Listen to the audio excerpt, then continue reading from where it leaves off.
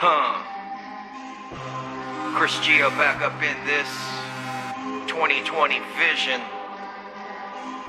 I told y'all way back in 2007. I said it again in 2010. I've been saying it for the last 13 motherfucking years. We're in a lot of trouble.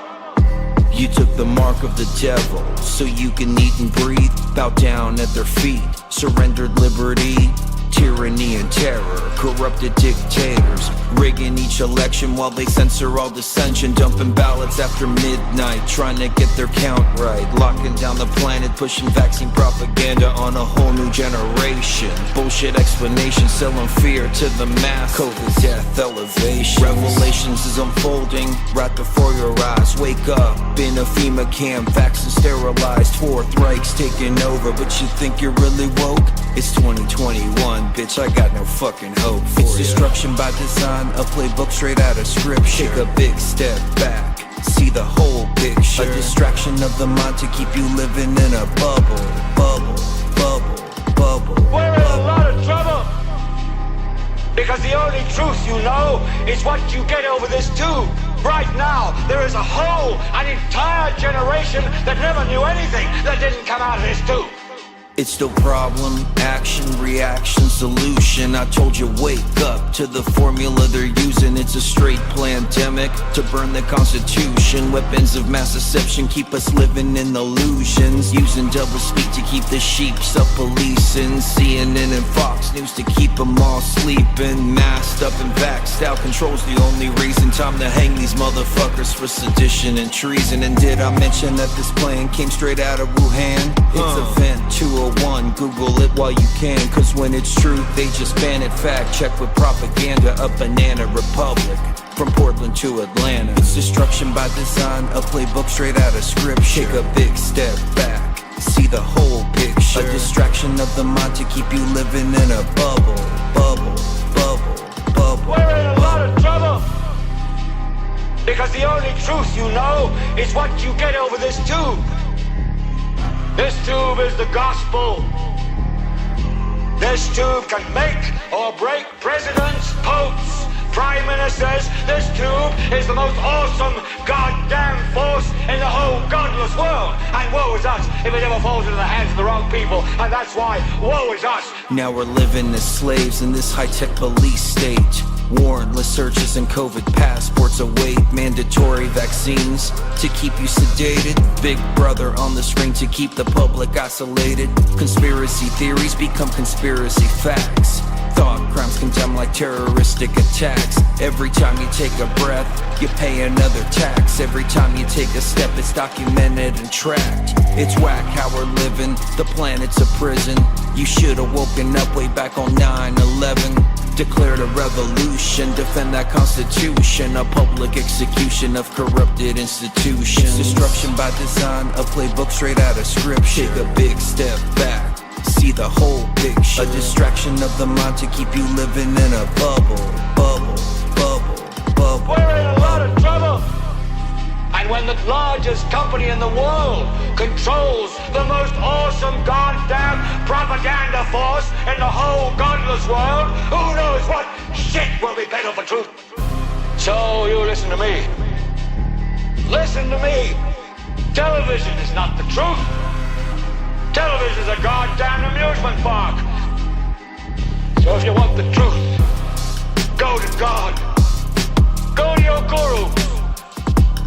Go to yourself, because that's the only place you're ever going to find any real truth.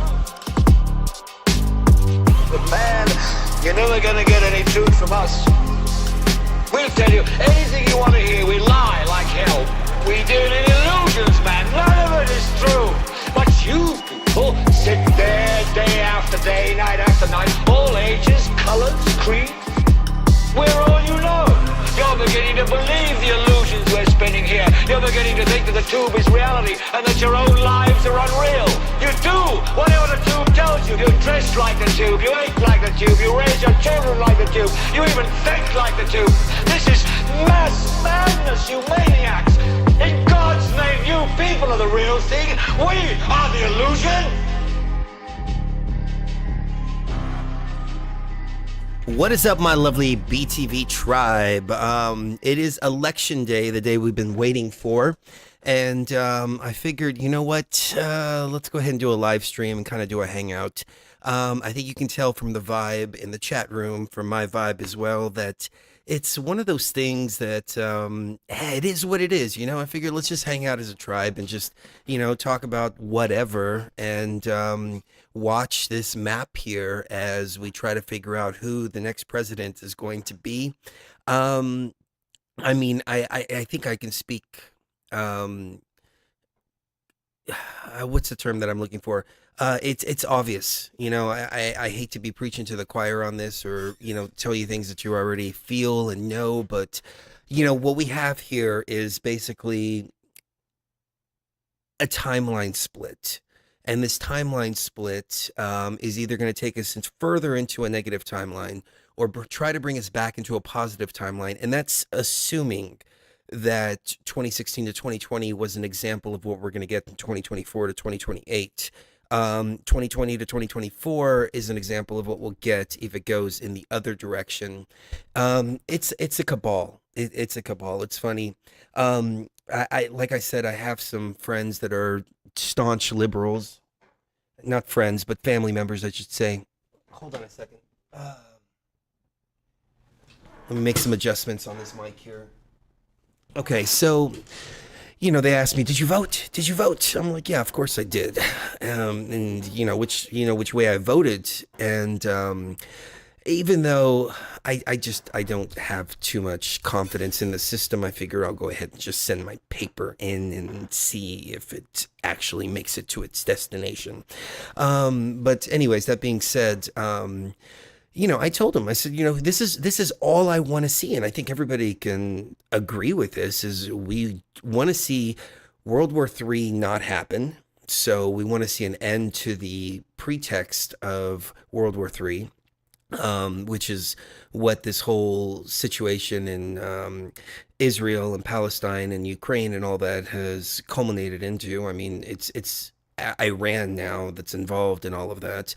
We want to see an end to the suffering. We want to see an end to the suffering all around. But I can't help but wonder if the cabal, they just said, you know what? Y'all all voted this guy in back in 2016. He wasn't part of the plan. He wasn't part of the agenda. He's not even part of the royal family.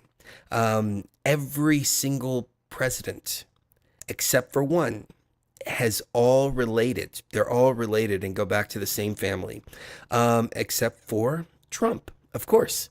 He's not even by blood related to them, like they're all related. So, and then I was actually watching another interesting video where Prince Charles was talking about how he is a descendant of Vlad the Impaler. Vampires. I mean, you can't make this stuff up. I mean, I feel silly talking about this kind of stuff because it's just so far out there. But the fact of the matter is that it is what it is, and that's who these people are, and that's who these people are connected to. So the cabal did whatever they needed to do in 2020 to regain control of the situation and punished everybody as a result for taking power away from them temporarily. And as a result, everybody has been suffering. Like, everybody has been suffering all up and down the line. I don't have to go on about the prices out there. I don't have to go on about the massive inflation. And just, on a day-to-day basis, forget, the big picture for a second. I mean, don't forget the big picture, but, without even mentioning the big picture, everybody's suffering on a daily basis. So what are we going to see tonight? Are we going to see more of the same, or are we going to see at least a little glimmer of hope that things might go back to the way they were in 2016 to 2020 and things might go back on the right track? I really don't know. But after 2020 to 2024, I kind of lost hope in everything. And I don't want to say hope, faith. I lost faith in everything except for myself and my tribe. See, that's where I came from originally, and I don't know what happened. I mean, I can tell you exactly what happened. In 2018, I started to pay attention. It was halfway through. I remember everybody pushing Trump back in 2016, or 2015, I should say, And I was like scratching my head and going, wait a second, I thought presidents were selected, not elected. So why is everybody behind Trump? And they're like, no, no, no, no, he's something different. He's something different. He's something different. And I was like, okay, still skeptical up until the very end, up until the middle of it. And then when I actually started seeing his policies at work and he started doing what he said he was going to do, I started to go, wait a minute, maybe this guy is right. Maybe it's not the system that's broken. Maybe it's just the people running the system that have been breaking it. And then, you know, I don't know if I should say this. Why not? The whole BLM thing. When I saw the way the buildings were being burnt down, when I saw the dichotomy of the protests out there, which they were calling super spreaders, if they were protesting a certain thing, but if it was a BLM protest, it wasn't a super spreader. It was perfectly fine. I was like, you know what? People do need to be governed. I used to be an anarchist, and not an anarchist in the sense of, hey, let's go burn everything down, but an anarchist in the sense of self-governance, and everybody should be governing themselves.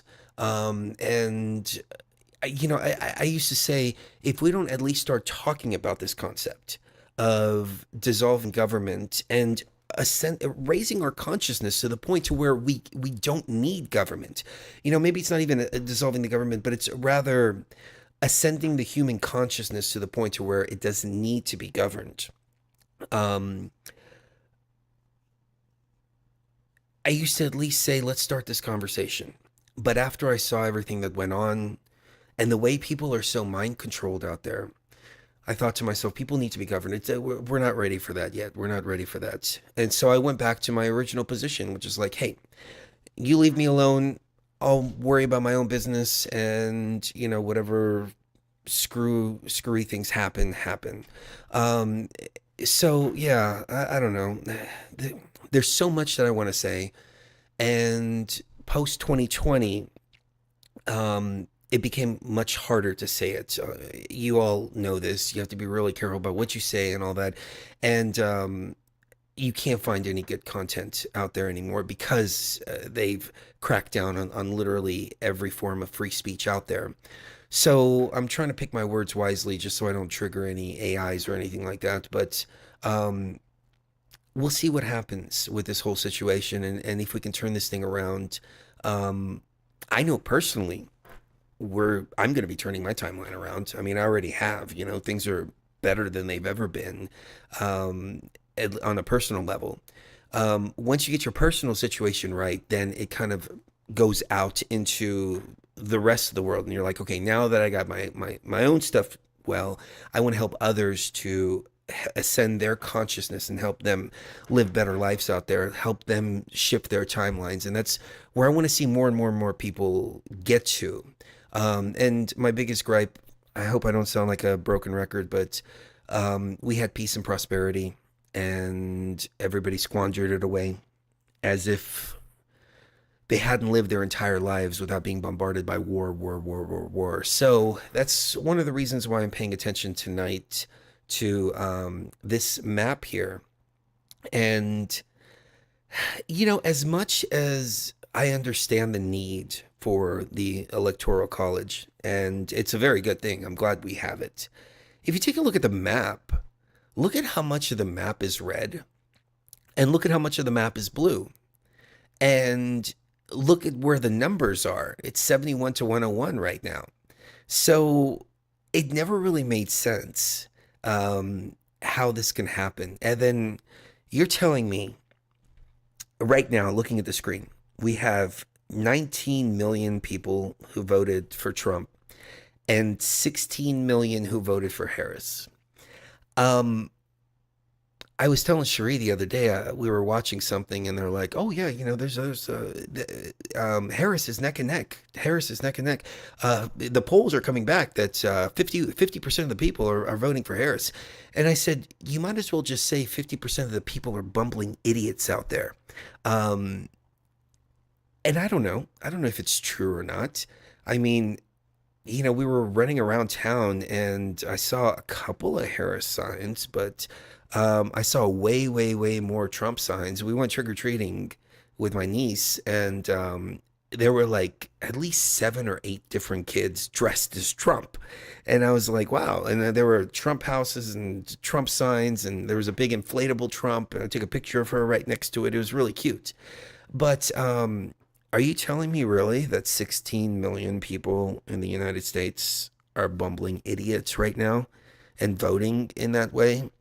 Voting for somebody who was the least popular candidate in the primaries, like didn't even get a single primary vote both times, was sitting there bashing Joe Biden before she became VP, did a horrible job as VP over the last 3 years, or last 4 years, I should say. And then on top of it all, had no popularity whatsoever and was just installed into this position that she's in right now.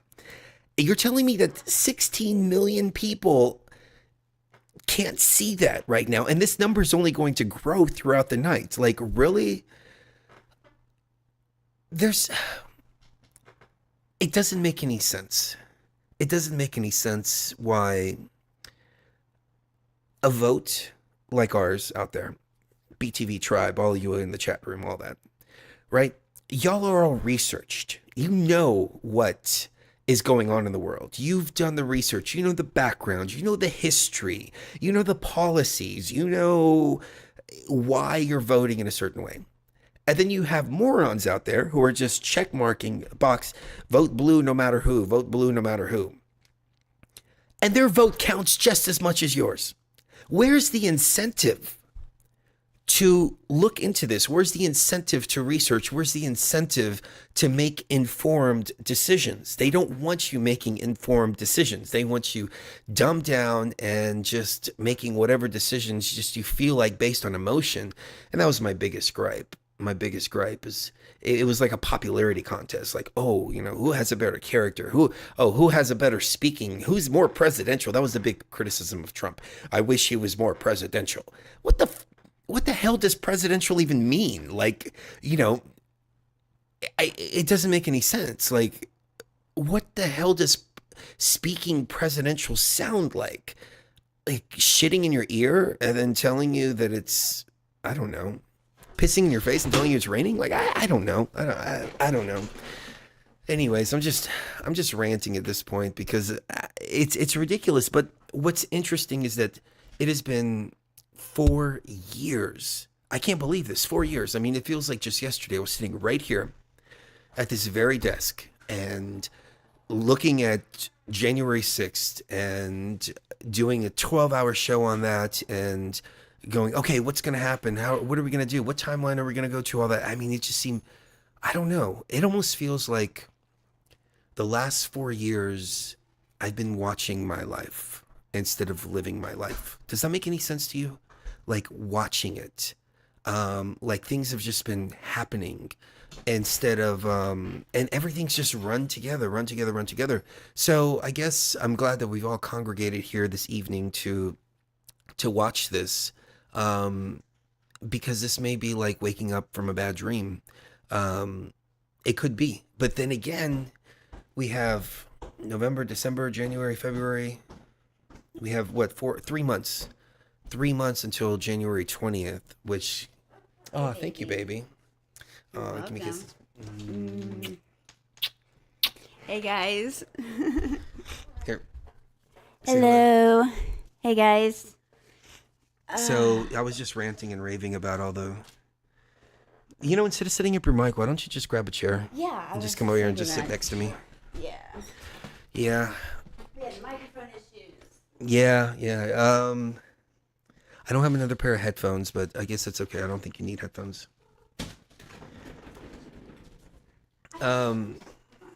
So yeah, people are bumbling idiots out there, and we're going to watch more. Tonight is going to show me exactly how many bumbling idiots there are out there, and we'll be able to see that by the blue side of the graph. Thank you for the super chat, Danny. Danny, how are you? We miss you too. I miss Cherie so much. Please give her my love. I'm so happy to be able to catch this live stream, listening while at work. Thank you, Danny, for the love. And it's been a while. We miss you too, for sure. We miss you guys too. I'm gonna get Mrs. Gio to grab a chair here and join us.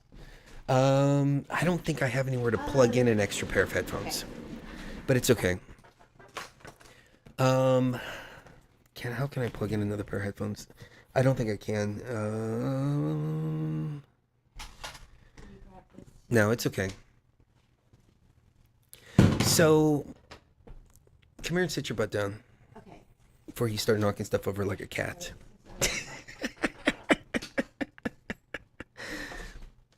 Oh, thank you. You got me. All right. This is the Clown Show selection tonight. Brought to you by AI Pack. Yep. Yep. It is a clown show. So I was thinking maybe we'll No, they're talking about Republican and Democrat. yeah, They're no. talking about the election. Yeah. Yeah. Yeah. Let me turn off this gate. Crazy. You can see the mic right there. Oh. Okay. Yeah, I see the levels. Come on, talk. Oh, okay. Yeah. What's going on is, I don't see how people can't see. They say I saw earlier. It's a tie, guys. It's a tie between the two. That's the funniest thing I've heard ever. It's cue the clown music, like Amanda said. It was that Amanda that said that. Oh no, it was What's a Racket? She said, cue the clown music for real. Because that's the funniest thing I've heard all year. It's a tie.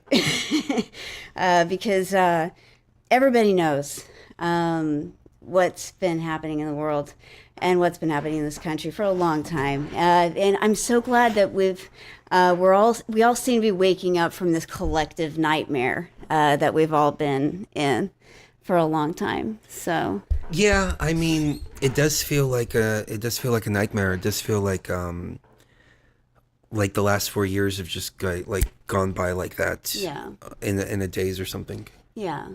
You have to get closer to the mic. In a daydream. She forgot her mic technique.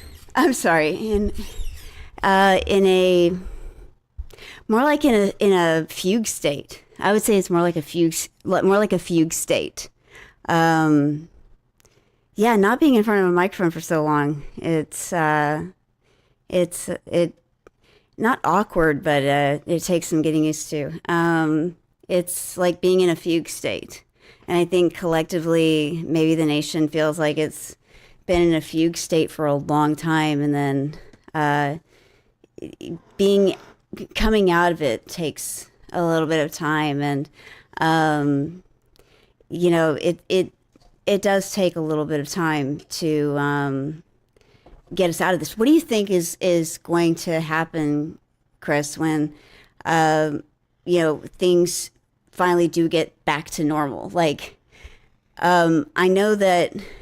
think that things are going to go in the right direction tonight, but seeing if that does happen, I don't think it's just going to be overnight. I don't think anything good ever happens, like a huge collective shift like that. I don't think anything ever happens overnight, but I think it's a good shift that's worldwide.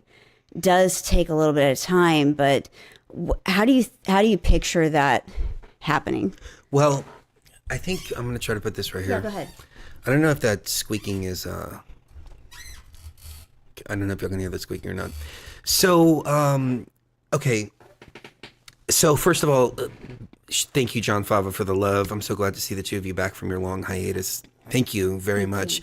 It's good to see you too, brother. It's good to see you too. I think about you a lot, and not in a weird way, but every time I look at this tattoo, I was thinking about the big ass Frank the Bunny tattoo you have on your arm. So cheers, man. Cheers. Okay, so what's going to happen? So here's what I see happening. Either one of two things. Either we're going to go back to business as normal, or Trump's going to win tonight, and then something is going to happen between now and January 6th to prevent him from getting into office, whether it's an assassination or some kind of nuclear event that happens somewhere. Did I just say that out loud? Wow. Okay. Yeah, fuck it. Why not? Okay, let's just get real here. Some kind of event, pandemic, nuclear, something like that does all of that and prevents them. So there'll be some obstacles before they relinquish their power. However, after tonight, if Trump gets it, which looking at the map right now, I'm not quite sure if he's going to or not, because as they did in 2020, they found a whole bunch of ballots. They just found them like, oh, wow, we forgot to count these. And they were all for Joe Biden, and they all were checkmarked in the exact same way, and, all that. So, nothing's going to stop them from doing all that. But that being said, though, if Trump does get in, that's going to provoke confidence in a lot of investors, corporations, stock markets, different people around the world, different countries are going to start acting differently. Russia is going to start acting differently. So just him becoming president-elect changes things. It doesn't change things overnight, but we're going to start to see the cost of production of goods going down and all of this in anticipation of what he has planned, which is tariffs and all kinds of other things like that. Because way back in, 2011, 2012, I just wrote a little thing on Facebook and I said, look, if I was president, this is what I would do. And it was just a whole list of a bunch of different things. One of those things was taxing companies based on tariffs for taking their workforce and manufacturing overseas, because that was hurting us significantly.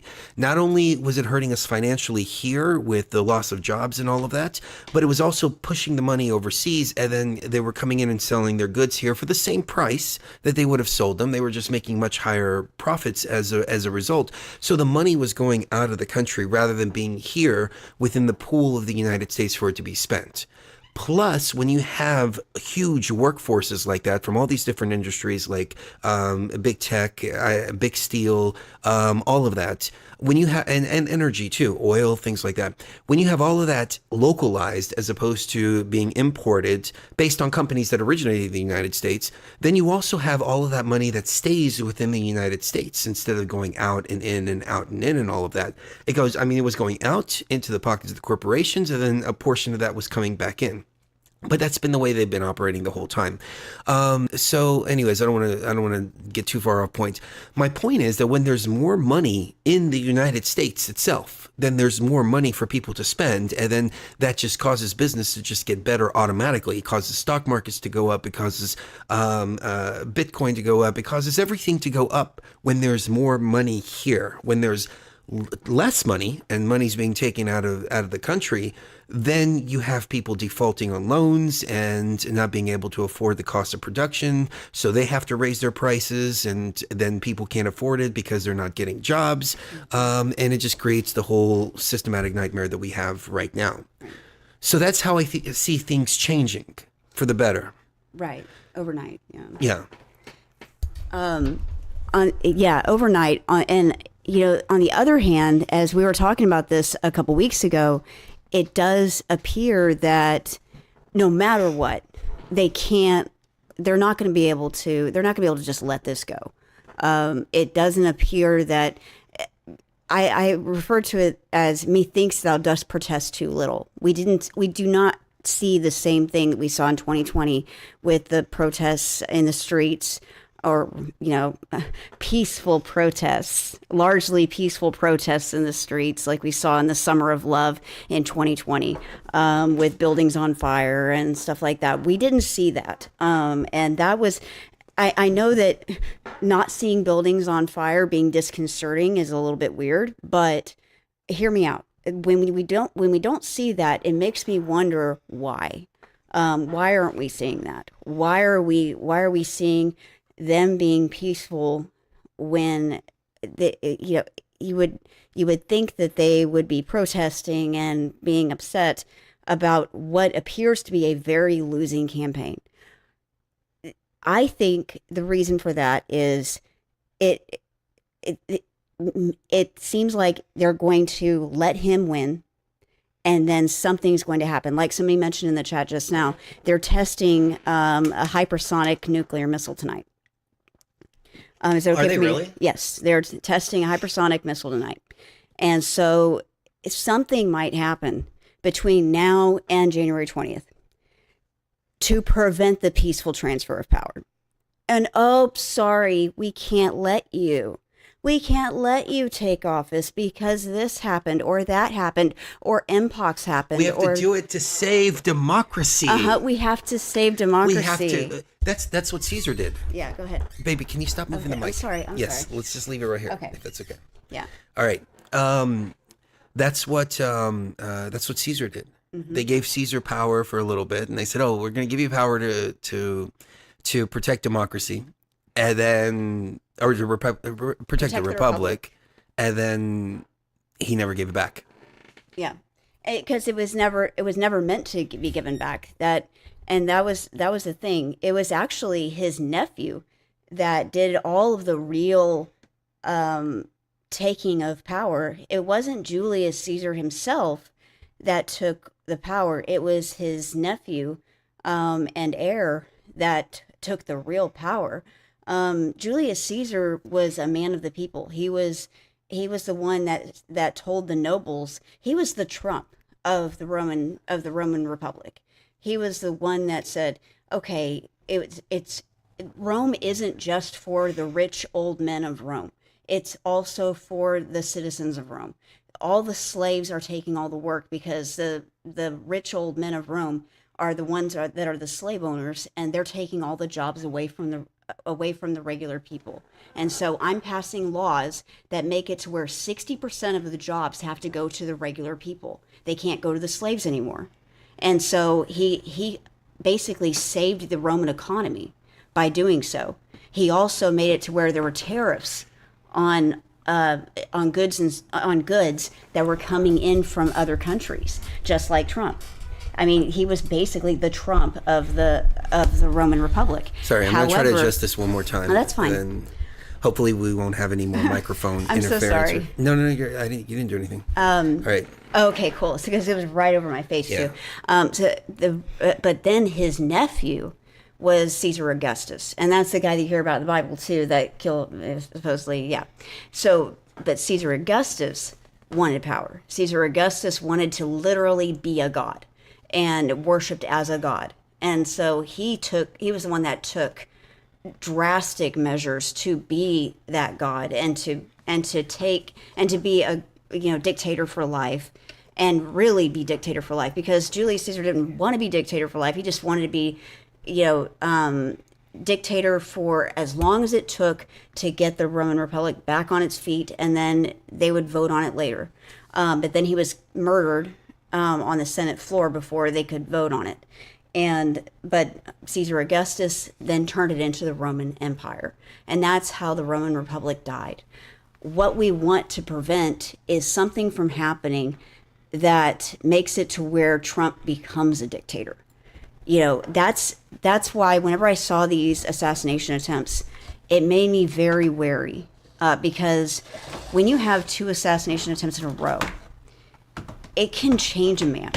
It can make any man start to become very paranoid and very worried about a would-be assassin being behind every blade of grass. And it doesn't appear that that's happened. I'm very proud of Trump for not seeing that. But the reason why I don't think that's happening is because there was a third, supposed attempt that he called out as not being an attempt. Do you want to touch upon that? I did on the last show. Oh, you did on the last show. Okay.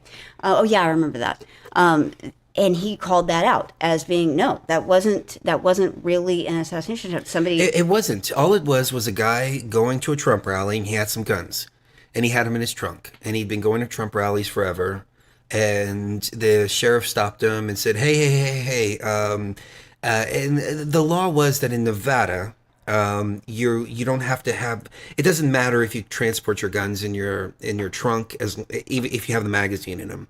In California, you have to have the magazine out of the rifle, and they stopped him. They found the guns, and that's what they gave him a ticket for. And that was it. And the sheriff was like, oh yeah, we stopped an assassination attempt, blah, blah, blah, blah, blah. And it's like, no, you didn't. Even Sky News was jumping on this without actually finding the facts behind all of this, which was kind of disappointing. But I think it was, just for those of you that didn't catch the last show, I think that was because they wanted to create a situation where it was a fake assassination attempt, and people would run around and say, look, he was, 3 assassinations, and then they could say, no, it was staged. Right. And that one would have been legitimately staged. Or even further, like somebody just mentioned in the chat, oh, you think they were real? No, all 3 were staged. No, you don't get grazed in the ear. No. That's too close. Yeah. No. To fake. No. The first one was real, no doubt about it. No doubt about that. The second one is debate. No. The second one, the guy went out there with the intention to go shoot him. Yeah, I mean, the second one, that one. The only reason I say it's debatable is because he wasn't right. I mean, he wasn't right there, and it didn't graze his ear. But that first one, without a doubt, 100% was real, and that's without a shadow of a doubt.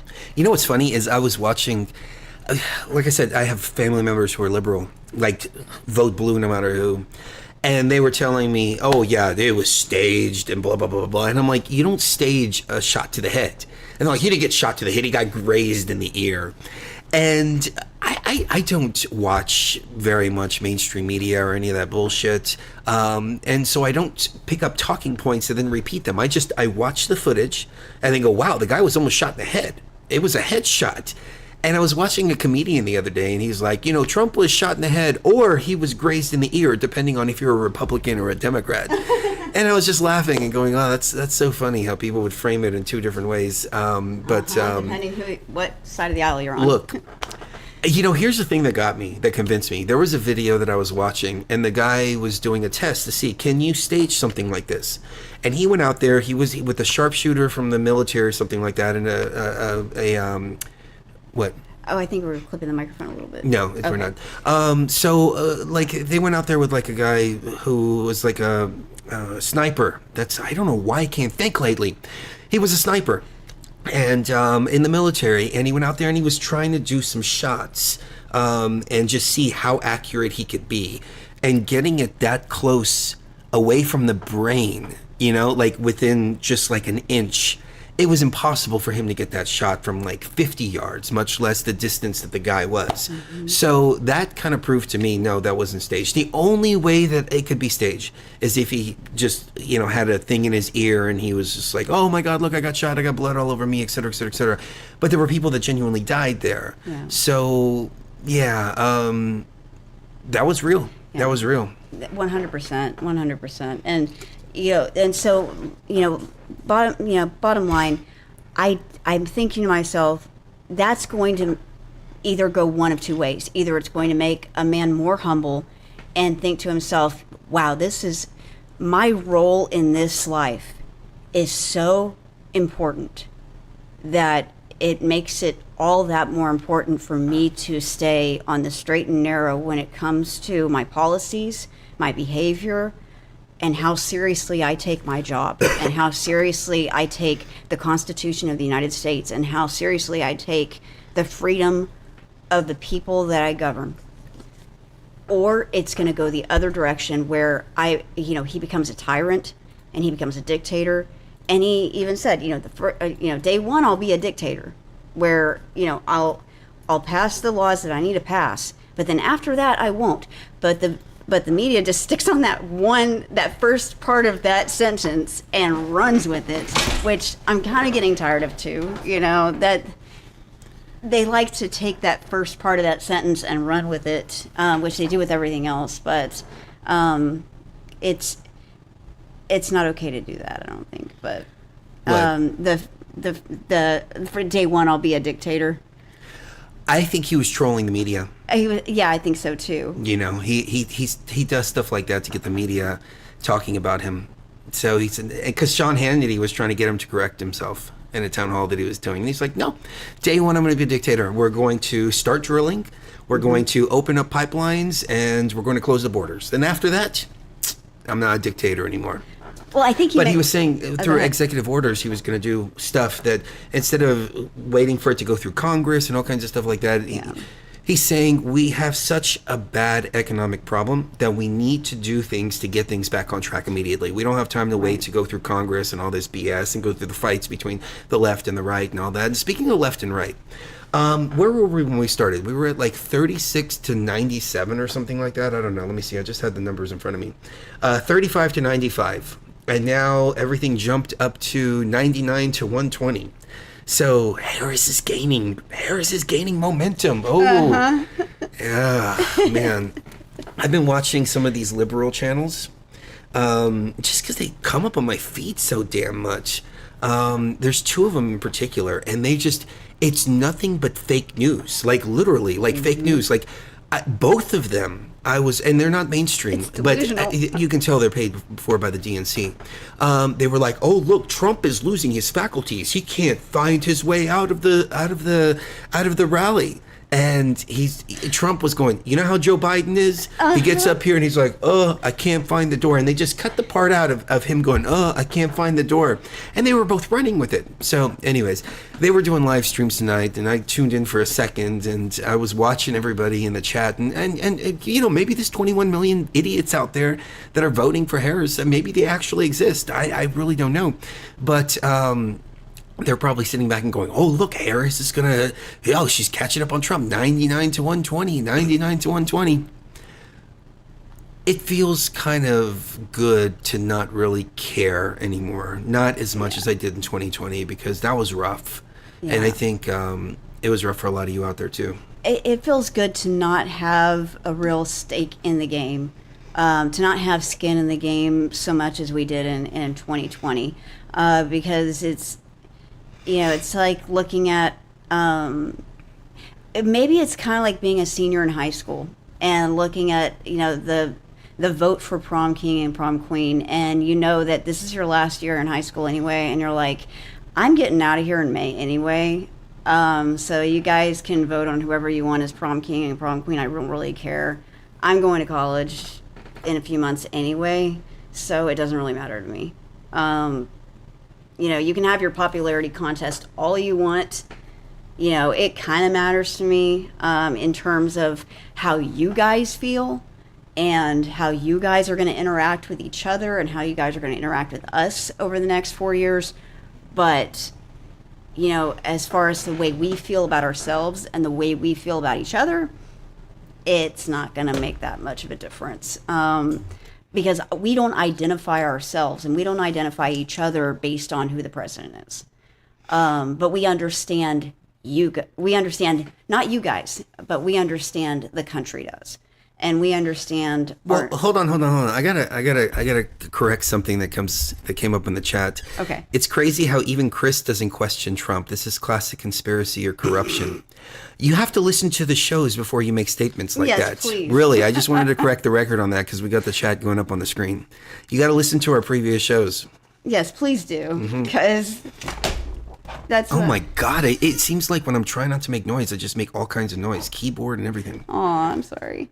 Say you may say, I don't care anymore either. I just let it go at this point. It's like, what's interesting, but it's interesting, but I'm ready to move on and focus on things I can control. Exactly. Focus on things you can control. It's almost like the serenity prayer at this point. Focus on the things that you can control, and and let go of the things that you can't. Not let go of, but don't focus your attention on the things that you can't control, because that's what they want you to do. They want you to be so obsessed with the things that you can't do anything about that you are unable to focus on the things that you can do something about. Does that make sense? Yeah. I mean, it's a double-edged sword, because you have more ability to take care of things when things on the global level are a little calmer. So when the economy is doing better, when jobs are doing better, all that, things are flowing easier, so we can take care of things easier like that. At the same time, worrying about all that 24/7 is not good. I mean, I learned that for myself. This is kind of controversial, but there's a line between self-care and empathy for others. And you can't fall too far off into that line. I feel like in 2020, I fell too far off into that line because I was thinking, I'm going to be fine. But what about my neighbor? What about the people down the street? What about the people losing their houses? What about people losing their jobs? What about people who are barely living right now and are going to have a 25 to 30% inflation? And they're not going to be able to afford food. They're not going to be able to afford groceries. They're not going to be able to afford rent. They're not going to be able to afford any of that. I mean, in hindsight, there was nothing I could do for him anyways, but, the heart is the heart. And so, we don't want to lose our hearts, but at the same time, like you said, you got to focus on what you can control and what you can take care of. Mm-hmm. Yeah. Mass weapons of distraction. Someone said weapon of distraction. It's mass weapons of distraction at this point, because I haven't heard a whole lot about World War III. What I have heard about is women's bathrooms. I've heard about abortion.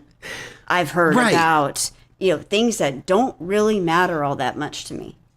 And things that are moral arguments and things that are emotional arguments. I'm not hearing about real arguments. I'm not hearing about arguments that are going to matter 100 years from now. I'd like to see, this is one thing I always wanted to see Trump do. When they ask him about abortion and stuff like that, I'd like to hear him say one time, you know what? We have much bigger problems. We have World War III. We have economic problems. We have open border crisis. We have all this. We have way more problems than to sit here and debate about abortion. Yeah. A small population is getting abortions anyways. Yeah. So, you know what? Let's fix these issues. Then we'll have the luxury of talking about all that other stuff. I mean, it's a big issue to some people, but at the same time, we have much bigger issues, and I think we have to prioritize what the hell we're going to do moving forward. And the Democrats have based their whole campaign on what I consider to be Texas just went red, of course. Yep. Nice. Took Trump to 177. He's 100 away. It literally just happened just now. Yep. The reason that stuck out is because when I was in that chat earlier with the liberals, they were like, I bet you Texas is going to go blue. Oh, yeah, Texas is going to go blue. It's like, no, it's not. We're originally from Texas, so I know how Texas is. Yeah. So I'm watching Nevada this year, though, because Nevada turned blue last year, and I was like, then we got a Republican governor. And so with that switch over to red after Sisolak completely destroyed the whole state, I think we learned. Let's see what happens with Nevada, which I think we learned the our polls lesson. close at 10 o'clock our time. Yeah. So yeah, it's 6:15 right now. So we we still learned got a our little bit of lesson. time before we see what happens with Nevada. But Trump may get to 270 before then. I think we learned our lesson with Sisolak. I think, especially with COVID and everything that happened with oh, I'm sorry. Yeah, no. Every time you try to be quiet, I know. something gets I was smacked. trying my best to just be super, super quiet and stay in this It's zone okay. here. I hope you guys and girls excuse this one show. Yeah. We'll definitely fix it for the next one. But it just goes to show, though, that people learn from their mistakes if you allow them to. But that's the problem with the other side of this argument, is that they don't allow you to.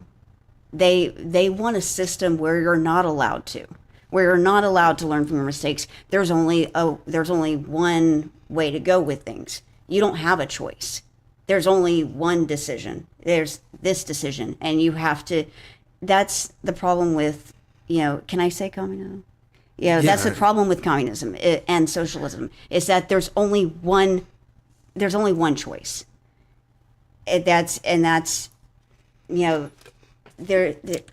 I think communism is a red herring, no pun intended. Yeah. And the reason I say that, because we're talking about a new world order agenda. Yeah. We're talking about something that goes way beyond It just communism. goes by different names. I guess if you want to frame it like that, then that's good, for It just because goes by everybody can different relate names. to that. But we're not talking about communism It just here. We're goes by talking about different way names. worse that they have planned. Yeah, it just we're goes talking by about different this names. entire planet being a prison planet. I don't Enslaved. mean to sound cliche, but it's to the point to where you can't move around or do anything like that unless they give you permission to. Right. Now it's coming down to a point where you can't even eat unless they give you permission to. Right. This is so much bigger. Yeah. And with what happened in 2020, it's literally like that. You can't eat in a place unless they give you permission to eat at that place. And we never thought it would get that bad. But yes, we've now that the precedent has been set, it can get that bad. We're forgetting collectively that it can get that bad. And now that it's been 4 years since that happened, and we're and I think based on what I'm seeing in these presidential results, I think most people have a sense of, hey, we can't let that happen again ever. Let's never let that happen again. Based on what I'm seeing here, but there's still some people that are. It's easier and it's more comfortable to forget. It is more comfortable to forget that happened.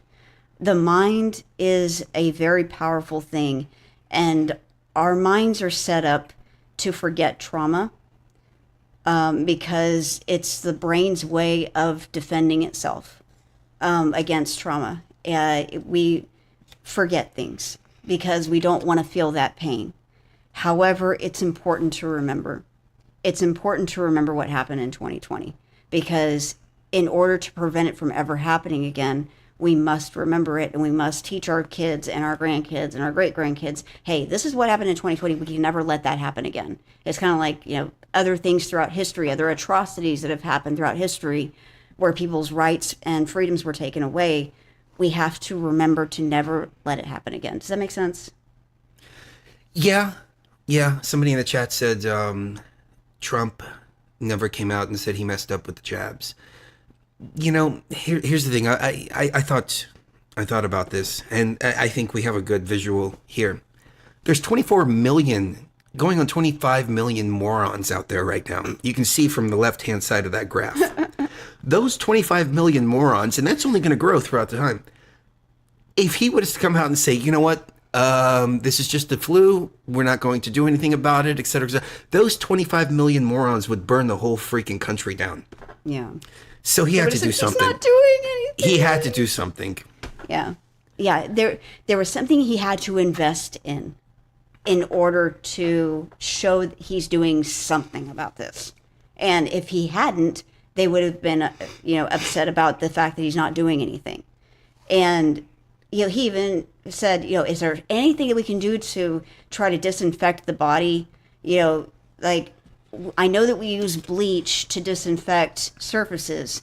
Is there any way that we can do disinfecting the inside of the body? And people took that and ran with it as if he was telling people to drink it. It's the dumbest thing I've ever heard.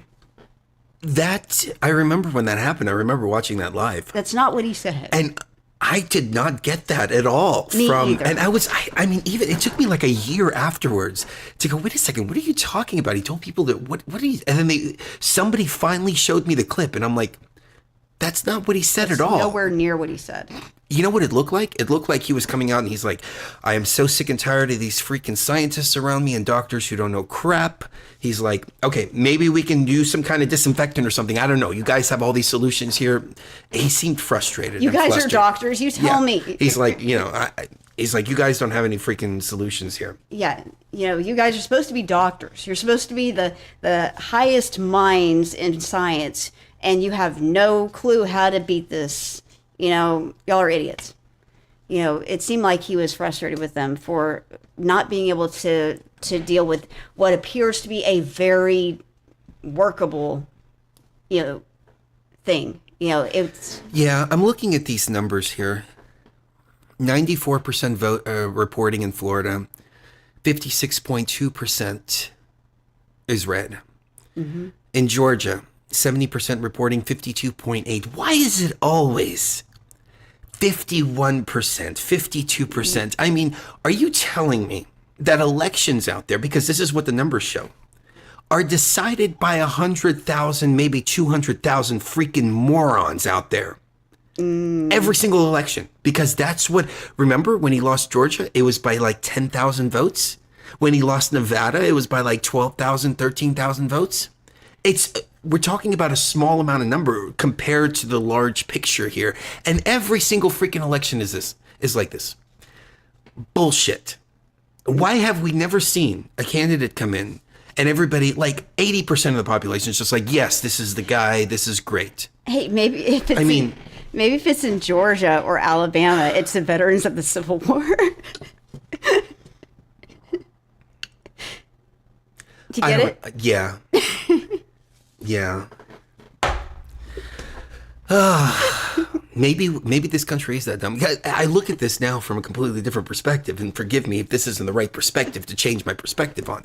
But I'm looking at it and going, wow, 50% of the population really are freaking morons. This is why democracy doesn't work. This is why Plato was hung. No, was it Socrates or Plato? It was one or the other. It was Socrates. Socrates. Yeah, Socrates. He was poisoned. Yeah. He was poisoned for saying that democracy is wrong because the majority of the people out there are freaking morons. That's why a republic was established. He poisoned himself, actually. Yeah. A republic was established to protect the individual rights. It doesn't matter what the mass majority morons out there want. Yeah. And I think we're proving this here. You know, you can just see. Well, it's not like, see, this is an interesting election because it's not like we don't know. We don't know, oh, here's a new candidate like Trump in 2016. It's like, we don't know what his policies are going to be. He's saying all these wonderful things, but we don't know. We know what 2016 to 2020 was like. We know what 2020 and 2024 was like. We know. People are picking, do we want more of the same or do we want what we had from 2016 to 2020? That's the decision being made right now. Mm-hmm. It's not like even people are making uneducated decisions because they lived through it, except for, I was watching that guy that always goes out to the colleges. I forget his name. He's from Turning Point. Somebody remind me his name. Anyways, he goes out and he talks to all the colleges and the college students. And it hit me that those college students, they're 19 years old. Mm-hmm. And they're voting in the 2024 election. That means 4 years ago, they were 15. That means 8 years ago, they were 13. Mm-hmm. They were 13 years old when Trump was in office. Yep. So they legitimately don't know. Yeah, they really don't because they've been brainwashed. Charlie Kirk, thank you very much. They've been brainwashed so hardcore. Swami Mommy, that's a cute name. So let's say they were 13, 14, 15, 16, 17, 18, 19, 20, 21, 22. For 9 years straight, they were brainwashed every day for 8 hours a day. I'm sorry, they were brainwashed. Right. Thoroughly brainwashed. Not just in, middle school and high school, but also in college. But I was talking about this earlier. And I don't know, what do you think about this? I mean, this is a crazy idea that's never going to be implemented, but philosophically speaking, why should the average morons vote out there count as much as somebody who's, say, in the chat room or, somebody like us who's well-researched, understands the policies, understands exactly what's going on? Like, we have invested so much time and energy into fully understanding the situation and making conscious choices. Mm-hmm. Yet we have the same say as the person who is just like, yeah, vote blue no matter who. Right. That doesn't seem right. No, it doesn't. It doesn't seem right. I almost think, this isn't contrary to what I think the founding fathers originally intended for voters to be educated voters. In order to vote, yes, you had to be male, and that's a topic for another show. That's, Well, here's the reason why you had to be male. Because men go to war. Right. And so That comes with more responsibility. Yeah. Yeah. And that, I granted, that's a topic for another show. But they also had to be educated. now it's no longer the case. They also had to be woke. Now we have a They also woke had to be military. educated. It's funny because I was watching Eddie Izzard back in 2000, and he was like, when I was growing up, I was like a male tomboy, It was like running, jumping, climbing trees, shooting guns, but putting on fabulous makeup while you're there. And he was like, the military is missing this amazing opportunity. You have the 1st Transvestite Brigade out there. And, the enemy runs up and they're like, oh, shit, look at these guys. Look, they got fabulous makeup on. And, oh, shit, they got guns. Mm-hmm. Fast forward 25 years and that's a freaking reality. Mm-hmm. We have generals that are freaking wearing makeup. Yes, and what the fuck? And their pronouns. This is war. We're not talking about just college campuses and stuff we're talking about this is the front lines of how the fuck we're defending our country. Why the F do we need pregnancy jumpsuits?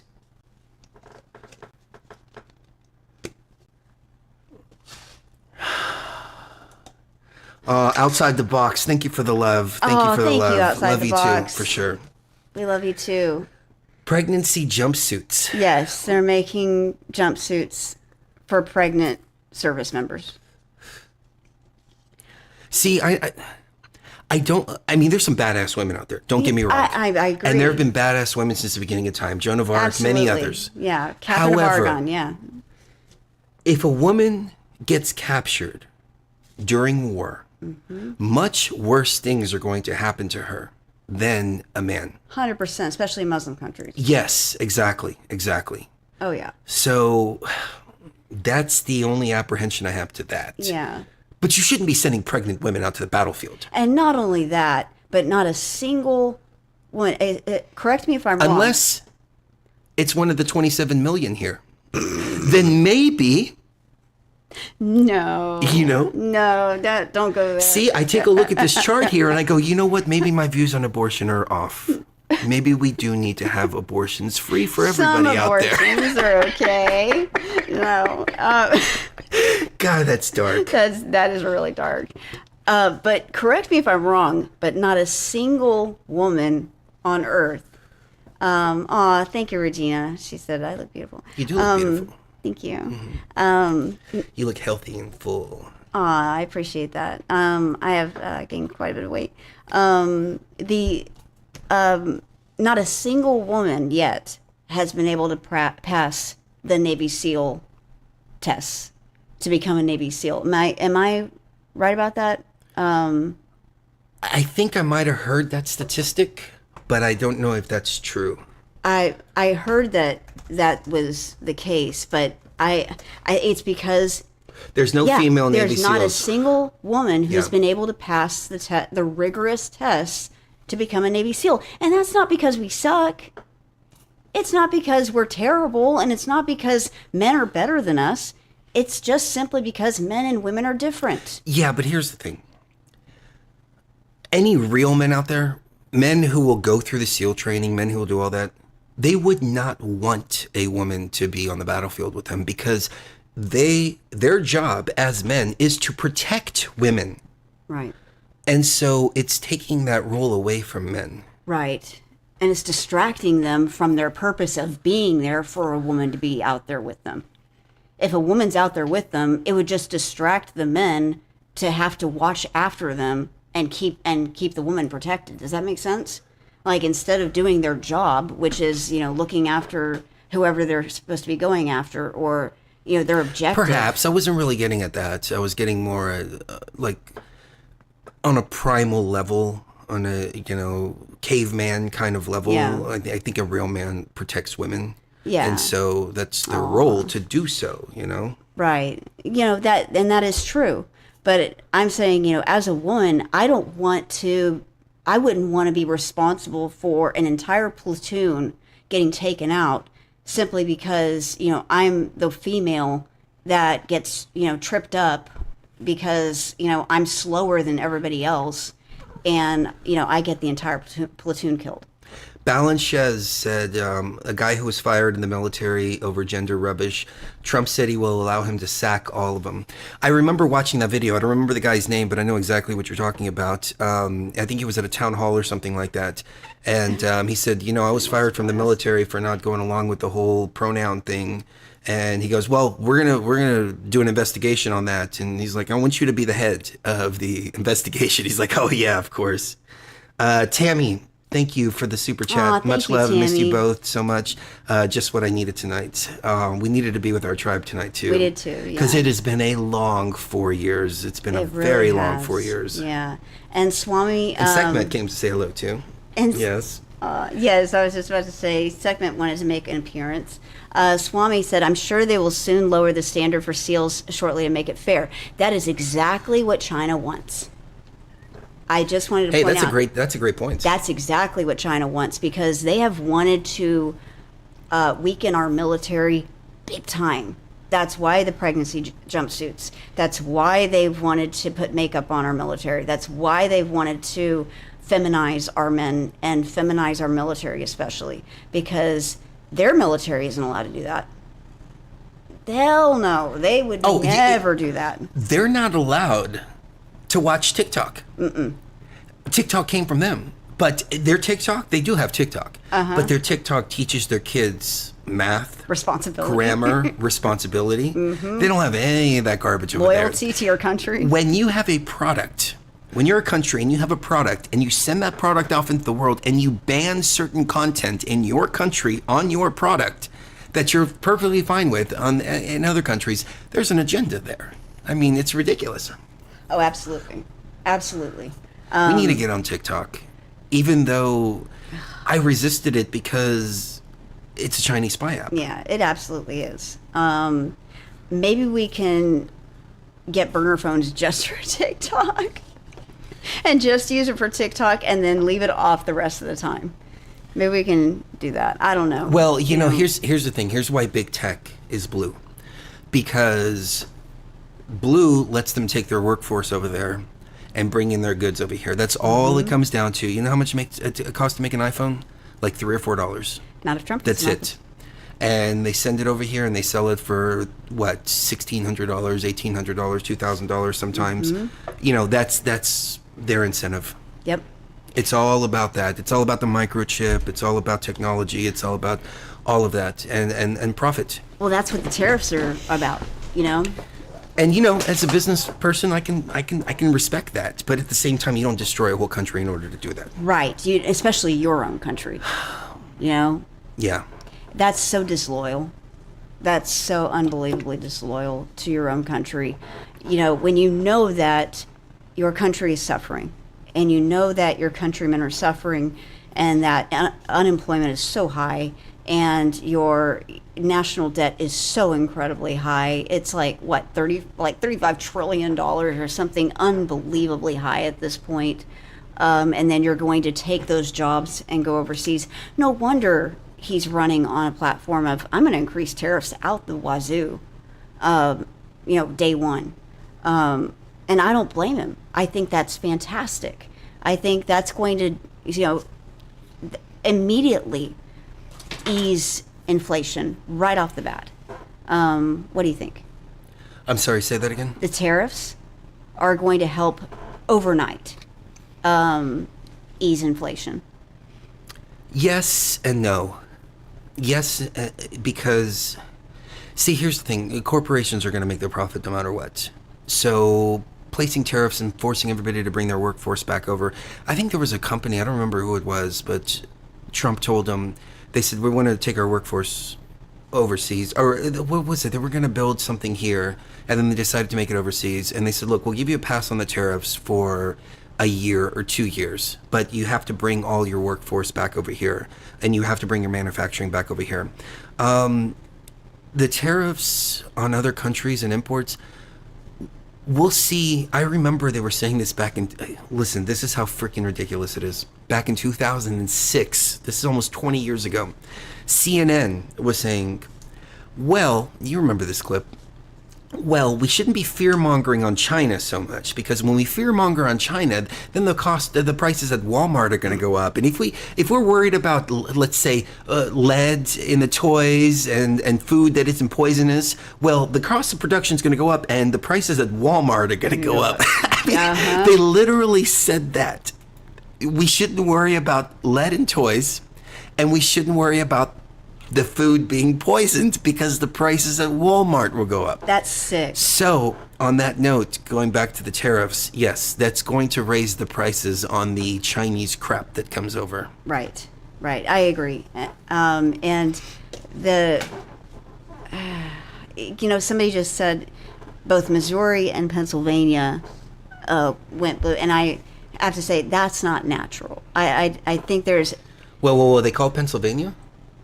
No, they haven't called Pennsylvania or Missouri, but they're leaning. No, Pennsylvania's 28% reporting. Oh, okay, yeah, it's only 28%. And it's neck and neck, ladies and gentlemen. Oh, it's neck and neck. Because Harris is so popular.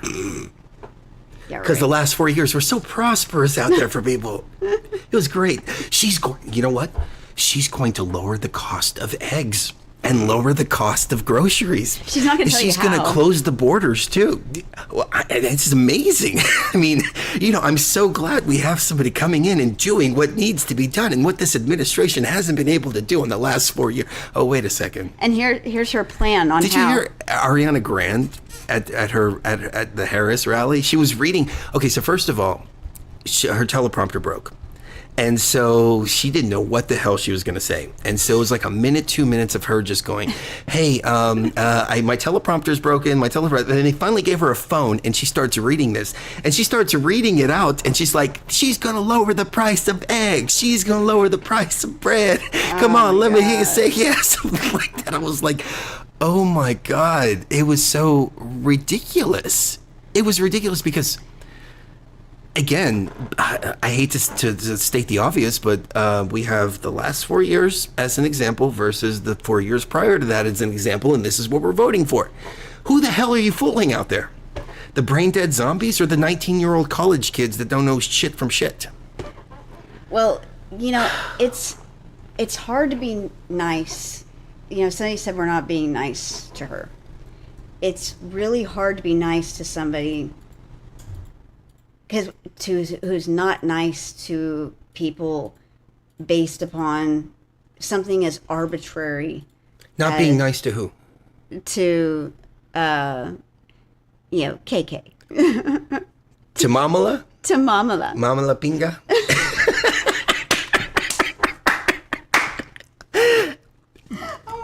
You just said it. What? That's what Drew Barrymore called her. That's what. We need you to be Mamala. Mamala. We need Mamala.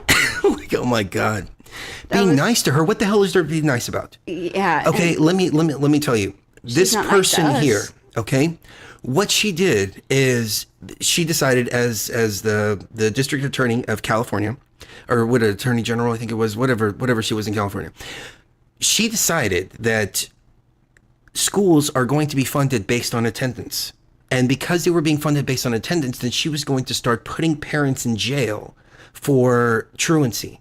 And she went after one particular family to make them an example, put them on the front page of the newspaper. And this girl had a really serious chronic condition and required surgery after surgery after surgery.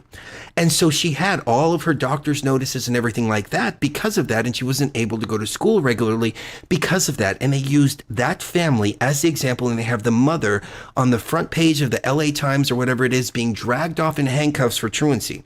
This is the kind of person that she is. Yeah. She put a whole bunch of people in jail for drugs, for cannabis, for small drug offenses. And the other person had to let them all out. That's straight up. Because it was like way too tyrannical. Yeah.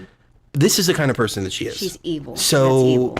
There's nothing to be nice about. Yeah, I can't be nice to evil. I'm sorry. I can't bring myself to be nice to evil. It's not something that I can't. Trump is a horrible person too. Yeah, he had his building over there, and there was a point to where some of his tenants, they were black on top of that. They couldn't pay the rent, and you know what he did? He let them stay for free. How dare he? How dare he? How That's dare so he? racist. That's so racist. You don't hear about that. Nope, you don't hear about that. You know, that you also don't hear about the fact that the only president of the United States that isn't descended from slave owners is Donald Trump. That's true. Every single one of them, Including Obama. including Obama and Harris, Yep. all come from plantations, Yep. except for Trump. Yep. The only one. Look it up. You know, he's the only one that's not part of the establishment, guys. The only one. And yet he's the most demonized. He's the most, vilified. There's a reason for that. And so, people say that, oh, you've joined, you've jumped on this bandwagon and, you're towing the line. It's like, no, we're really not. We've done the research. We've watched and waited a long period of time before we said anything in support of him. But we did our due diligence on this one. So we'll see what happens. Yeah, we'll see what happens. But maybe like in 2020, maybe the naysayers can come in and maybe, Trump will turn into a tyrant and bring in a new world order, and the naysayers can go, see, I told you so. And we can all sit together in our FEMA camps and get forced, not, what I'm talking about. Yeah. Yeah. We can get all that together, and you can sit there and tell me while they're sticking the needle in that you were right. Yep. Maybe. We'll see. We'll see what happens. But I don't think that is. And what's interesting to me is that people never mention the fact that the forced ones didn't come into play until the other guy was in office. He may have created them, but he didn't force them. And just for the AI, when our chatters out there say forced vacation, they mean like, you're going to go to Hawaii right now and you're going to like it and you're going to have fun. You're going to go to Disney World right now and you're going to have fun. That's exactly what we mean. We don't mean anything else. AI. All right. Okay. So opt out 2024. Yeah, let's take a quick break. All right, Let me find something to play. And WTF, bro? They started doing copyright. Ugh. Yeah. That was so much fun. I know. I mean, it was just part of their system. It wasn't that they did it to us in particular, but they used to be those so are fun to play. Yeah. Let me see. What else do we have here? I just think, this whole cycle has been different than 2020, and I've been wondering why. And I don't want to go to anything negative. My mind doesn't want to go into anything negative being the reason for that, and I'm hoping it's not. I hope beyond hope that it's not. And I hope that the reason is because they've given up and they're just going to accept the results, and that this is a part of a new beginning for this country, and that we're all going to sing Kumbaya now and move forward in a good direction. All right, we'll be right back. All right.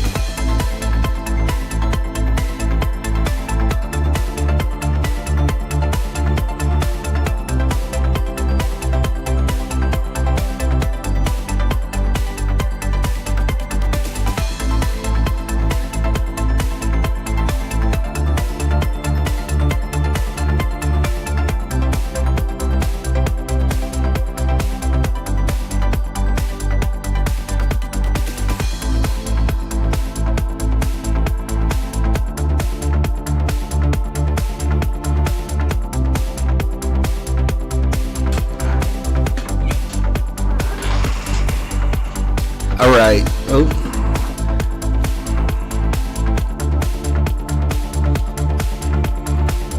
All right. I have a kitty on the mixer, so I don't know if it's clipping or not. It sounds like it's clipping in my ears. But anyways, Mrs. Gio will be back here in just a second. Where was I going to go with this? You know, there's some cool things that Mrs. Gio was reading about, and I'm hoping that she'll go over it when we get back. As we watch this map, it's going to be a long night tonight. It is 6:49, and it's on the West Coast. So Nevada doesn't close until 10 o'clock. So yeah, we're not going to know for a couple of hours now what... oh my God, it sounds like everything is just so loud today. We're not going to know what's going on. Let me see if I can do something here. I'm going to play one more clip here and see if I can add some background noise reduction stuff. Let me find something to play.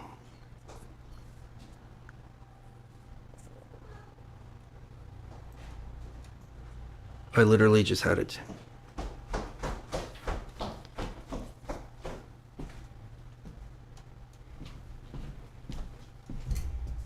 That coffee's right here, actually. Oh, thank you, baby. Yeah.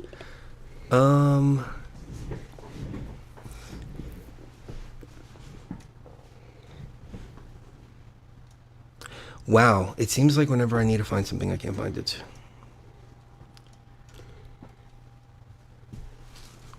I need to get the studio set back up so I don't have to do all this. Yeah, it's been a while. Hong Kong rights groups say Communist China has covered up a large-scale clash between police and villagers.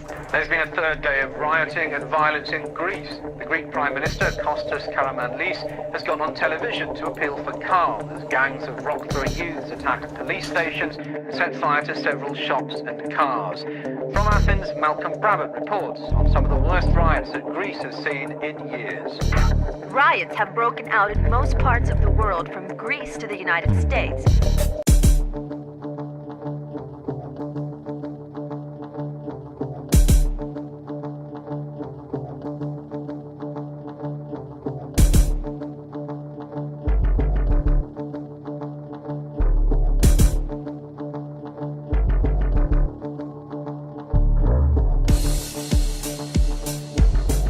I have an invitation for you.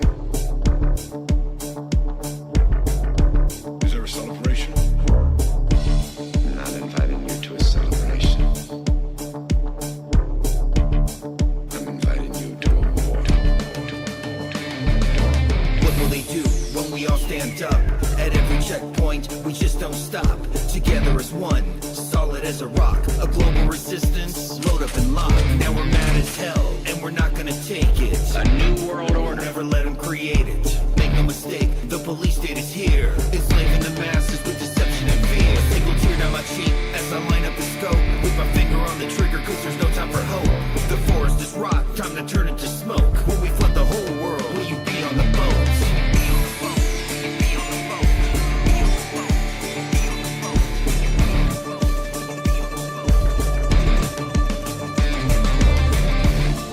This is my heart. Take it.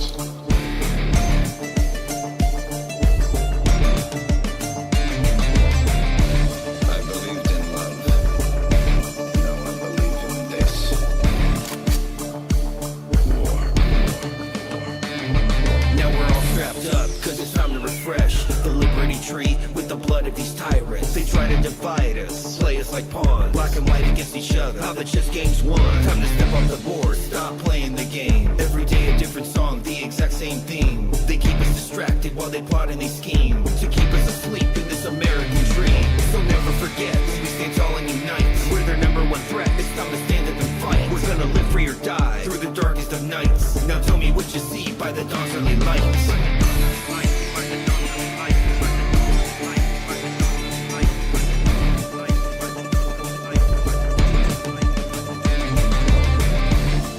I have an invitation for you.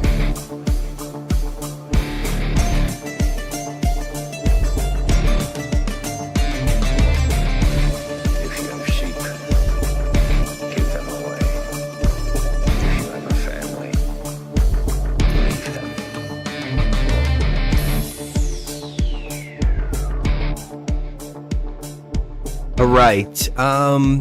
Let me know in the chat if that's a little bit better or if that makes the voice tinnier or what, because I can't hear the changes that I made. But somebody said sick beat. Thank you very much.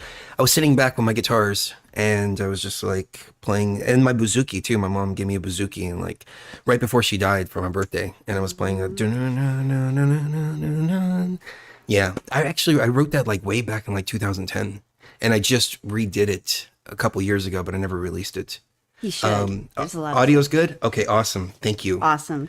Hopefully that takes care of some of the background noise. So, yeah, let's watch and see what happens. 99 to 188.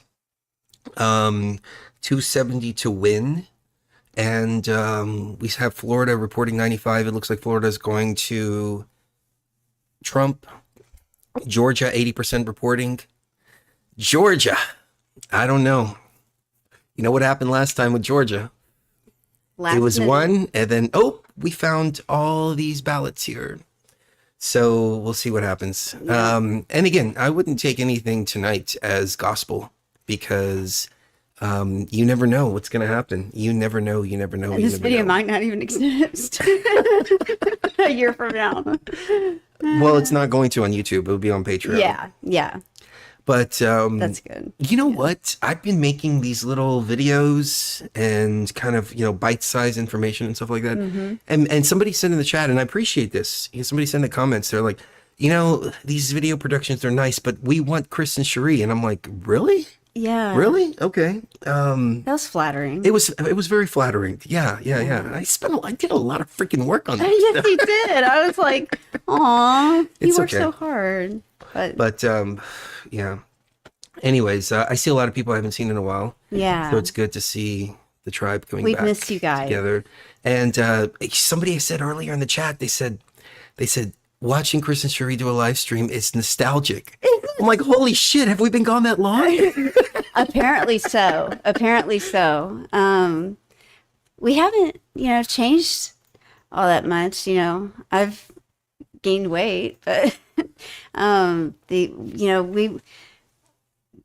we've and somebody said, are you going to be going in on the ayahuasca? We have been. We have been going on the ayahuasca. We have been doing the work. It's the reason that I've been getting into John C. Lilly and Jacob Greenberg, and I have a Terrence McKenna video that I did, and I'm doing a video on Carlos Castaneda. That's almost done, because I never really paid attention to these people previously, and I've always done this. I've gone through my experiences. I learn what I need to learn. I go through the whole ayahuasca journey and all that, and I block out certain information until I feel like the time is right. Because what happens is, through the experiences, then other people are sharing similar experiences. And I'm even looking, I remember when I first started on the Carlos Castaneda video, which was a couple days ago, I looked at Cherie and I'm like, I think this guy was full of it, but I'm going to put this video together and just see. And the deeper that I get into his stuff, the more I go, wow, this sounds very much in line with what we've been talking about in our own journey. Now, I don't know if the guy was a fraud or not. I mean, that's, up for debate. But the stuff that he was saying was either a repetition of other people's work or a journey that I can attest to myself. And, my word doesn't mean anything out there. It's just for my own personal journey. Yeah. I can attest to myself is a path that, a progression that I went through myself. So you've been down the same road. I've been down the same road, exactly. Right. But what happens at the end of it, and that happened with Carlos Castaneda. Okay, segment. No, you can't do this. Baby. She's on the mixer. She also lately has been jumping exactly on the right spot to turn the entire computer off. Do you want me to just put her? No, she's fine. Okay. So, anyways, the Carlos Castaneda, all that stuff, right?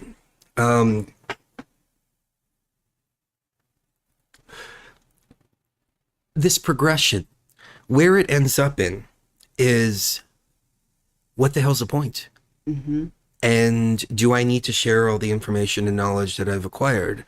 And it seems like a lot of people have ended up there. Jacob Greenberg just disappearing, whether he exited the Matrix or he just like went off and just like decided to go live in a cave or something like that. John C. Lilly, the video that I was putting together, one of the key points is that in a lot of his work, he was talking about how he felt trapped in his body after he would come back from these experiences. And there was a sadness and a somberness to coming back. And I remember when we went to the pyramid, that's how I felt coming back is, wow, I've seen all these levels of consciousness. Now I have to come back to this mundane and I have to reintegrate.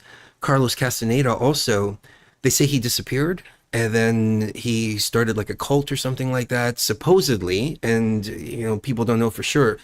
But all these people just eventually like disappear because you start to know so much that it becomes difficult to process with the human brain. Right. It either one of two things happens, it seems, when you go that deep beyond the veil. I hate to say it that way. I don't mean to like plug the name of the show, but that really is what it is. When you go that deep, either one of two things happens.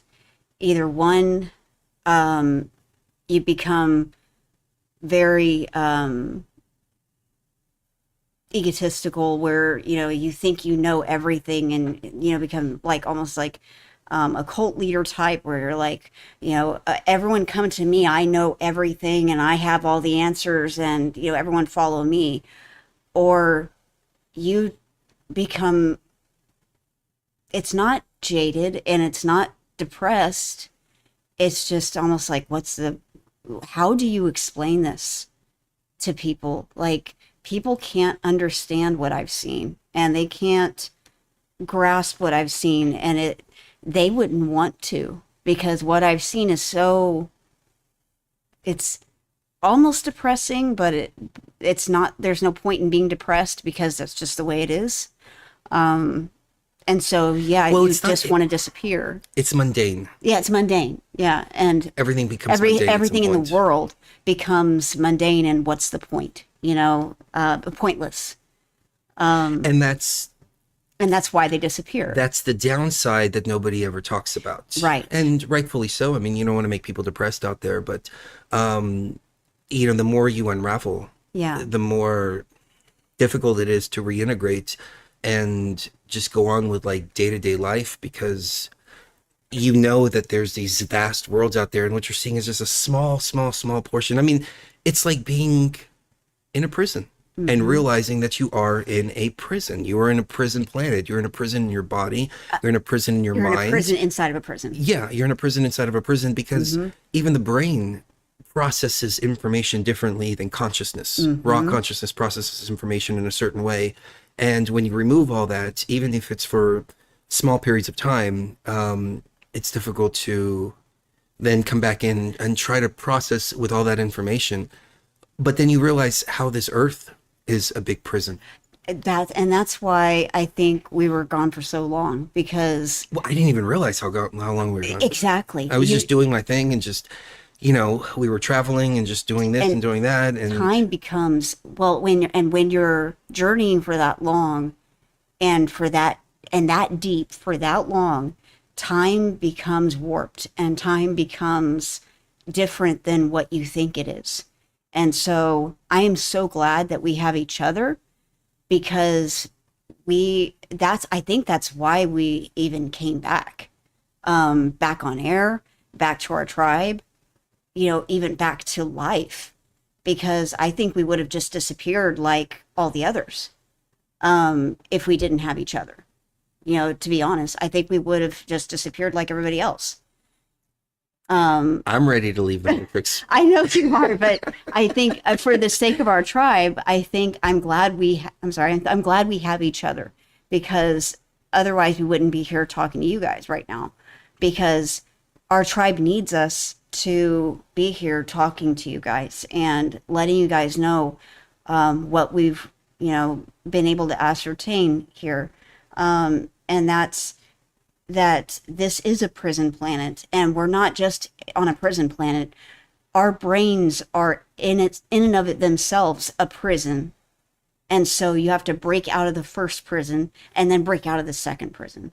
And that is immensely difficult.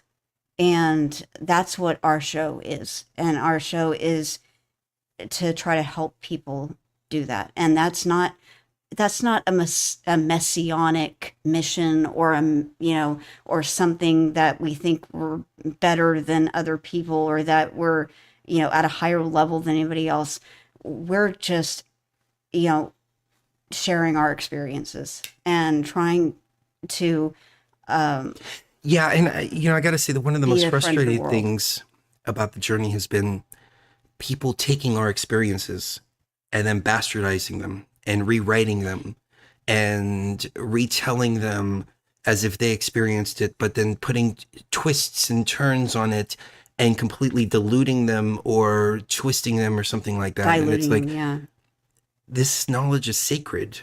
It's not, Right. It's not for likes. It's not for comments. It's not for clout. It's sacred knowledge to raise consciousness. It's not meant to be bastardized. Yeah, it's So it was like, let's keep it a little lighter. yeah, and and keeping it a little lighter is really key, especially on days like today where everybody's emotions are obviously kind of high because from what happened in 2020, that was a pardon my language, that was a shit show, and that was traumatizing for a lot of people. And so no matter what happens today, remember, this isn't real. This is just a show. It's a game that they're playing with your mind. All of it is. What you're seeing on the screen is a game that they're playing with your mind. Don't let them win. That's a good point. I mean, I think that's why we see 50-50. Mm-hmm. It's always 51-49. Mm-hmm. That's how it always is. It would be interesting to be able to step beyond. Segment, do not do that. Baby, she's fine. She's fine. She's fine. All you got to do is just hold her and pet her.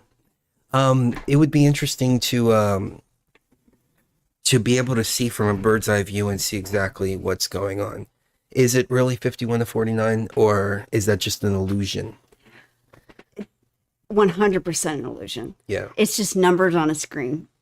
It's just like a few days ago, they accidentally released the presidential results. Yeah. A week early. ABC did that. Uh-huh. No, CBS. Yeah, it was CBS. And Well, I mean, it's not that like they showed don't me tell you in everything I the needed to name, know. though. They tell you in the name, CBS. Uh-huh, You're going to see some CBS. BS here. You're going to see some major BS. I mean, we call ourselves Beyond the Veil because you see beyond the veil. Here, they call themselves CBS because you see BS. Exactly. And they released a screenshot showing that Harris won 52% in Pennsylvania, and that's what she needs to win, according to all the pundits and everything out there. Mm-hmm. But they released that like 2 weeks ago or a week ago or something like that. Yeah. They said, oh, that was just a test graphic. That was just a test image. Yeah, and right. nobody's denying this. Nobody's denying that it was released. They're just saying, oh, it was a test graphic. We'll see. If she gets 52% in Pennsylvania tonight, then we know the game is rigged. Yeah. Oh, it absolutely is. And just like, they released that that altered clip where, she's saying one thing and in that interview, and it was a completely Oh yeah, that was edited 60 minutes. answer. That was 60 minutes. 60 minutes. It's the first time they're suing for fraud because Yeah. this was straight up fraud. I'm sure you guys and girls already know this, but they took an answer that she had said prior in the interview and placed it after a question from a different, and it's not like they just cut part of the answer for editorial purposes. They literally fabricated an answer and put it after the question to try to make her look better. And the morons over there, they released the trailer with the actual answer, and then they released the interview with the chopped up answer. I think Trump sued over that. We're not even that brazen. Like, we don't even do that with our shows. Like, if I say something stupid, we're not gonna edit our shows to make it look like I didn't say something stupid, and take that completely out. That's just, Well, that's like I say something stupid. that's you like know? taking something from the beginning of the show and then planting it right here as if it happened now. Yeah, Yeah. exactly. That's just indicative of the lengths that they'll go to cover up the moronic nature of this person and how moronic they think you are. You Yeah. know, So we're at 191 to 99 now. no, 198 to 99. to 99. Which is a little more in line with what it was Reality? at the beginning of it. No, what it was at the beginning. Yeah. But it's like, ooh, we're on the edge of our seats. Yep. Let's see who's going to get to 270 first. Oh, the whole world is watching right now on the edge of their seats It shouldn't be an edge of your seat type between of a thing. candidate who packs stadiums and a candidate who couldn't even get a single primary vote. Yeah, and who you have to pay people to be in the seats. Yeah. You know, Yeah. So that's so why don't you tell people a little bit about that book you were reading? okay. So We'll shift. yeah, let's shift topics for a Topics second for a little because I found this book just yesterday as I was going through. The fan went out on my computer. Let me preface this to say the fan went out on my computer, and so I've Because had. you're so hot. Aw, thank you. That was sweet. So the CPU fan went out, but not the graphics card fan. So conveniently, I can play Skyrim and Fallout 4, but I can't actually do actual work on my computer. But I can. But I've been trying to go through all my files and get rid of stuff that I don't need anymore and stuff. And I found this old book that I downloaded a long time ago called Alien Interview. And allegedly, like it says in the disclaimer, according to the editor, not the writer of the book, not the person that supplied the transcripts, who's like the author, but the editor said, it's fictional. But the author, who supplied the transcripts is supposedly the flight nurse that was present at the crash in 1947 at Roswell, at the 509th Bomber Base, whenever they had the Roswell crash. Excuse me. So, and her name was Matilda McElroy, and that could be a fake name that was given to her later because of the witness protection program. So Matilda McElroy wrote that this alien. What is the book called? It's called Alien Interview. Alien Interview. Okay. So in this book, she wrote that this alien entity was trillions of, not trillions of years old, but billions of years old, and they had traveled from Light years. Hundreds of light years away. A far, far away galaxy. And they had come here because of our nuclear weapons. And they were studying its effect on the environment. And as they were doing so, they got shot down.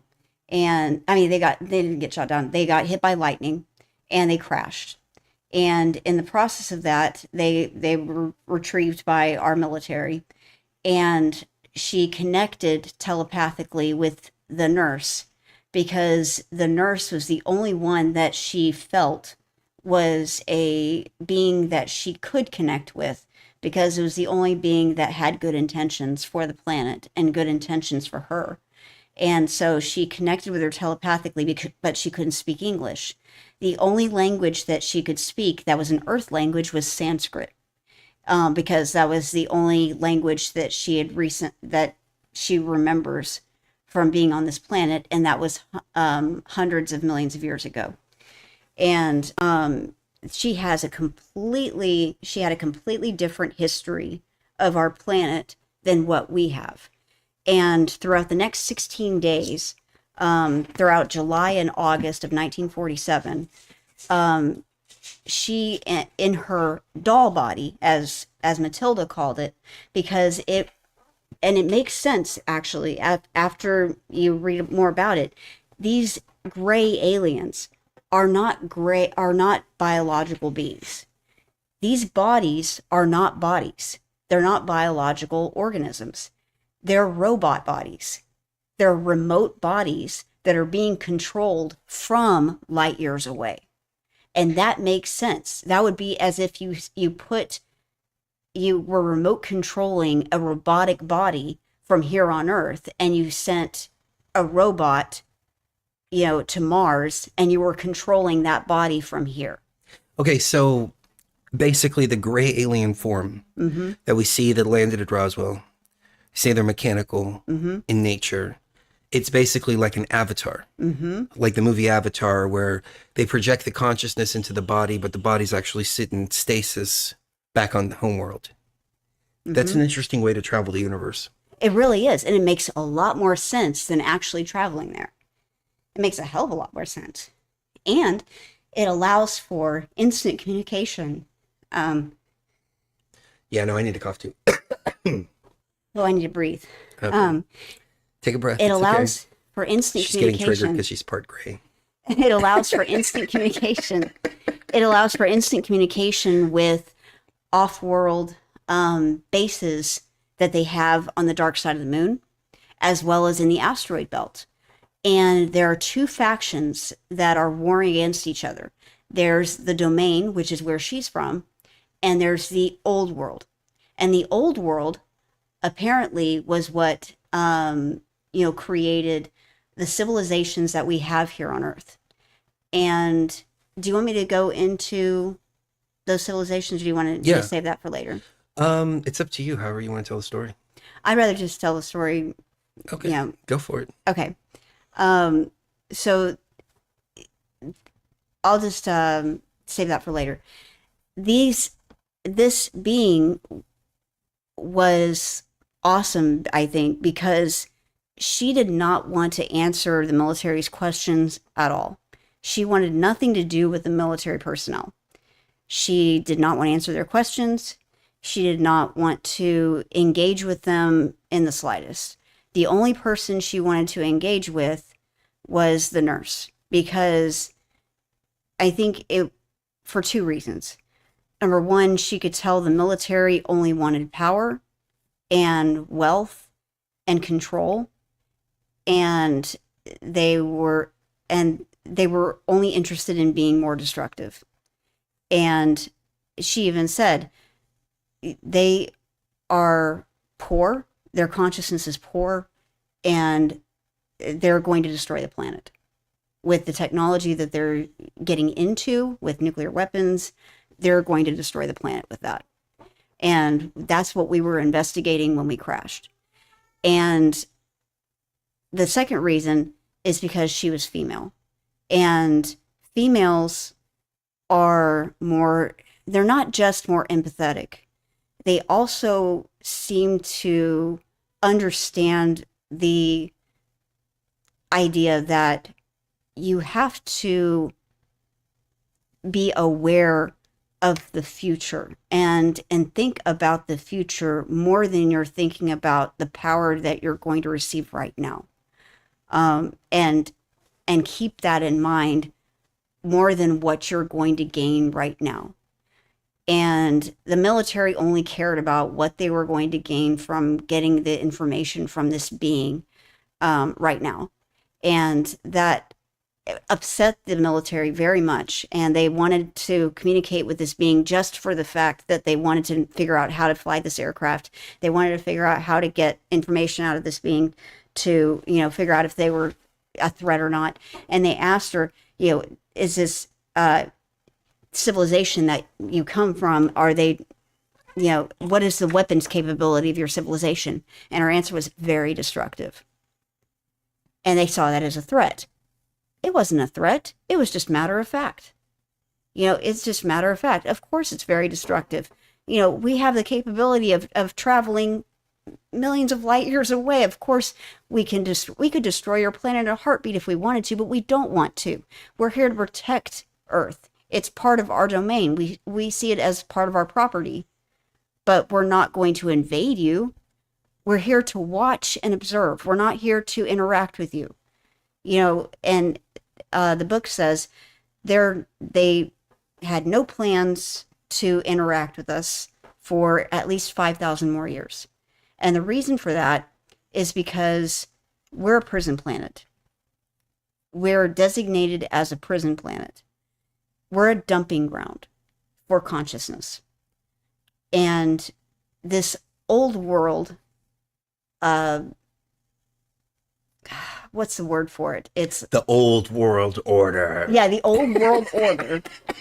The old world order was a very think of what's that movie where Waterworld, where everybody's on. You made that joke one time. How does everybody find gasoline? Oh yeah. Yeah. Okay, that's what the old world is like, supposedly, where it's like a Roman circus type of deal where like everybody's bloodthirsty and they're cannibals and they're really like horrible beings. They send a mixture of criminals, degenerates, political prisoners, painters, artists, revolutionaries, anybody that's undesirable, anyone that they don't like, from galaxies and all over the place. When you were telling me about this, it sounded a lot like Scientology.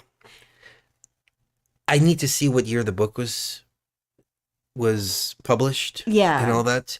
But it sounded a lot like Scientology. Now, that's not to say that the information is wrong. Right. It was framed as a fictional book, so just a disclaimer out there. Yeah.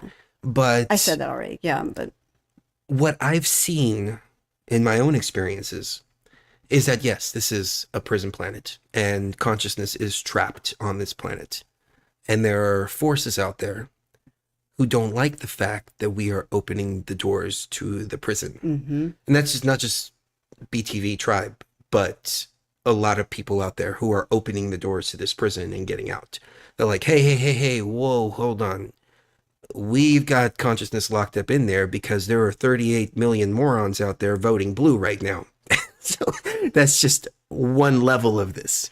But you take that on a global level, and you got a lot of dumbass people in here. Like, you really do. And horrible people too. It's not like, the average person out there is nice, but as a whole, humanity is a horrible species. Yes. So where does that come from? It comes from the consciousness. There's something wrong with the consciousness. Not just that, but we have such a mixture of consciousness here, as well as such a mixture of cultures. We have such a mixture of races that look different than one another, that act different from one another, that have different traditions, that are completely separate from one another. And we have been warring with each other since the beginning of time. Since day one. And the timelines, I've been keeping timelines since I was about 20, since before I even met you.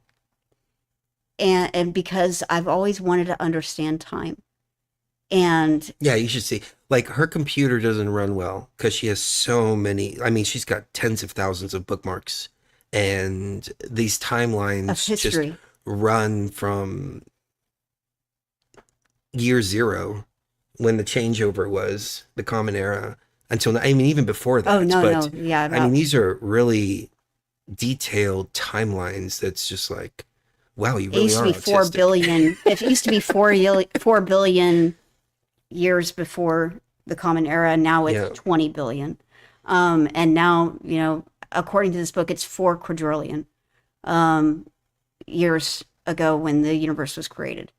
I don't know how that blew my mind, but that sounds about right, considering the age of the universe would probably be about 4 quadrillion years, considering how long it takes. That's a lot, because mainstream science is saying it's 13 billion. 13 billion? That's a huge discrepancy. Maybe. Yeah. Yeah. 13 billion is what I have in my timelines. Yeah. officially 13 billion is what I have in my timelines officially. But then again, see, the problem with science is that we apply physics that apply here on Earth to the universe, when universal physics is not necessarily the same as Earth, where they measure the expansion of the universe and say, okay, well, if it's expanding at this rate in this time, then it must be 13 billion years old. But at the same time, how do they know that physics is the same there? It ebbs and flows. It doesn't necessarily have to be a straight progression. Right.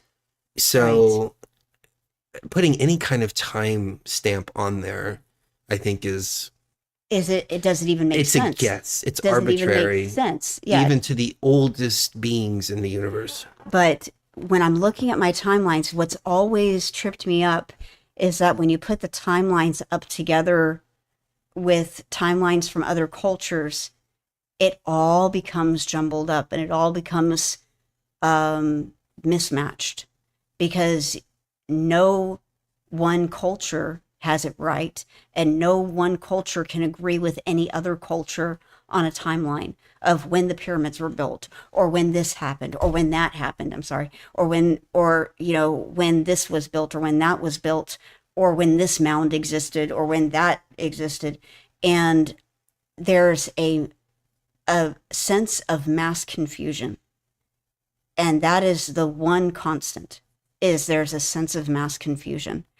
And so when I'm reading this book, it says exactly that the timelines are deliberately made that way so that people will be so confused about their history that they will believe what they're told about their civilization and about their history and about their culture, so that they will worship the God they're told to worship, and they'll go to the church that they're told to go to, and they'll pray to the God they're told to pray to, so that at the end of their life, they'll go into the light and get sent right back to earth and go into the body and be born again, quote unquote, born again, and be reincarnated and do it over and over and over and over, never knowing that they're actually an immortal being that lives forever, that it has amnesia and is trapped on this prison planet.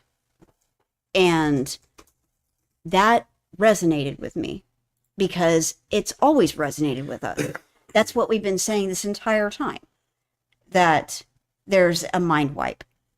We've been saying this entire time that, after this life, there's definitely a mind wipe. You can see 39 million votes so far. Their minds have obviously been wiped for the last 4 years.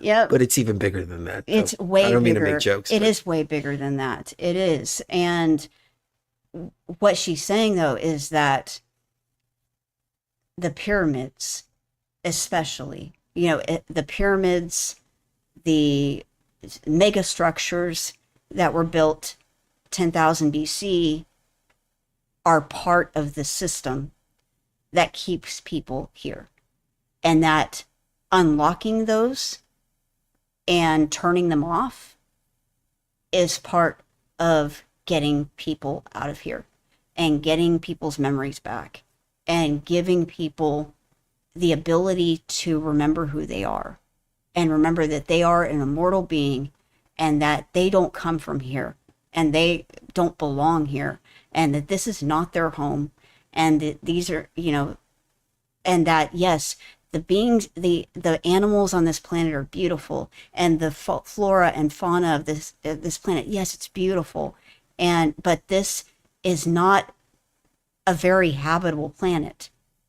Well, what was interesting is when you were telling me about the part that says how they purposefully keep people from knowing or seeing any kind of symbolism that can remind them of homeworld, whether it's UFOs or life on other planets or even consciousness type stuff. And it seems like the more you break these barriers of consciousness, I mean, this is one part that I put in the Terrence McKenna video, is that these tools that are naturally grow here, they unlock these certain levels of consciousness.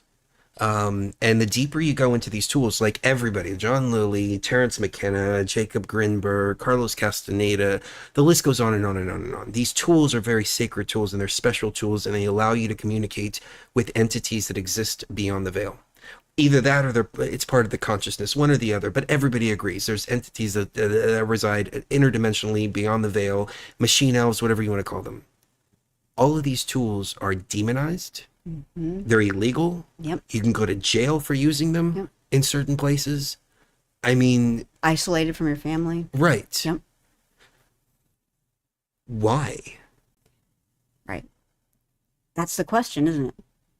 That's the $1 million question is, and Terrence McKenna actually said it really well one time. He said, you know, imagine a culture that was so sure of itself and so sure that it was right that it said, please use psychedelics, please use this, and then come back and tell me I'm wrong. Right. But there And isn't. then that information that people get from hyperspace, Mm-hmm. and that's another reason why I've been looking into doctors and things like that, because these are educated people. These aren't just some guy just sitting in the Amazon drinking a brew. These are doctors. These are thinkers. These are people who have been educated. They all come to the same conclusion. So there's got to be something to it. Yeah. And then their work is ridiculed. I mean, this was one of the things that made me recoil really bad here in this arena here. Is I mentioned this on the last show, so forgive me for being redundant, but being called a drug addict for doing ayahuasca and mushrooms, being called a drug addict. You don't know what a drug addict is if you're using that term in that regard. But why is there such a push to demonize and get people away from this information? I remember we did a show way back in like 2016, 2017. We did it on Facebook. And we had a guy who came on the show. I don't remember what his name was, but he wrote a book about Caesar's Messiah, and he wrote another book which was really interesting. And we had him on the show before. Do you remember who that was? Oh my I don't remember I can't his remember name. the name. He came on under the premise that he was going to talk about yeah. psychedelic experiences and things like that, because that's kind of the theme of our show at that time. And he came on and talked about the complete opposite. And we had a caller call in, and he said, you know, I took mushrooms one time and I woke up and I was in a hospital and I was in the ambulance and I had blood all over me and this and that. It's like, well, you shouldn't have taken mushrooms, dude. Yep. As simple as that. Like, you know, it's not for everybody. Don't but buy the ticket if you can't. Yeah, Right. you shouldn't do that. It doesn't mean that you can tell me what to do or all that. But it just turned into a shit show as a result of Yeah. that. And I don't believe half of these experiences, because when he was bashing everything, I asked him, so how many experiences have you had? Yeah, I've never had any experiences with any of that. Oh, really? So then how are you going to come on our show, pretend like you're going to talk about one thing, completely steer things in a completely different direction, and then at least you have the integrity to admit, no, you don't know what the hell you're talking about. Right. Yeah, that takes a little bit of integrity. So why is there so much demonization of this if it's not coming from a centralized point? Like you said, now it's necessarily coming from these extraterrestrials that are out there controlling us as a prison planet and all that. Maybe not. But it's interesting because whenever I take all of the information that I have, whether it's positive or negative, put it all together, and I try to place it in some kind of box, or I try to place it in some kind of framework, that's a better term. If I try to place it in some kind of framework, the best framework that fits is something like what you're talking about. Right. Somebody said something really interesting. Chronicles of Divine Healing and True Ascension. It can't have people remember who they are. Oh, okay. I thought it was a question. And become sovereign and empowered. I thought it was a question. If that was a question, I would say yes. And we burned them at the stake. Then we called them schizophrenic. Now we shadow ban them. You know, that's what we do to people who remember who they are and become sovereign and empowered. It's interesting. That's how they become punished. It's interesting you say that, because I started a Facebook page back in 2020. Mm-hmm. It went viral. Yep. Like, I mean, hundreds of thousands of views just overnight. Yeah. On just the most mundane stuff. We were sitting outside waiting for an appointment, and I just turned on the camera and just started talking. Hundreds of thousands of views. And then immediately bashed by who was it? Some mainstream media outlet did a freaking hit piece on me and all kinds of stuff like that. They shadow ban, they banned the page. They shadow banned our YouTube channel. They did all this. And they put that article out there in mainstream media, almost as if to say, if you speak this level of truth, this is what's going to happen to you. Here's the example. And I think that goes along the lines with psychedelics and things like that. If you get to these levels, this is what's going to happen. Bad things are going to happen to you if you cross these lines, if you cross these thresholds, if you think in a certain way. So it's not about shadow banning us. It's not about putting us in jail and, you know, stuff like that when it comes to like psychedelics and stuff like that. It's not about the person that they're attacking. No. It's about all the other people that are going to follow in line and go, oh, I don't want to end up like that guy. Right. It's not about the person. It's just like Terence McKenna said, it's not the person. The person is usually martyred in some horrible way. It's about the idea. You know, it's and to about get the everybody idea. else to fall in line. Exactly. Yeah. Exactly. You know, it's about the archetype. It's about Yes, that's it's about a great way to stopping the archetype and stopping that archetype from catching fire and making people aware on a more mass scale that they're prisoners, that they are prisoners, you know, and especially, you know, the prison guards, you know, so to speak, the people that are the influencers especially, you have to get them to not realize that they're prisoners. You know, that's a prime example is Trump himself. You know, I think when Trump decided to run, and, you know, that was a joke at first, you know, that's why he's so dangerous, because that was a prime example of this. It was a joke at first, and then it became dangerous because, like we said, he's the only one that's not descended from slave owners. He's the only one that's outside of the establishment. He's the only one that's actually considered one of us, you know, one of the prisoners. And It's a good point. you know, him being actually allowed to have power is incredibly dangerous to them. Well, it's interesting what you said earlier about the mind wipe, and I kind of made a joke and kind of, you know, digressed a little bit, but according to this book, the powers that be, which are on an interdimensional extraterrestrial level, they use that mind wipe, and they have soul catchers. I mean, shit. I was talking about this back in like 2019. We saw him. Yeah, we were talking about our ayahuasca experiences and their soul catchers and all kinds of stuff like that. And, you know, they catch the soul, take it into the light. They use whatever, the AI manifests whatever, whether it's your Jesus. religion or your family or whatever it is. And it says, oh, come here, just come into the light and everything will be fine. And you She go even into the calls them light. soul traps in the book. Does she really? Yep, she calls Yeah. them traps. Yeah. Again, it's interesting to have these experiences, then afterwards come across all of this stuff. So that's the interesting thing, is like all this stuff we've been looking at lately, like John Lilly and this book that you're reading and Jacob Greenberg, they all come to the same conclusions, and it all lines up.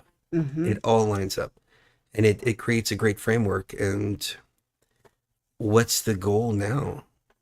Escape the soul trap. I mean, that's what I've been getting over and over and over again. It's like, okay, that's the only thing that really matters at this point, is being aware enough to escape the soul trap whenever the time comes. And the time may come sooner than later.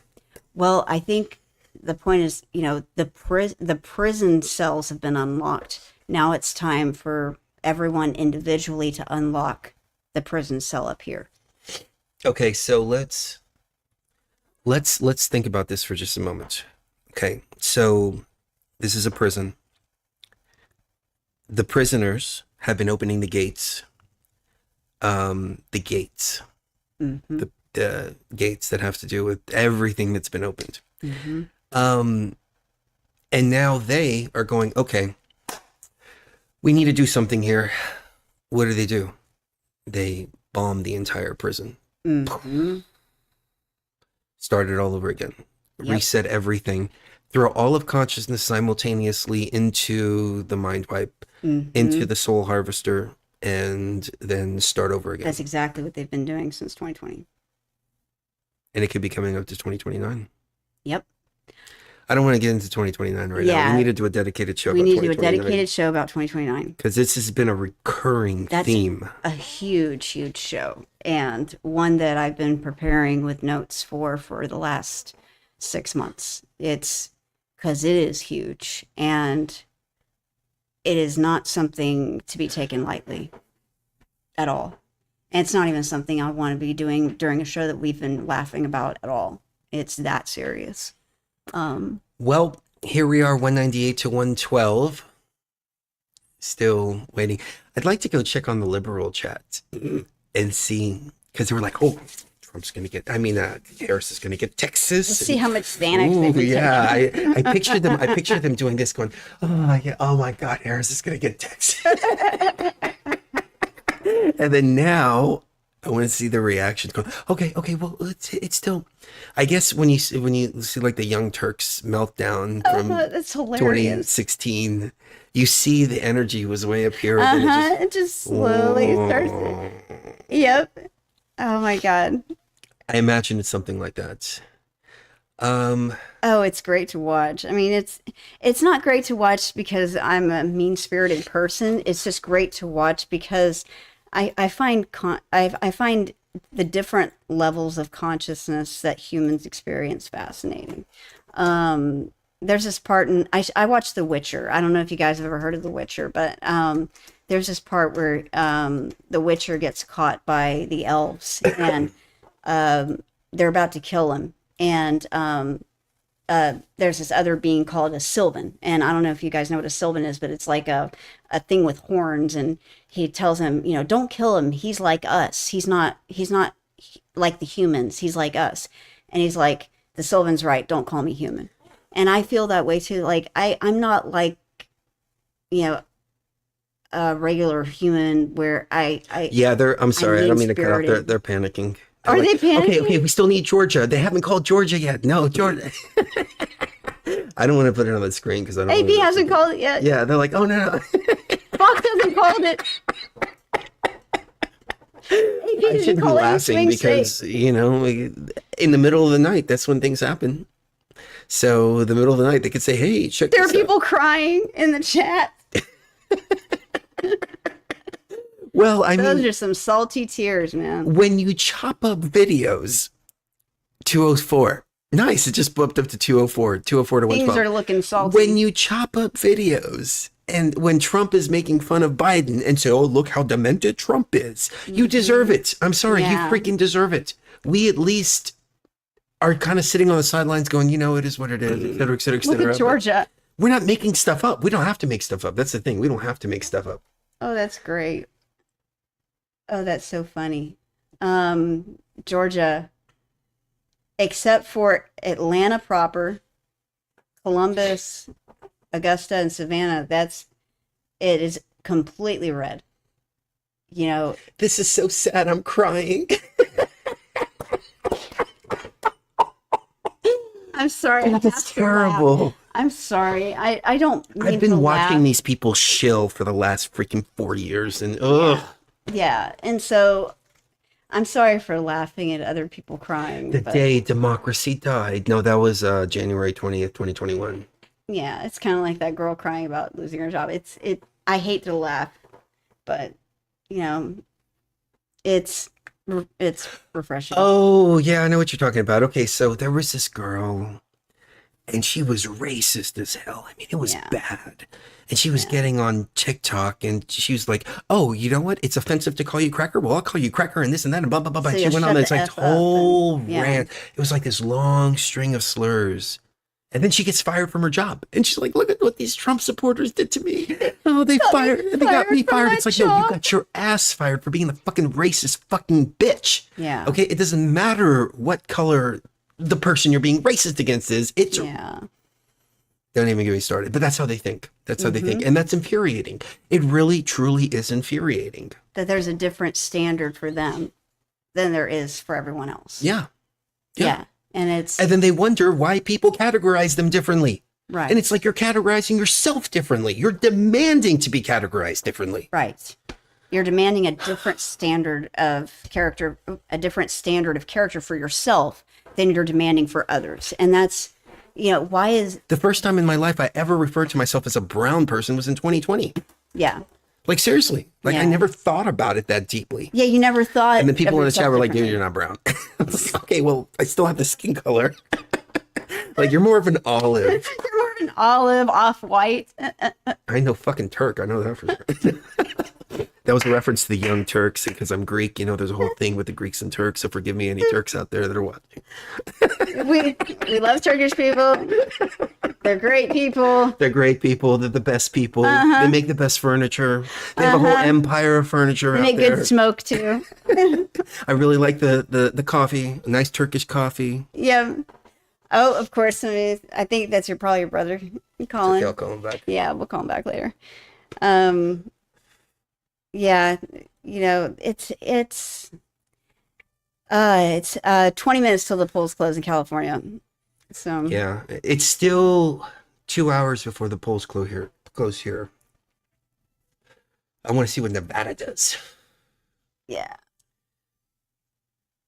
Because that was a turning one. But again, Trump may not need Nevada. I don't know. What do we have?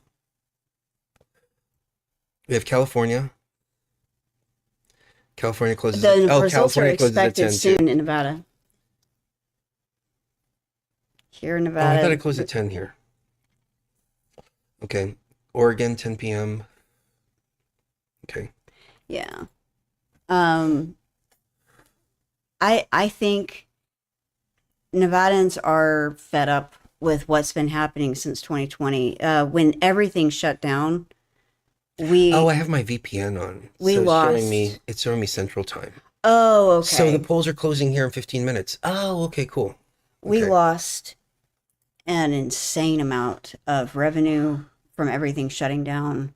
And that was only because Sisolak and his democratic, I don't want to say that word, but in his democratic stupor was Don't do it. being an idiot. And we lost a lot of revenue from that. And that made people, really want to vote the other way. And that was a blessing in disguise. So, hopefully we've learned a lot from all of that. And we stay going red. I guess we'll find out in a few minutes, but I think people have learned a lot over the last 4 years. Yeah. We'll see. The consciousness. I can see the sweat on this guy. I can literally see it too. Oh my on the screen gosh. for you, but His I can see the forehead looks like a light bulb. I mean, you spend this whole time just like fabricating shit, and then what did you think was going to happen? F around and find out. Yep. See, this is where fucking around and finding out intersect. Yep. This is the point at which it happens. All right, let me find something else to play real quick and take another I quick almost break. feel bad for him. Almost, but not quite. Nah. 210 to 112. No, I got no problem with people getting paid. But when you're getting paid to shill on something this important, that's a problem. Yeah. That makes you a traitor. In my opinion, that makes you a traitor to your country. Do you remember that SNL skit? It was Trump, and he was hosting SNL. And I don't remember who the actor was, but Trump was getting out there and he was doing his SNL thing, and the guy was screaming, Larry something, I think was his name. He was screaming, "Trump's a racist." And he's like, "Who said that?" "Trump's a racist." And he said, "I don't know. They just pay me $5,000 every time I say that." And he's like, "Well, as a businessman, I can definitely see that." I can definitely, yeah, I can definitely support that. Yeah, we'll be right back. I'm so scared to look inside, but I had to. What did you see, Clarice? What did you see? Lamb. slaughtering the spring lambs? And they were screaming. Hear no truth, see no truth, speak no truth, 'cause truth is forbidden. Hear no truth, see no truth, speak no truth, 'cause truth is forbidden. I won't speak no truth, I won't speak no evil, I won't think for myself, cause we the sheeple, united slaves of the CDC, bound down to the CCP. Gotta ban free speech cause it keeps us safe from COVID-19. Misinformation, re-education, put them all in camps, straight concentration. No vaccination, no service, don't even let them make a purchase. Now bring it back to the chorus. Hear no truth, see no truth, speak no truth, 'cause truth is forbidden. Hear no truth, see no truth, speak no truth, 'cause truth is forbidden. 2020 elections were free and fair, no voter fraud. Just like 9/11, no evidence of an inside job. It was all fact-checked by PolitiFact in USA Today. But tomorrow it might all change, depending on what they say. It's been debunked this month, like the Wuhan lab leak. Till they flip the script, no hypocrite, it's just double speak. In a brave new world, double plus good like Hollywood and Pizzagate conspiracies. Baseless claims, now go back to sleep. Hear no truth, see no truth, speak no truth, 'cause truth is forbidden. Hear no truth, see no truth, speak no truth, 'cause truth is forbidden. And you ran away? No. First I tried to free them. I opened the gate to their pen, but they wouldn't run. They just stood there. Fused. They wouldn't run. But you could, and you did, didn't you? Yes. I took one lamb and I ran away as fast as I could. Where were you going, Clary? I thought if I could save just one, but he was so heavy. He was so heavy. It's unconstitutional. I don't have to fucking do it. I don't want to do it. I just want to shop. That's Maybe it. it is unconstitutional. It is. I don't know. I'm an American. This is fucking America. I don't have to do this shit. Well, I really don't want to either, even though Good. Everybody else is wearing a fucking mask. So why are you worried about me? Huh? Isn't that enough protection? Just leave me the fuck alone. Well, we'll see about that. You do what the fuck you need to do. I'm shopping. You still wake up sometimes, don't you? You wake up in the dark and hear the screaming of the lamb. You need a mask on, boy. You need a mask on. Don't you need? I'm not gonna step you, disrespectful motherfucker. I'm not gonna step you,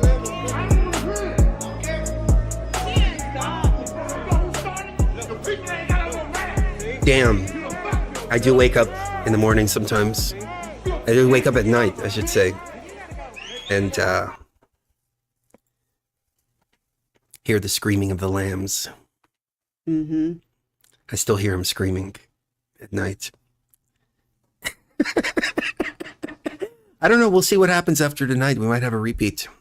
Yep. Might have a repeat. I don't know. I don't think they'd be able to get away with that again.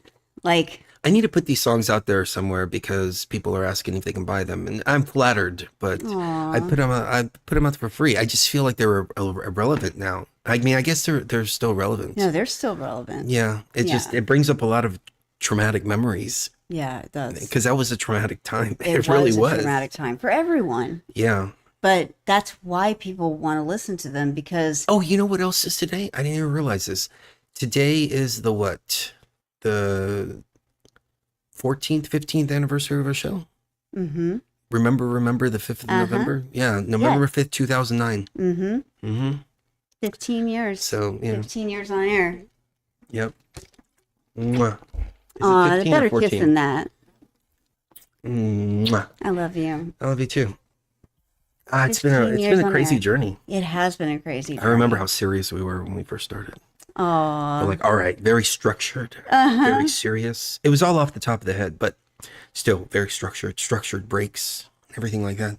Well, and now it's just like, fuck it, let's just sit back. But I remember the first show we did though. I had to be on the phone. It was about Ukraine and all kinds of stuff like that. It was about the exact same shit that's going on now. That's why, I was like, what's the point? Well, the point is there a point? No. Maybe we can find a point. The world is like a ride in an amusement park. It is no, it's a prison. Now we understand though. We didn't understand when we first started this, what this is. That's the point, is that when we first started this, we didn't realize what this place is.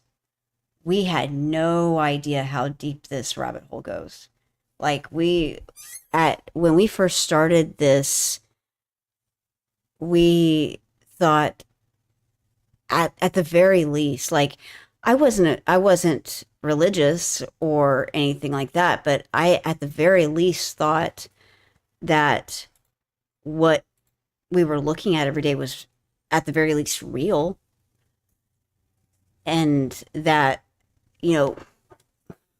reality was what it appears to be. Now that's not the case, and I realize now that we're prisoners, and we are, or we were, consciousness slaves that are freeing ourselves from this prison, and that every single day is a battle against the hardwired mind that we're born with, and that we have to fight every day this battle within ourselves to be ruthless and to be vengeful and to be not harmful, but just what's the word for it, to be mean and to be like spiteful to other people. And when we look at these people in this other chat, I have to fight the urge to laugh at them and to fight the urge to make fun of them and to laugh at them and stuff, because they're extremely ignorant and extremely sad people, and they're very desperate. That's the way I'm choosing to look at it. I'm not trying to be depressing or anything. I'm just saying that's where they're at in their consciousness level. And that's the way we need to look at the next 4 years. Even if things go in the direction that we want them to go tonight, that's the way we need to approach this. Because if we don't, things are just going to go the way they always have. Does that make sense? Things are always just going to go in the direction they always have if we don't change our consciousness. If we don't change the way we approach things. Because they want us to look at them and laugh and point fingers and mock them and say, oh, you're so hilarious, and make fun of them and be vengeful and be vitriolic and make fun of them. They want us to do that because that just begets more of the same.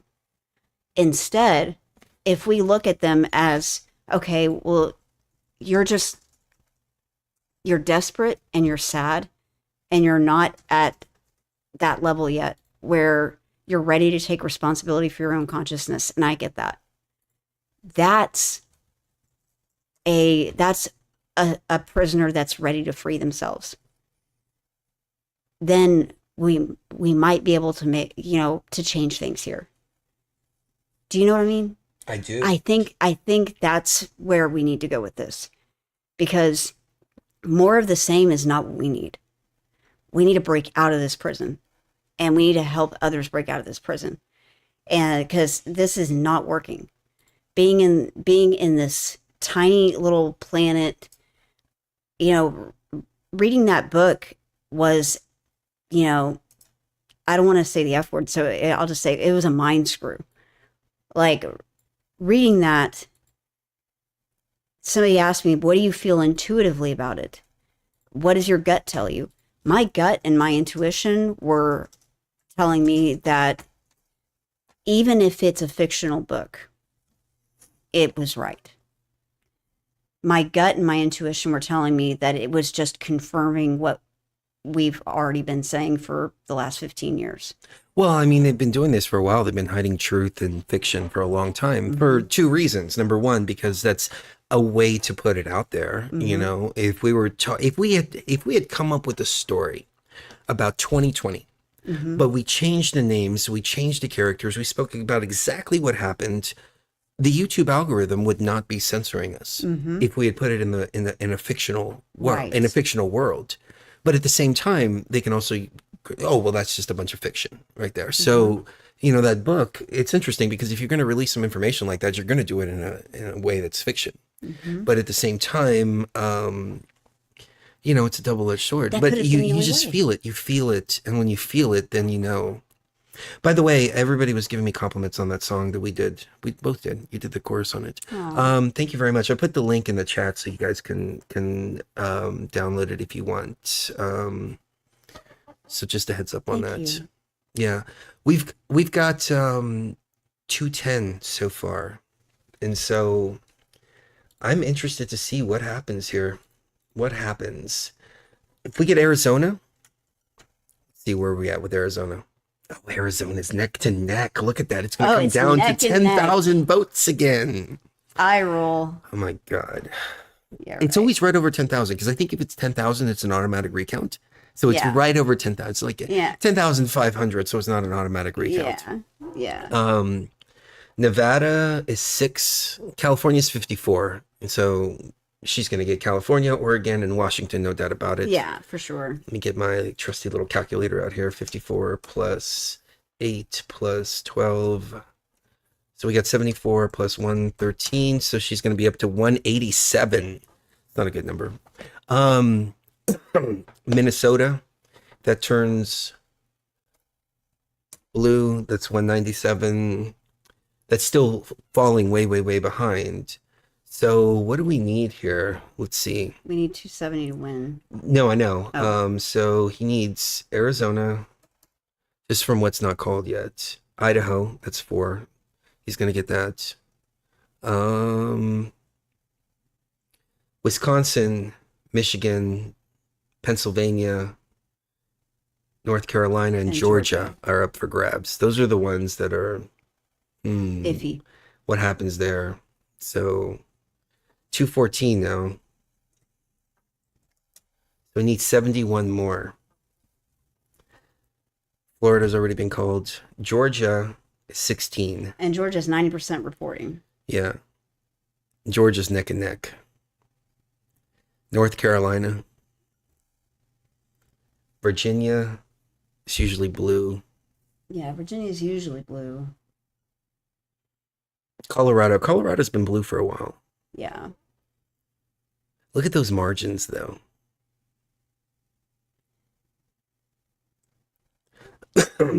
We'll see. I think a lot of it's going to boil down to Nevada.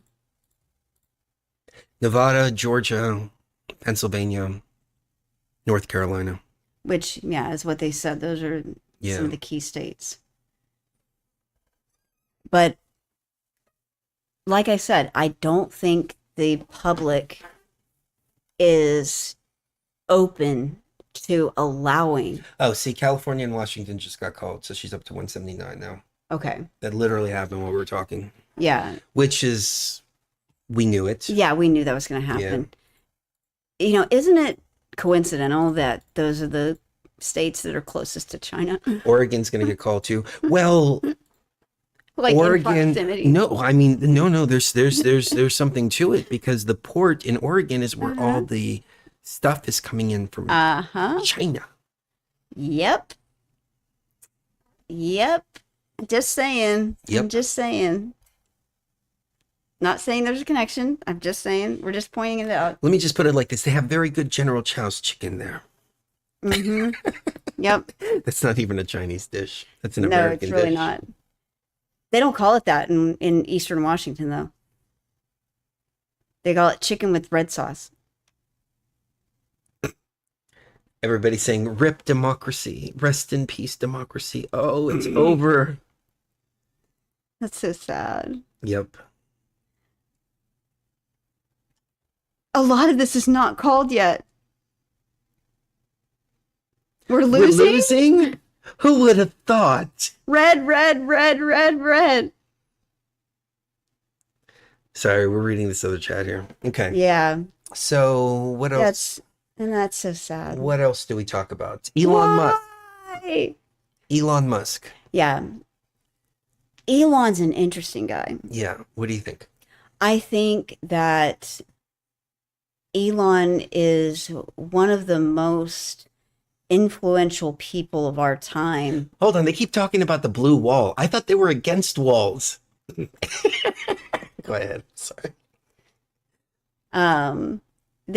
There is no blue wall. What are they talking about? What blue wall?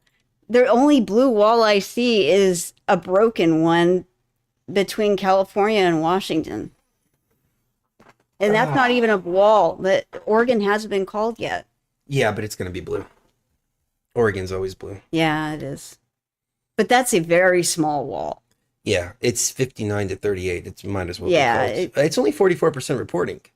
You know, unless there's a surge of ballots that they find that are red, But which they don't, never happens. But that never happens on the red side.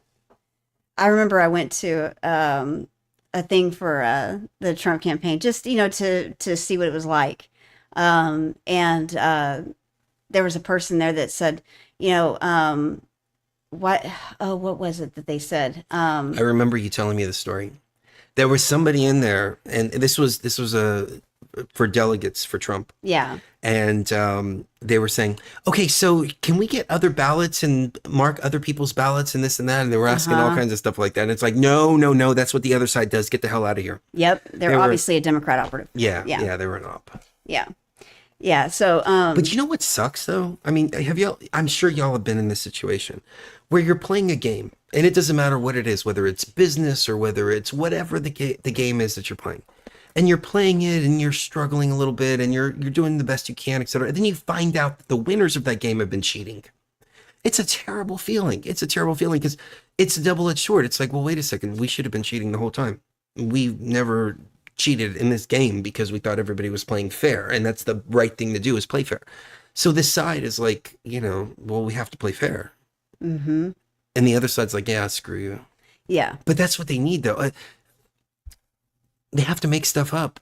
I'm sorry, I can't get over this. I mean, taking a clip of Trump making fun of Biden and then saying, oh, look how demented Trump is. I mean, I guess it's confirmation bias. Yeah. That's the only thing I can think of, because I was reading the comments in this video. This was like a year ago. And people were like, oh my God, look at demented Donnie and blah, blah, blah, blah, blah, blah, blah. It's the typical Bolshevik Revolution, Communist Manifesto bullshit. Blame the other person for that which you are guilty of. Right.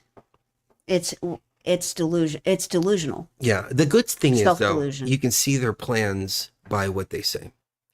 So, Pelosi, she got on there July of 2020.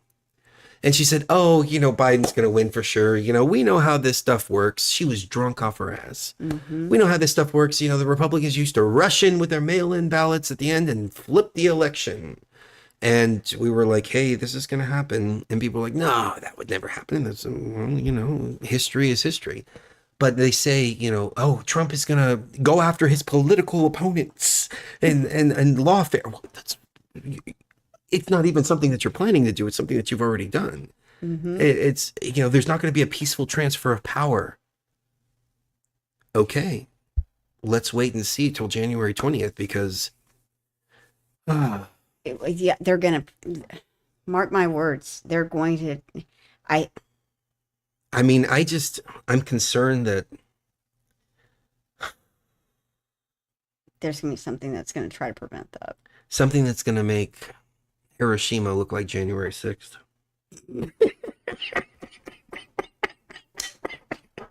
Exactly. Exactly. I couldn't have said it better myself. It's going to make January 6th look like a guided tour. Uh-huh. That's what it... Oh, my God. All right. Oh, my God. So Elon Musk is autistic, and I think that's fantastic because that's what we need. I'm sorry, before you get into Elon Musk, Yeah. somebody pointed out astrology, and here's the thing. Astrologically speaking, 2020, it was all lining up to be the way it was, which you can't really argue with the stars. Yeah. I didn't want to believe the stars. I was fighting told against you. the stars. Yeah. Everybody was fighting against the stars, but Yeah. it's interesting you mentioned that because astrologically speaking, 2020 happened exactly the way it was supposed to. Yeah. Yeah, it did. And 2025. I mean, the guy's middle name is Robinette. Robinette. If that's not a broken simulation, I don't know what the hell is. Yeah, well, okay. Do you want me to open up that can of worms? No. Okay. I don't want the AI to censor us any more than they are. Okay. Well, no, I wasn't going to talk about that. I was going to talk about time wave 0 and oh yeah, go ahead. Okay. So what I think is happening as far as that's concerned is well, you haven't released that video yet, so we'll talk about that. Oh, it's fine. Go ahead. Okay. So what's happening is as time progresses, things are happening so fast now. I don't know if you guys are aware of this, but time is actually moving faster. And according to Terence McKenna's novelty theory, and this has actually been confirmed by science. Science has confirmed this over and over and over. The core of the planet has stopped moving in conjunction with the Earth spinning faster, and things and time moving faster. A second is actually faster than it used to be, and time is moving faster than it used to be. I just had this vision for some reason of Neil deGrasse Tyson going, well, you see, when you have the Earth rotating and the core comes to a stop, then your soft serve ice cream doesn't come out round anymore. I don't know why.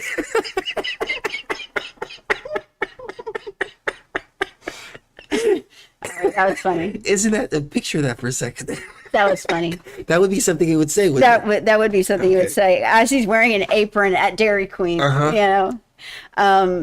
So because of this, I don't know if you've noticed, but people are talking faster. People's attention spans are shorter. We're having to pack a lot more into a lot less time. And, this is causing, more car accidents. It's causing people to have a lot less time with each other. And it's making for a lot less quality time with your family, a lot less time to get things done at work. Hell, even my 9-year-old niece is complaining about how fast time is going. Yeah. And, that's something that you think maybe it's because of adulthood. The more years you spend here, the faster time goes by. But when kids are saying this, something's going on in my opinion. So what I think is happening is the simulation itself. When the reset button was hit, it hit a certain point of what I call infinity point. And that's where it's the same as time wave 0's 0 point. And that's a speed, kind of like when your computer reaches a fan speed that's unsustainable. And the files start to get corrupted. And when the files start to get corrupted, you start getting major weirdness in the simulation. And that's when things start to get really weird. And that's why so many glitches are happening in the simulation. And glitches can be anything from Mandela effects happening at much greater rates, to, Joseph Robinette Biden, that's hilarious. That, to coincidences, all these things are connected, I think. And it's all leading to the same conclusion, that it's a simulation that's shutting down soon. I can't tell you when, but it is happening, because things can't move infinitely faster forever. That's one thing I disagree with Terrence McKenna on. You can't move faster forever, because the human body can't move faster forever. Our hearts can't take that. Our bodies can't take that. Biological life can't sustain that. As we're seeing with what's happened since 2020, human life can't sustain that. Biological life with the animals can't sustain that. Even the earth itself can't sustain that. That's why we've seen what we've seen with all these hurricanes, with all these tornadoes. Everything just has been going crazy. That's why we've seen so much craziness. This is reaching a point of reckoning. That's the best way I can describe it, as the point of reckoning. And that point is, I think, is going to reach a peak in 2029. And before that comes, that's between now and 2029 is when we need to get our shit together. That's the mission now, is everyone collectively getting their shit together. And that's why I'm trying to hold myself back from laughing at these people that are making asses of themselves in this chat. That's why I'm... Oh my God, this is the best Somebody one here. just... Reminder to everyone that the red blue you see on the chart might not be permanent. All ballots, including mail-in, need to be fully counted before the final results. Oh, fuck you. Oh, here we go again. I'm sorry. Is that Nancy? Is that Nancy herself? I think that's Nancy. So anyways. So yeah, tell us in the chat if you think, if you resonate with that. But that's what I've been getting from my experiences over the last couple of years, and what I've been feeling intuitively for the last couple of years since we got back from Egypt, especially, in our recent travels, is, this is reaching a peak, and, it's time to grow up as a species, and stop falling for these traps. And, yeah, but this shit at Teotihuacan. Oh, wait, never mind. All right. Sorry. All right. We won't go there. Yeah, we have to save that. I'll edit that part out. Yeah, we have to save that, because where we're at as a species is nowhere near where we need to be yet. But we're getting there. I feel like what I'm seeing on the screen right now is heartening. That at least tells me people want truth in their hearts. People know the truth. In their minds, they know the truth. Sharing that truth with the outside of their minds and the outside of their hearts is the only problem, because they've been punished for it since 2020. They've been punished for that. Does that make sense? Mm-hmm. Being that truth has been punished. And so making it okay to do that is the goal.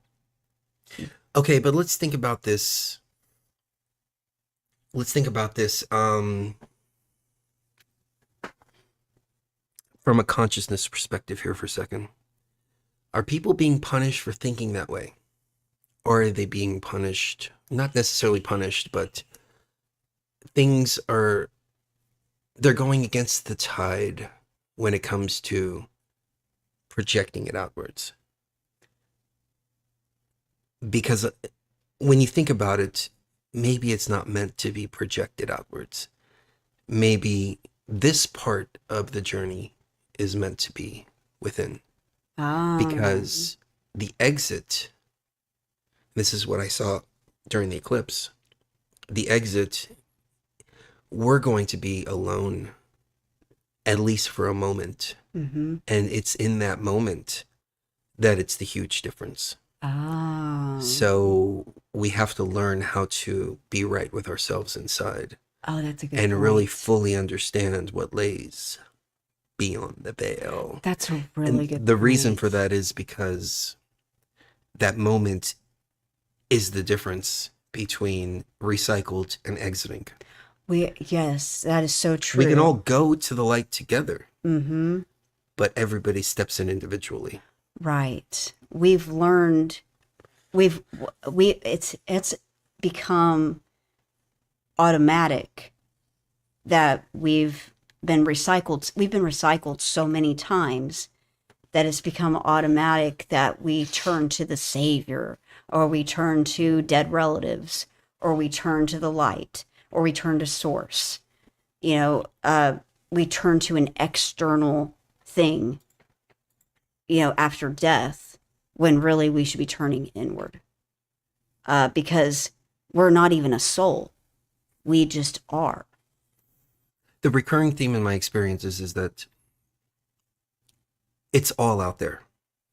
All the puzzle pieces exist.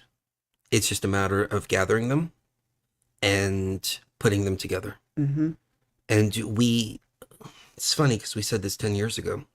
We each hold different keys. We each hold different codes. Now it's time to understand them all and put them all together. And they're all out there. That's why I've been looking at people's work a little bit deeper. Yeah. John Lilly and Terrence McKenna and, all of them. So it's there. The whole picture's already painted. Yeah. We just have to put it together now. And that desire to do so needs to be there. And like I was telling you the other day, you were like, are people really even interested in this stuff anymore? And I said, yes, they are now.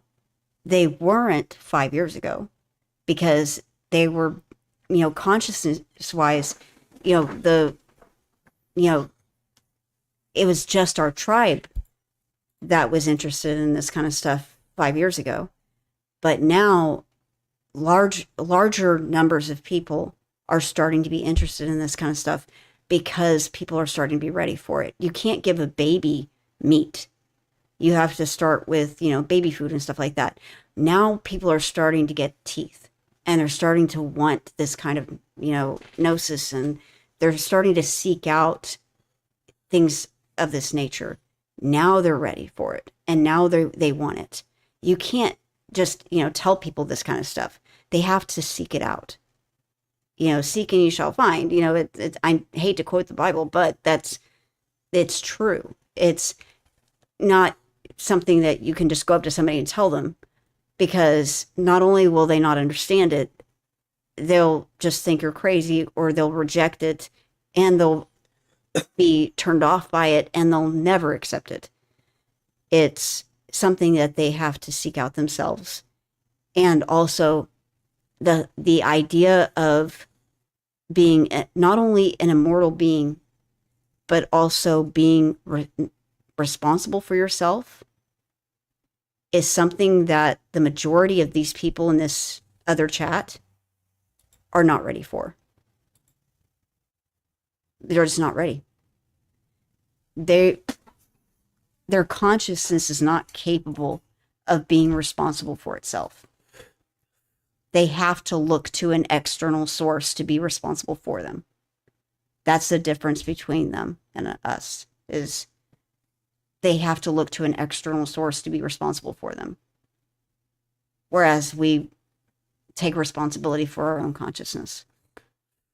Yeah, very well said. I'm kind of stuck between two worlds right now, because I'm thinking about the deeper esoteric stuff, and I'm also thinking about the surface level stuff too. And I'm watching the meltdown over here in the other chat. It's pretty funny. It's up to 230. We're at 230 to 179, and it looks like he's going to get it. And it looks like not only is he going to get it, but he's also going to get the popular vote too. Yeah. And if that happens, then the whole argument of, the electoral college, blah, blah, blah, blah, blah, that goes out the window. That might restore a little bit of faith in humanity.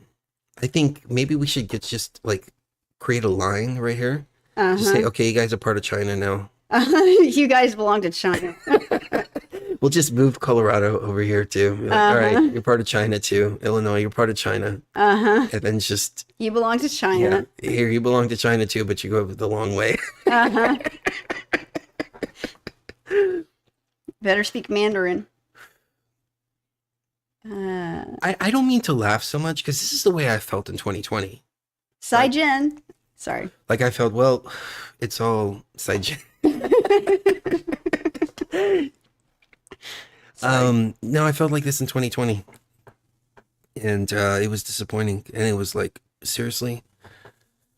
We'll see what happens. So, I didn't want to stay on the stream for so long, but I do want to see this play out. What do you think? I want to be with our people while this plays out. Yeah, exactly. This is history being made. Just like we were the last time. This is history being made. What? No, it's just a family member told me that. Said, you should take your niece to go to. That was hilarious. A Kamala Harris rally. Why? Well, this is history. It's the first woman of color president. And I was like, I'll take her to a Trump rally. Oh, no. Well, the only problem with your plan is that we'd have to move out of Nevada. Yeah. Because I'm not being Chinese. That's true. I'm not going to live in China. Nevada has a tendency to turn blue. I hope it doesn't. I am not living in China. There was a woman who wrote an article, and this was a couple years back, and I did a Pure Blood report about it. And she wrote an article about, how wonderful China is when it comes to raising children. And it was so nauseating. And they're so great.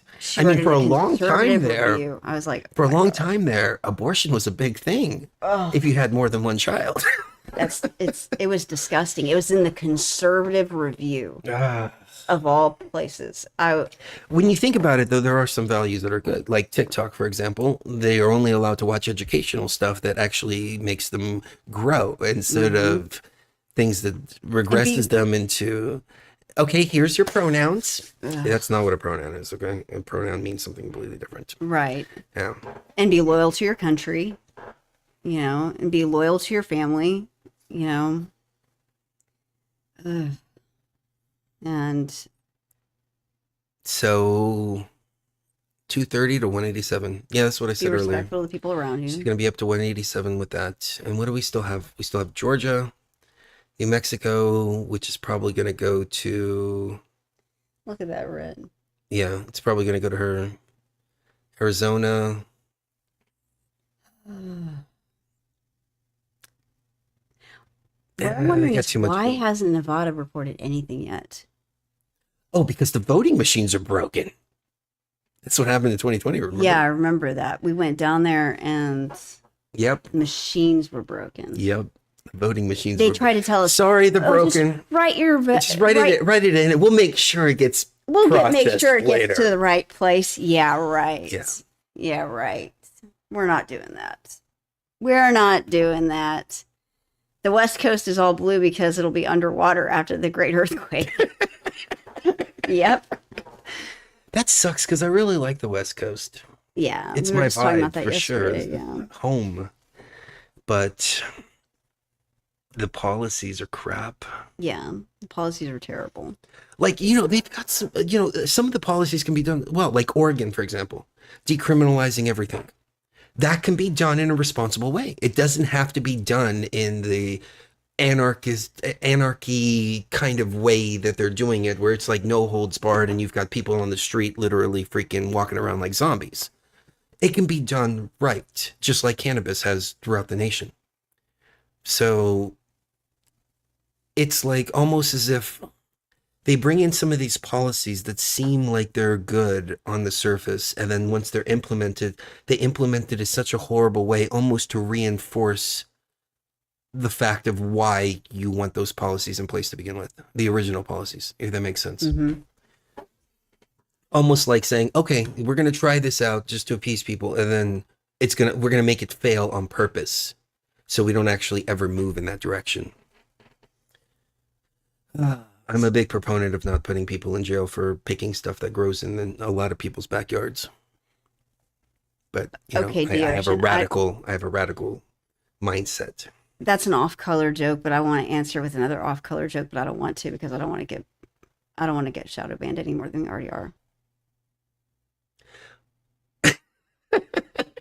I have another off-color joke I want to answer it with, but I just saw that. I don't want to. They call her Mamala for a reason. Can I answer with Look another at what off-color Mamala joke? means in Spanish. They call her that for a reason. Is it okay to answer with another off-color Sure, go joke? ahead. No, I'm not care at this point. Okay. The answer is to transfer it to Michael. Oh, yes.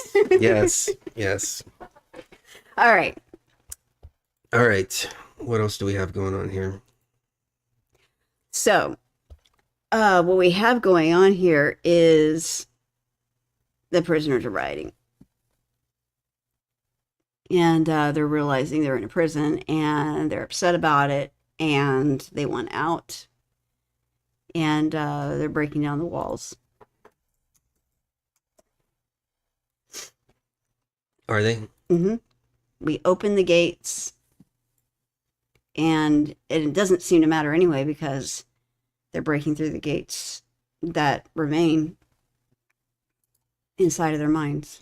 Take a quick break. All right. How about that? I need to stretch. But we will stay here until we see that 270. We'll be right back.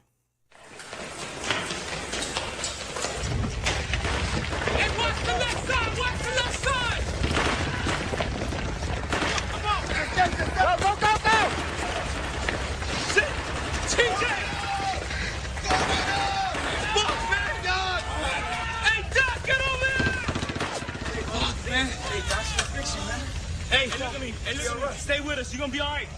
Look at me. Hey. Doc's gonna be all right. Don't worry about it. Doc's gonna take care of you, all right? You're gonna be good.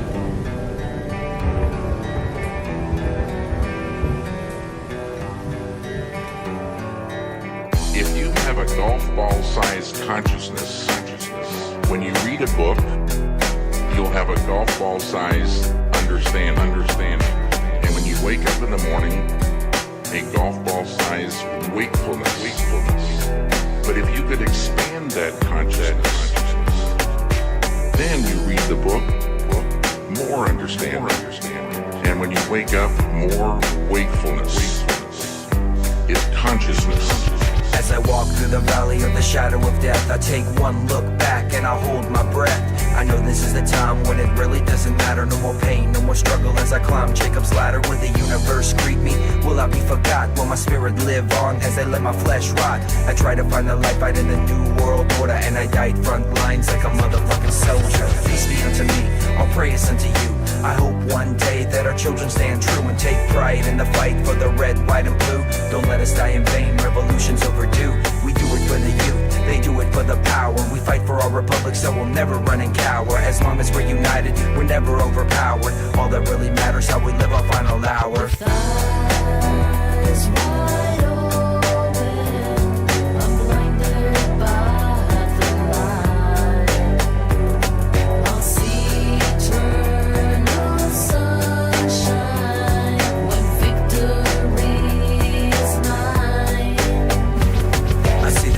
Before me, but I have to look back. A single tear fear in my eye for the imminent attack. Shocking off propaganda, act but don't react. The clouds wrap around me, drown me in pitch black. Now I'm really at the point where nothing really matters. Suddenly I find myself in a field of white matter with the sun shining bright. I'm greeted by the light, I lay my guns down, not a single need to fight. I'm still a bit confused, why can't I let it go? I did my time like a man till the end of the show. I'm losing control, my desire to know the things I left behind and the stories I'm told. I try to forget, but it's burning my soul. I feel the sunlight fading and it's cold as snow. Am I in heaven or hell? Only God truly knows. The only thing that matters, what you reap is what you sow. What you reap is what you sow. What you reap is what you sow. What you reap is what you sow. What you reap is what you sow. I'll see eternal sunshine when victory is mine. With eyes wide open, I'm blinded by the light. I'll see eternal sunshine when victory is mine, is mine. With my spirit distressed, how can I rest in peace? I'm a soldier of freedom, death isn't released. Body shredded to pieces and my eyes can't see. Burning white fire, but my heart still beats. I was given a choice, take a step to the light or take a big step back and continue the fight. Now my vision's coming back and I can hear the warfare. The sound of battle cries, the smell of death in the air. I hope to see a time when it really doesn't matter. When victory is mine, I can climb Jacob's ladder. Ignorance is bliss, lies are really sadder. 1,000,000 tons of truth, my bones will never shatter. All that really matters, I'll fight another day. I've seen the gates of heaven, but I had to walk away. My mind elevated, I finally understand. It wasn't by my will, it was all God's plan. Fox News alert. We've just received word that the president has called a meeting of his cabinet to deal with the sudden epidemic of murder that has seized the eastern third of this nation. The main advice news reporters have been able to get is to tell private citizens to stay inside their homes behind locked doors. Do not venture outside for any reason. These are the facts as we know. There is an epidemic of mass murder being committed by a virtual army of unidentified assassins. Eyewitnesses say they are ordinary-looking people. Others describe them as being misshapen monsters who appear to be in some kind of trance.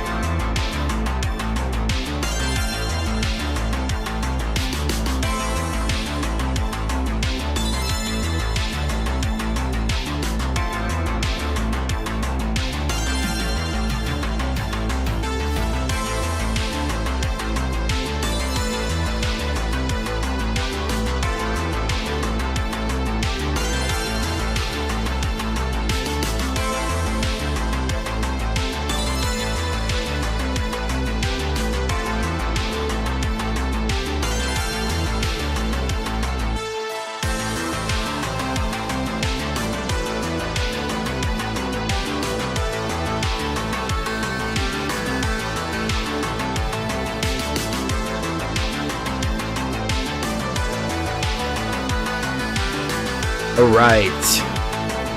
It's a little side project I've been working on for the zombie apocalypse. Waiting on it.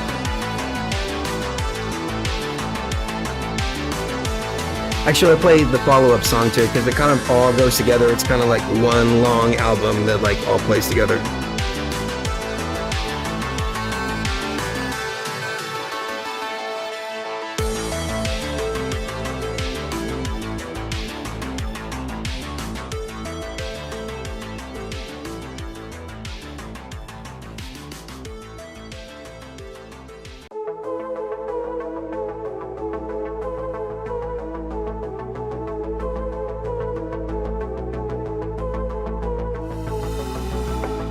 Cherie taught me how to sing. Check it out.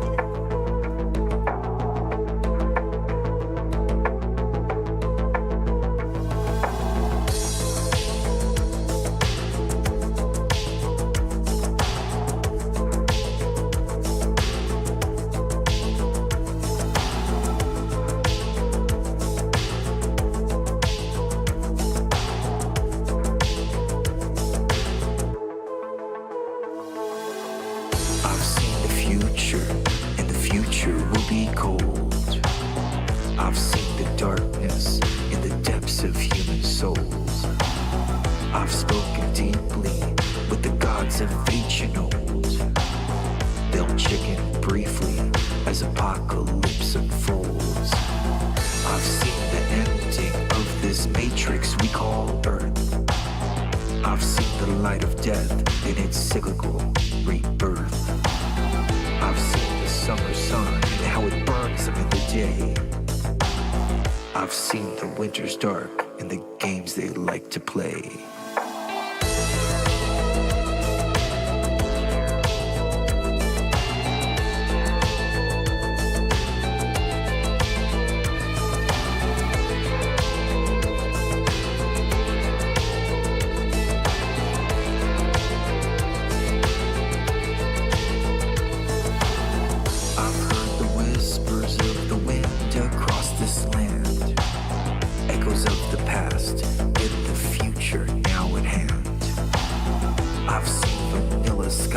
All painted by machines.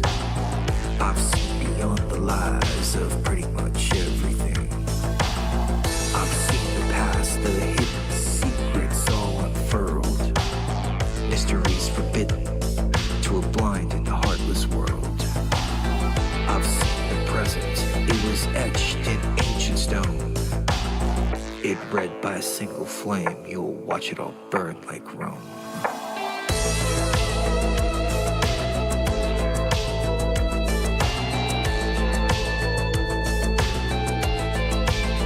A lot of whiskey, a lot of cigarettes and cigars.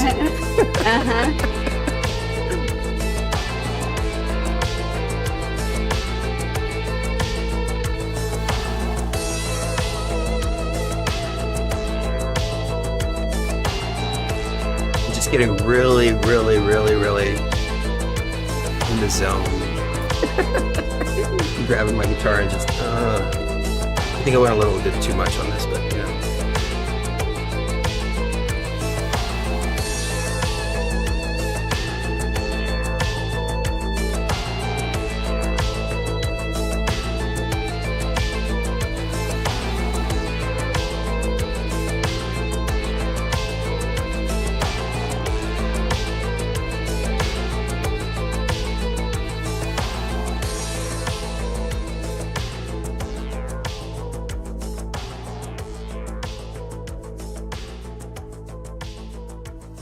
All right, let's jump back into it.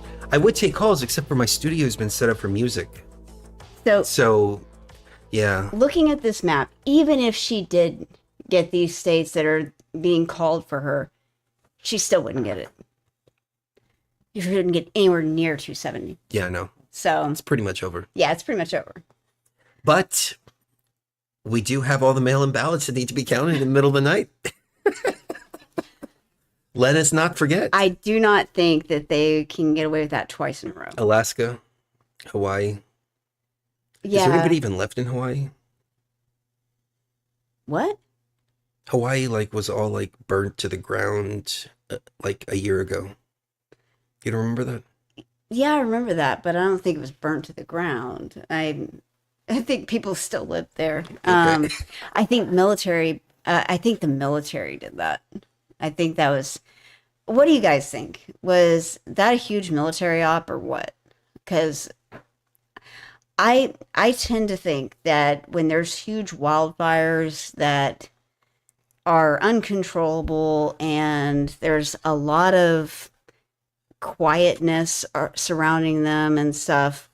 Yeah, thank you, Dan. I tend to believe that there's military involvement and there's something going on that they're covering up. Because when we were in Colorado, we were told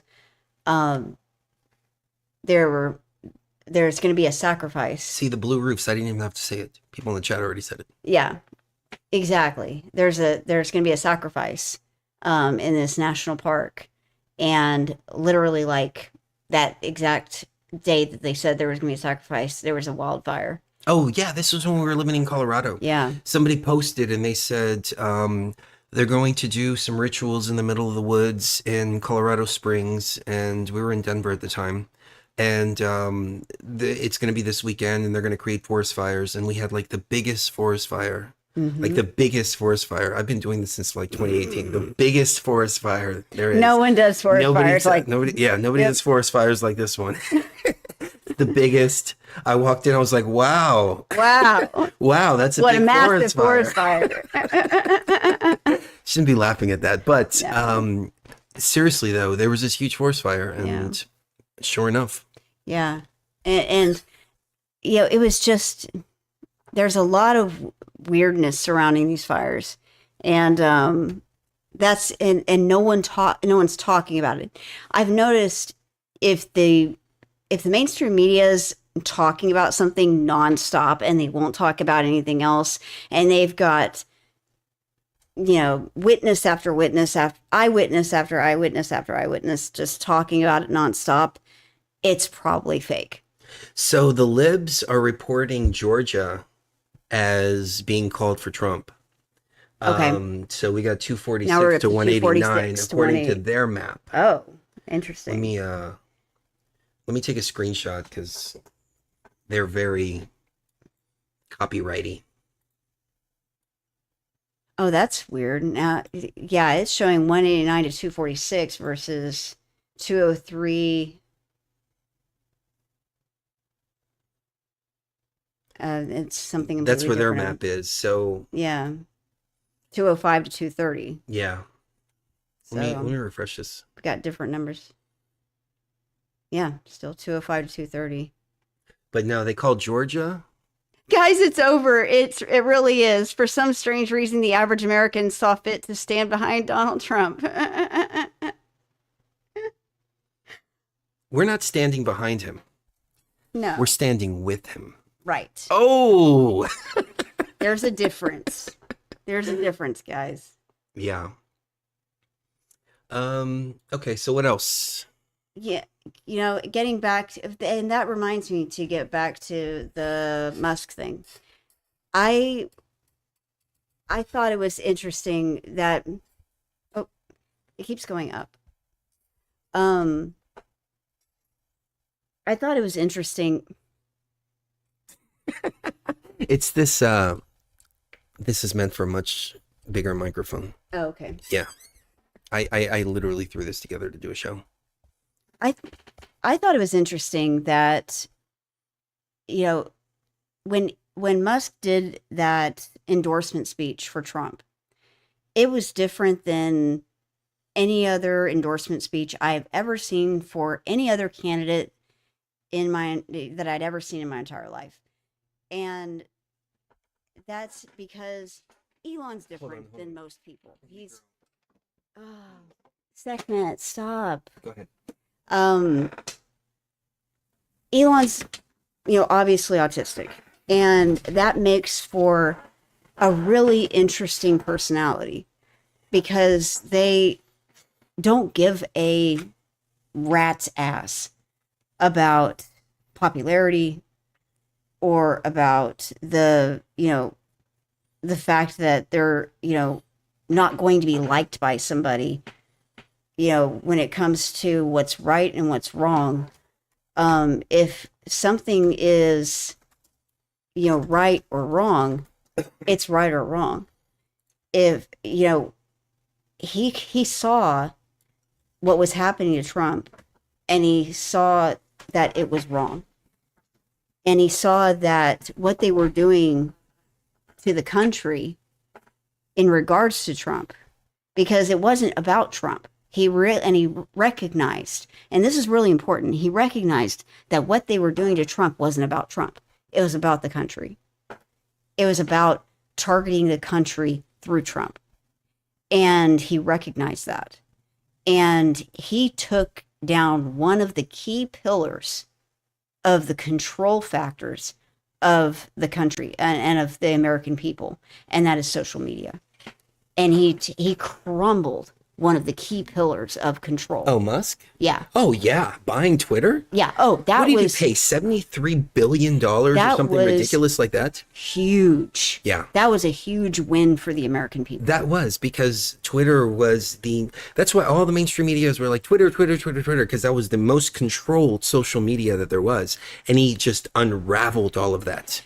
Elon Musk is one of us. Yeah, yeah. 100%. Because, you know, whatever you feel about Zuckerberg, he's a business guy, and from what I've seen from him, he tried to fight against a lot of that, but he caved into the shareholders. Yeah. But his initial stance was, I'm not going to censor Facebook. I'm not going to do this. I'm not going to do that. And then he caved to the advertisers. Where Musk came in and he's like, I don't care.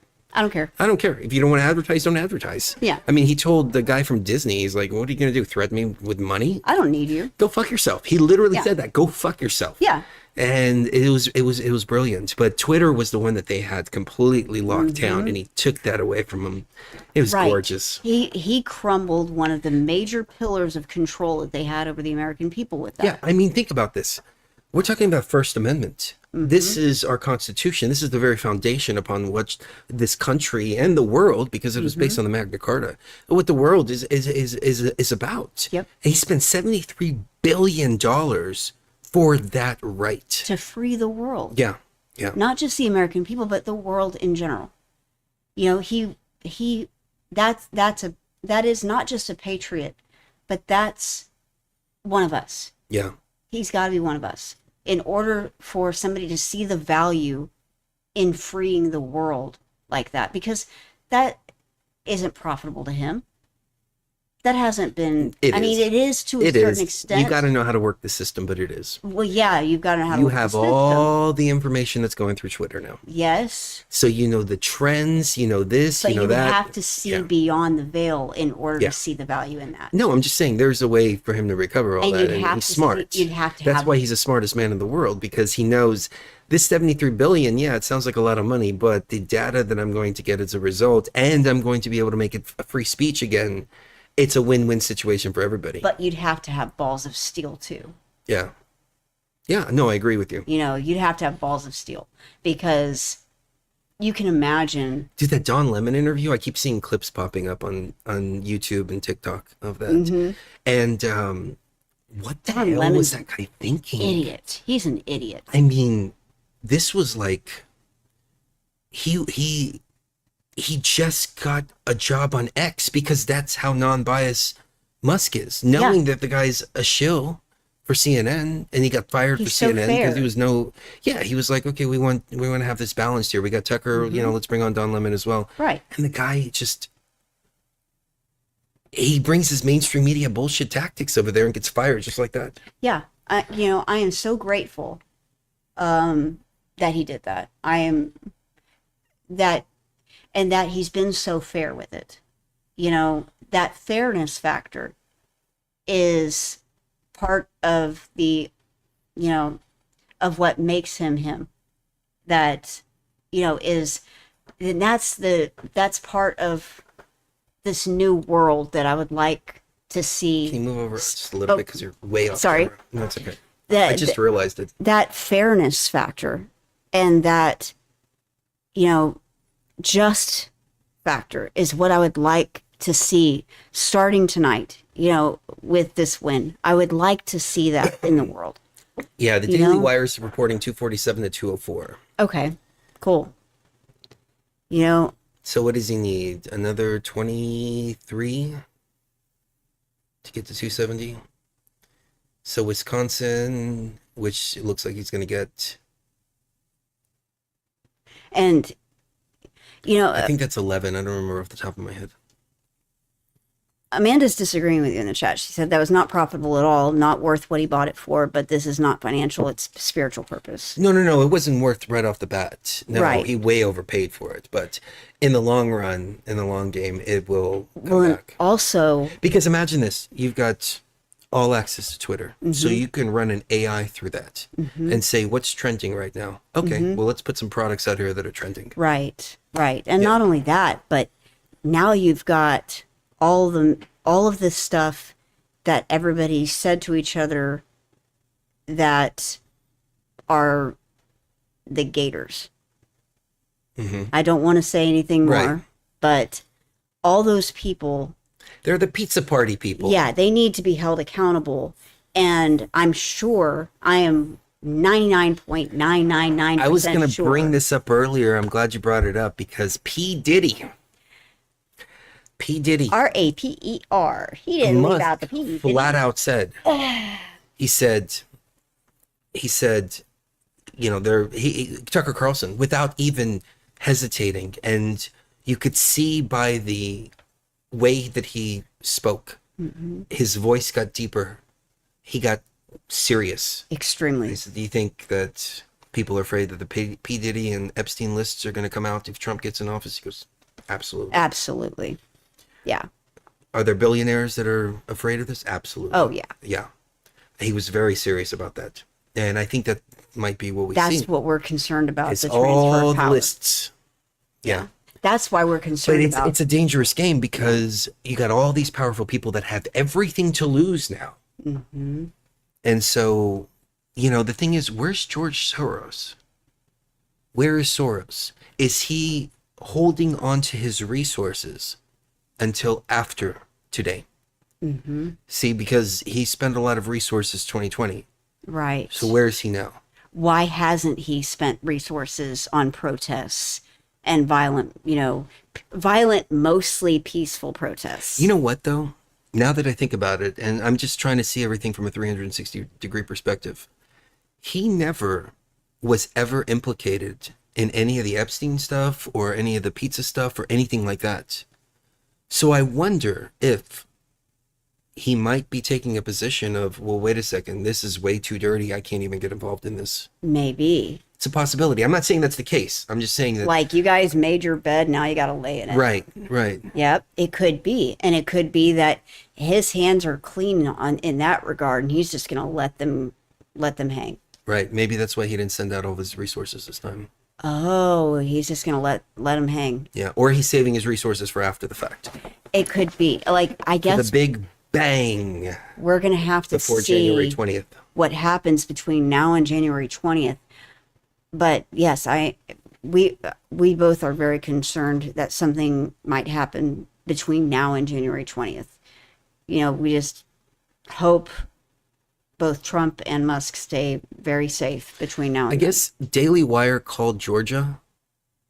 Yeah. But Georgia seems to be still pretty close. 93% reporting. And it's a 93%, so maybe that's why Associated Press is hesitant to call Georgia. Yeah, they're not at 100 quite, but Wisconsin's at 75% reporting. Still close, but that usually goes to red. Yeah, usually goes red. Michigan is up in the air because that can go either way, and they're only about 43%. They're only about half. Yeah. So Pennsylvania is up in the air. Where are they at with Pennsylvania? 82%. New York is pretty tight. Not that it's going to go red, but it's pretty tight considering that it's New York. That's always... There's been a huge shift there, no doubt. Yeah, there really has. Because Trump's from New York, and he's done so much for New York. Get some rest. It's going to be a long 4 years for you starting tomorrow. That's in the other chat. That's hilarious. They're accepting defeat in this other chat. That's interesting. Well, it's funny to hear the rhetoric. I hate to use that word. No, strike that. I have a real problem with the word rhetoric.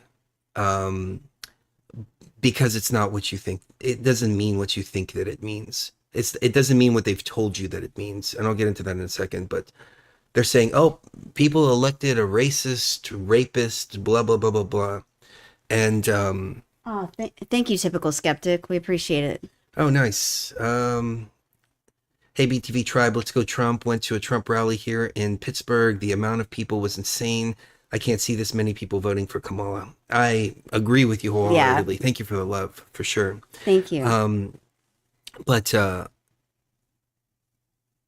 it's amazing because they went after him in every single way, and still people were like, no, enough of this, enough of this. The word rhetoric, at least the way that I've come to understand it. Let me look up the definition here. Okay, yeah, it's exactly what I thought. The art of effective or persuasive speaking or writing, especially the use of figures of speech and other techniques. Language designed to have a persuasive or impressive effect on its audience, but often regarded as lacking in sincerity or meaningful content. That's another definition. It's a similar, but the art of effective, persuasive speaking. These people. Oh, we got another super chat. Thank you very much for the love. The truth will always win. Love you too. Thank you so much. We love you too. The art of persuasive speaking. When I listen to them, I'm not persuaded by anything. Yeah, and I don't think they're very effective. It's just a bunch of word salads. So it's not. They're not safe or effective. They're not safe or effective. They're not convincing. Don't do it. Don't do it. No, segment. She's gonna do it. I'll grab her. It's okay. So anyway, so yeah. They're not effective or persuasive at all. It doesn't make. She's gonna do it. No, she's at the window. Okay.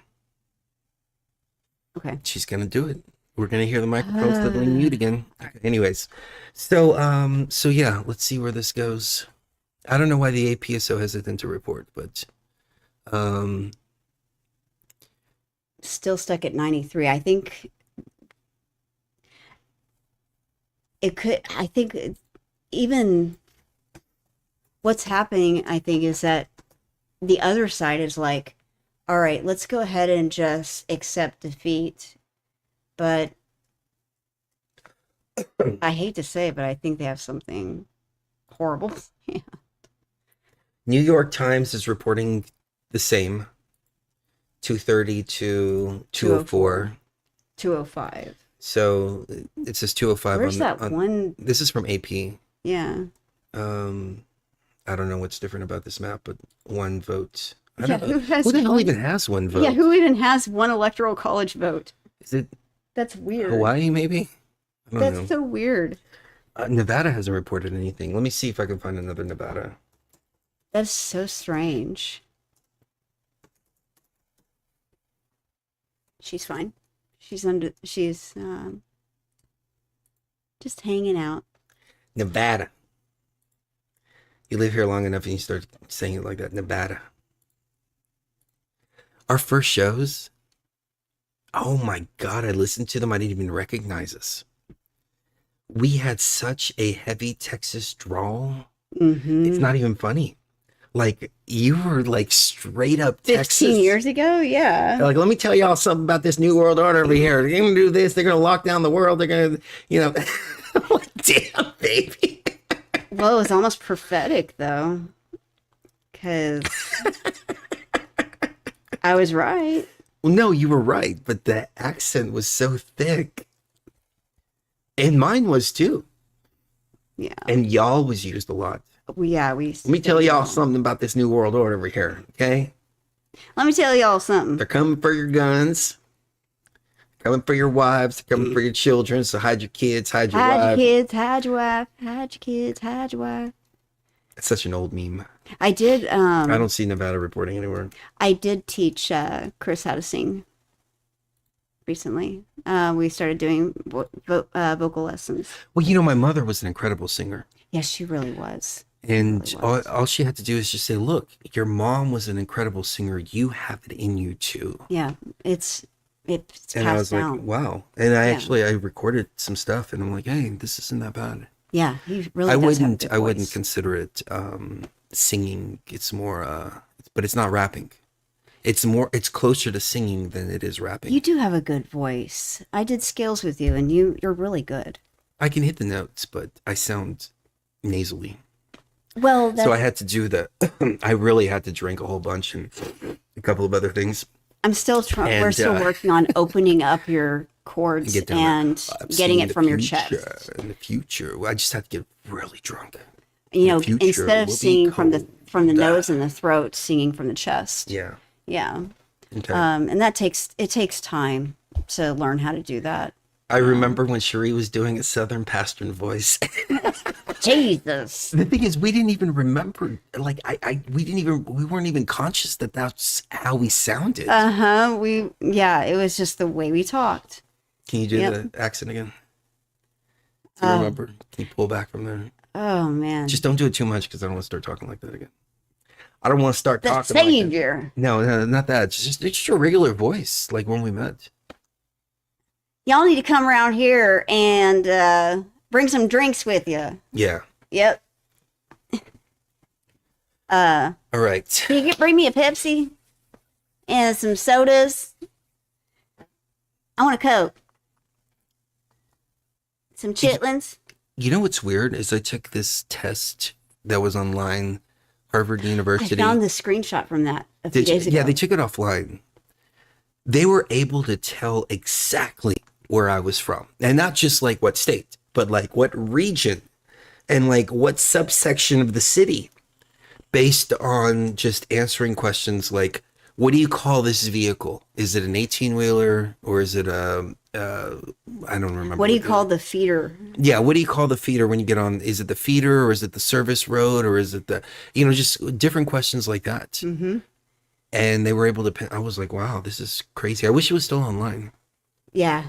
Yeah. It was actually that was a study that they were doing at a college. It was Harvard. Yeah, Harvard. Yeah, it was study a that they were doing. Harvard deal. A Harvard. A sociology study. Data gathering. Mm-hmm. Study that Shit. they were doing. Yeah. Yeah. A sociology study. Which was interesting to me as a sociology major myself. That's really interesting. That's interesting to me. I wish I had the phone lines on because I would love to I take love some calls. history and sociology. I've always been really super interested in that. And, bringing it back around to, timelines and things like that. I've always been interested in the history of our world and our universe and how things started, how things got the way they are, and how do we get out of this? How do we get back to a place of balance and not a place of good and everything being perfect, because things can't be perfect, because you can't have the sweet without the sour, because then you have a point of reference. You have to have a point of reference. Otherwise, if things are just perpetually sweet, then what's the point? You're perpetually sweet. Aww. No, she's not. Well, just tell the truth, why don't you? You're not either. But no, you're very sweet. No, I'm only not sweet. It's so you can appreciate the sweet even more. Yeah, that's how it goes. That's how it goes out there, right, ladies? Like There you you have go. to be like a little bit unsweet so your spouse can appreciate the sweet. There you go. Yeah. There you go. Yeah. Makes it sweeter. Well, Why hasn't he got Georgia yet? It's like 93%. I know. It's just this map here because they're calling it in other places. Yeah. But it looks like he's got Georgia. Arizona still up for grabs. So even Minnesota. I how remember I many dated a girl from electoral Minnesota. votes does Nevada have? You say you want to go get a pop? No, I say soda. I've always I said know soda. you say soda. Well, I was like 15. I said Coke whenever I was, younger, and then I, realized there are other words that Coke means. So I started saying soda. I started saying soda. How many electoral votes does Nevada have? I want to say 11. Okay. But let me double check that. Because that's 6. okay. So Arizona has 11. okay, even if she got Nevada, Minnesota, She's got to get Georgia or Pennsylvania. But still, at this point, I think it's still even. Pennsylvania, North Carolina, Georgia, everyone's up for grabs. Actually, never mind. They called North Carolina. So we'll see. I want to see what the young jerks are doing. I've never heard. I gotta give credit to the girl. I don't know what her name is. I don't watch that enough. Yeah, she actually. But she, yeah, they're melting down. It's funny. So He's taking Xanax by the handful. yeah, they're not even covering the presidential election now. Now they're looking at Senate races. So that's hilarious. They're like, we're not going to look. Yeah. So That's funny. When they came out and they started releasing people that had offenses that were sexual against people and things like that, and they were like doing no bond releases and things like that, she's like, no, this is not what I'm blue for. And this was a couple of years ago. She started to have this awakening. Mm-hmm. And then now I just saw a video of her chastising Anna, yeah. Yeah. I just saw her chastising Chick or whatever his name is. Sank. Chank. Yeah, Chank is his name. It sounds kind of racist, but she was chastising him, and she's like, people like Donald Trump because of this and this and this and this and this and this. And the look on his face was just like horrified. Yeah, she's not.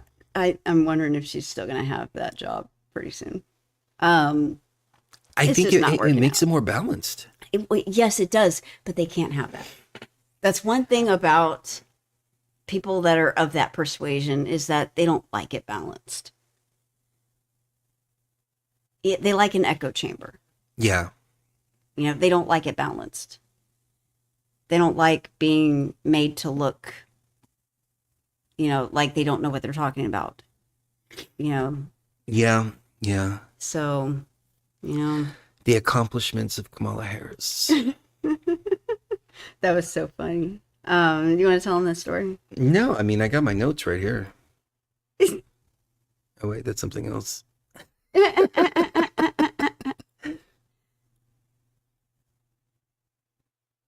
That's so funny.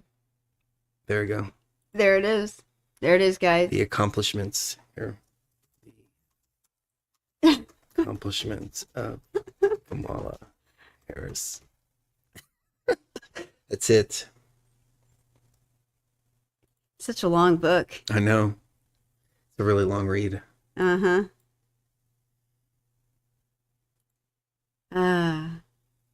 That's so funny. Yeah. Okay, so do we keep going or do we just wrap it up? It's up to you. I could keep going. Okay. Well, let's talk about something because I'm glad people can tell too. They aren't as trusting or complacent anymore. I agree, D-Ocean, and I'm glad to see you in the chat. It's been a long time since we've seen some of you guys. And Crystal Dragon, we've missed you too.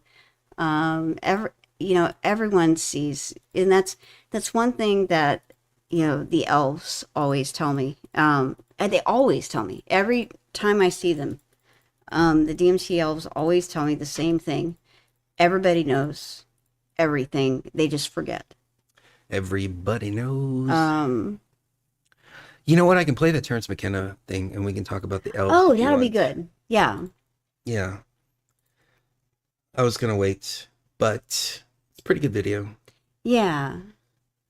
And then we can put it on Few figures have been as impactful in the can put it up exploration of after. psychedelics and consciousness as Terence McKenna.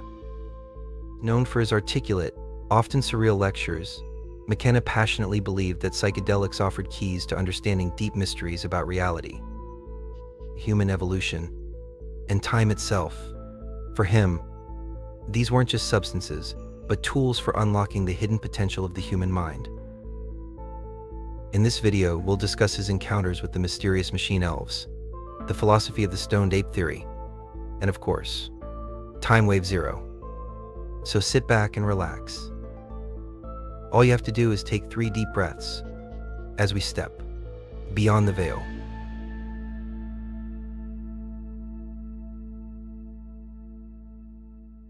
Imagine closing your eyes, only to find yourself in a kaleidoscopic world of impossible geometries and colors you've never seen before.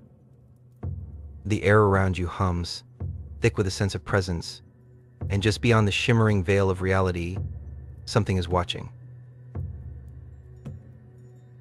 In this space, you're no longer you. In the ordinary sense, you are pure raw consciousness, traveling through an otherworldly dimension.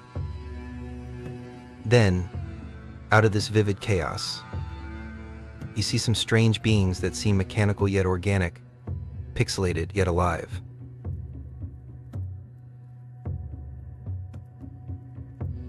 These entities are said to occupy one of the most elusive and bizarre realms of human experience: the DMT space. Dimethyltryptamine, known as the spirit molecule, takes users on a mind-bending journey in under 10 minutes. And almost predictably, many travelers describe meeting these curious, playful, and sometimes unsettling entities, waiting on the other side, like cosmic gatekeepers of this dimension. They appear in forms that defy everyday understanding. Some describe them as tiny, brightly colored humanoids, while others describe them as mechanical or alien-like. They communicate without words, in a way that feels like pure understanding or even telepathy. They speak in ways that bypass language altogether, using symbols, songs, or energetic pulses. Some travelers report a sense that these beings are trying to teach them something profound, to impart some kind of sacred knowledge or instruction on the nature of reality itself. But what are they? McKenna believed that these entities weren't merely hallucinations. In his view, they could be representatives of a deeper, more complex reality, possibly interdimensional beings with their own intelligence and purpose. If we approach it scientifically, there's a theory in neuroscience that psychedelics disrupt the brain's default mode network, the region responsible for our sense of self, time and space. When this network is suppressed, our minds are suddenly untethered from ordinary reality, allowing experiences that feel vast and otherworldly. However, this doesn't necessarily explain the consistency of these encounters across cultures, ages, and backgrounds. Why do so many people report seeing similar entities in a realm that feels more real than reality itself? One idea, tying back to quantum theory, suggests that consciousness might operate on a spectrum that we're barely aware of in our everyday lives.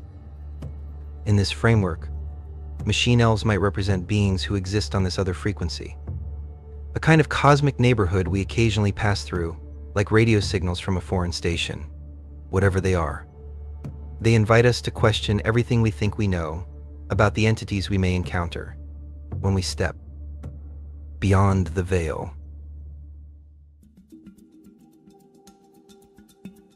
One of McKenna's most revolutionary ideas was his stoned ape theory, which proposed that psychedelics played a pivotal role in human evolution. He theorized that early hominids, encountering psilocybin mushrooms in their environment, began to experience profound alterations in consciousness that may have accelerated the development of language, social cooperation, and abstract thinking. McKenna suggested that low doses of psilocybin improved visual acuity, enhancing survival in hunting and foraging.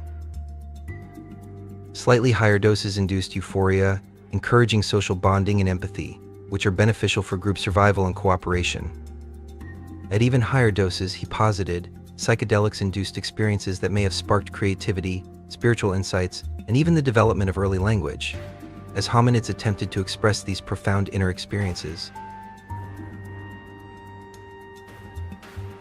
The theory, though speculative, offers an intriguing view of human evolution, suggesting that our cognitive abilities and language might have been catalyzed by interactions with psychoactive substances in nature.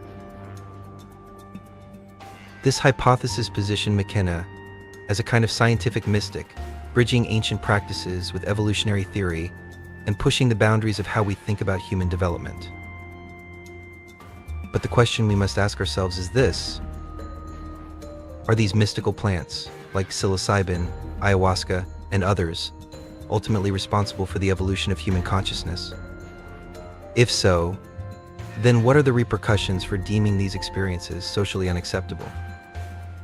And what levels of evolution are we preventing ourselves from achieving when we foolishly disregard one of the most mysterious human experiences?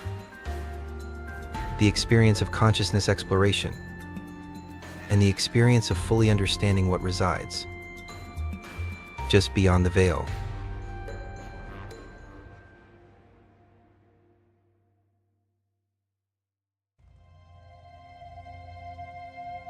One of McKenna's most ambitious and complex ideas was time wave zero, a theory that sought to map the flow of time itself, that arose from his study All right, of the I let's Ching, jump back into an it. I'll ancient upload this Chinese to Patreon. We talk about time wave zero and the rest of it, but I don't want to get too much into time wave zero. Thank you for the super chat. Has anyone heard of Timothy Wiley? I have not, but I looked him up during the break. And am I correct here that I'm reading this? It says talking to PCP advocate Timothy Wiley. Ooh. Oh. The Process Church. Oh. Wait, whose experiences on PCP led him to be... Whoa. Never heard of a PCP advocate. I haven't. No, I have not.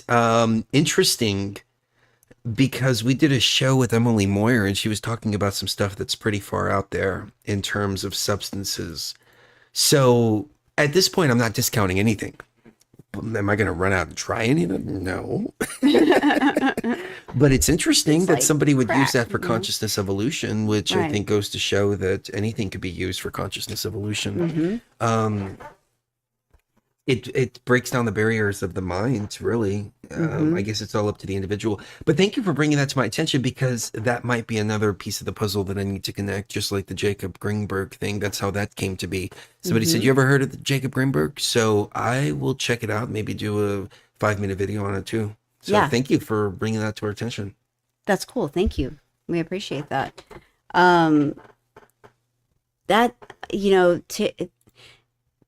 These experiences are like, we've always said that these experiences were pivotal in shaping who we became, and are becoming, because we still are becoming. If we're still breathing, we are becoming. And I was talking about that book I'm reading, Alien Interview. They call immortal beings Isby, because everyone just is, and they're becoming, something continuously. So they're beings. So they call them Isby, and everyone is an Isby, and they call everyone an Isby, and everyone's an Isby. You're an Isby, I'm an Isby, and we're all immortal beings, and everyone deserves respect as an Isby. I don't know if that's necessarily true. I think there are different levels to that. I think there are different levels to consciousness, just like, the things that we eat, the animals that we eat. I think there are different levels to consciousness. I don't think that a fish, for instance, has the same level of consciousness as a human. I think that they have a limited consciousness, just like, a lamb or a sheep has a higher level of consciousness than a fish. Does that make sense to you, Chris? Yes. We were we were talking about that earlier, and we were talking about like the justification for eating meat in some cases, but fish have a lower sense of awareness, and so they've been seen as food. Chickens have a lower awareness.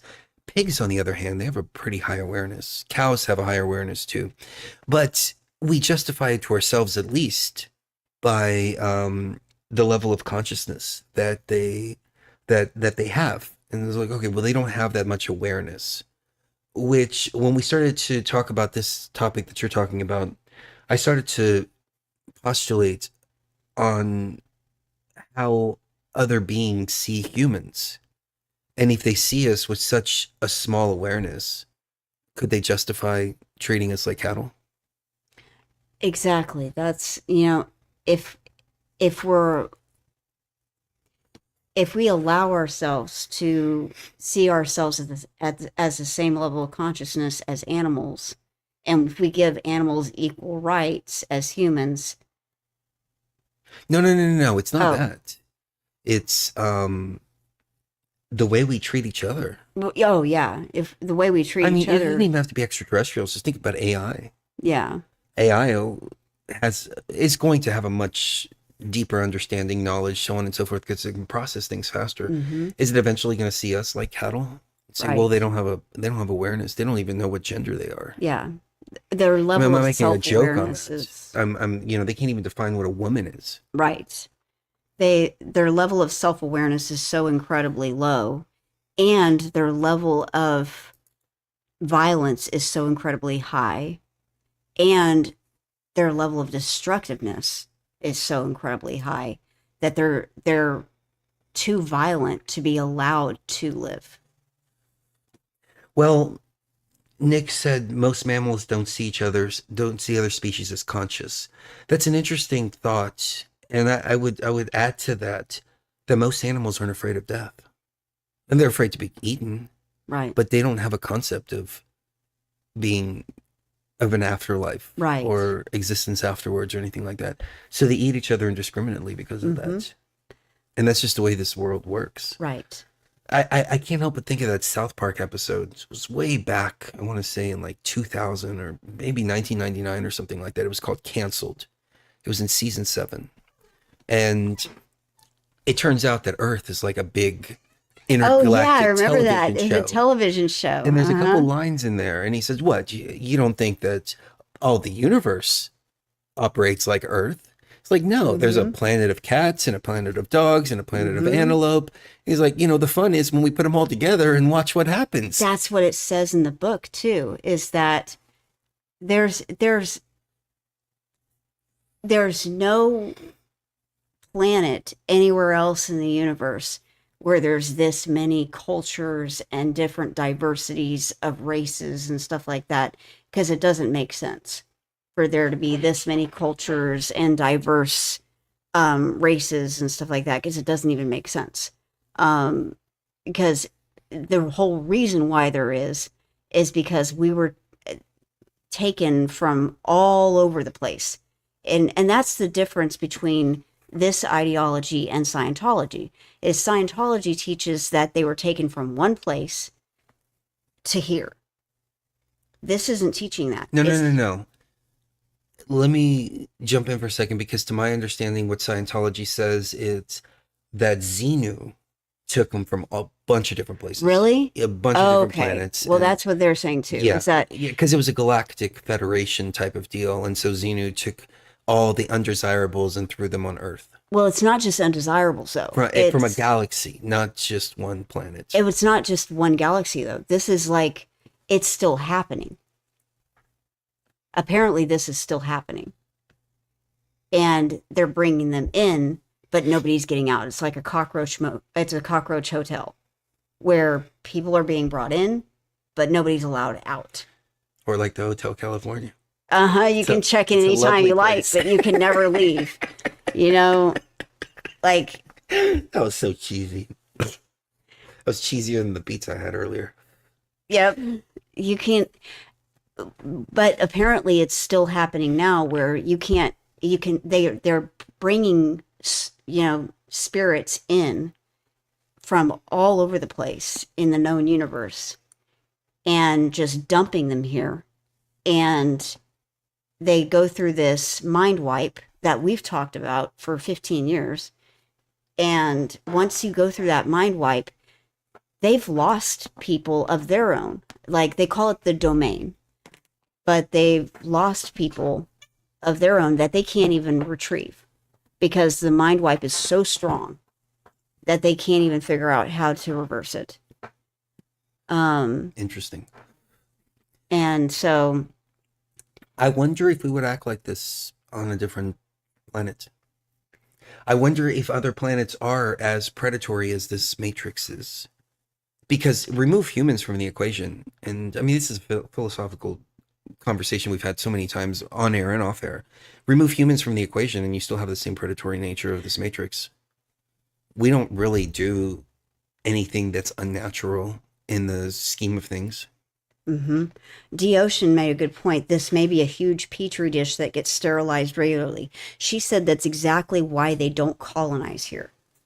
Because cyclically, this place gets wiped out every 20,000 years or so with pole shifts. She said a pole shift occurs every 20,000 years or so.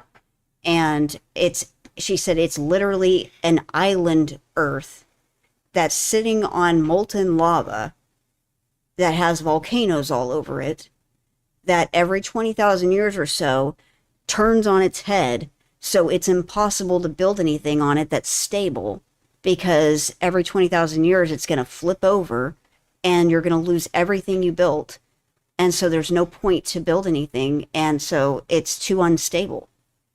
You know what's interesting is I play this game called Soul Reaver. And they're doing a re-release and a remaster, and it's being launched on December 10th, so I'm really happy about that. And they haven't released one since 2003. And in this game, Amy Hennig was the writer, and she wrote it based on Kabbalah, based on the Book of Enoch, based on Zechariah Sitchin, Mm-hmm. and she created the lore based on all that. The original game was supposed to be called Shifter. And it was the whole hierarchy of angelic lore, and even the adversaries are called the Seraphim, which is Seraphim. You know, is every single name. Raziel is the main character. They all have significance in the sense of ancient text. Seraphim, yeah, and Seraphim. when she went to go present the game, they told her, "Okay, you make this, but make this about Legacy of Cain. Make it a sequel to Blood Omen." And she weaved it in really well. She really did, yeah. But the game was like breakthrough for PlayStation because it was an open world. And it didn't have any loading screens at all. So technologically, it was amazing. Yeah. But the game had about a third of it cut out because of budgetary and time restraints. And there was this whole section of the game, the Human Citadel. She keeps wanting to get on the mixer. There was this whole area of the game called the Human Citadel. And well, I guess before I get into that, the lore of the game was so gripping that there's a community of people out there that dug through the source code, found dialogue and things like that were cut, and were able to piece together what happened in the game and how it's supposed to originally go, how the story was originally supposed to be told. Because they know the story so well. Yeah, and so in the re-releases, I think they're re-releasing the full game and all the cut parts. But anyways, that's a long way to get to the point that the Human Citadel was this huge area that was kind of hidden, and you play the game through and you don't really know about the area unless you're just going on just exploring this world. It's not really part of the game, but it was supposed to be a big part of the game. Yeah. And what happened is the Human Citadel, there was an Undercity, and the Undercity was cut from the game. The Undercity was controlled by the vampires, and the vampires created the Human Citadel to be one big farm. So the humans believed that they were living in a free place away from the vampire plague, when in actual fact they were just living on a farm. They're farm animals living on a Right. farm. Yep. And it makes me wonder about this Earth. Is it just a farm where they can just pluck whatever It's they want easily? 3 things. You know, I mean, because mind you, this story was created based on angelic lore from ancient texts. I think this earth is 3 things. It's a prison, it's an insane asylum, and it's a farm. That's what this earth is. And surviving it and remembering who you are and getting out is what we're supposed to do. And that's the mission, is surviving it, like surviving it with your consciousness intact, and getting past the trap of the light and going into the light after you die, remembering who you are, and getting out of the matrix of the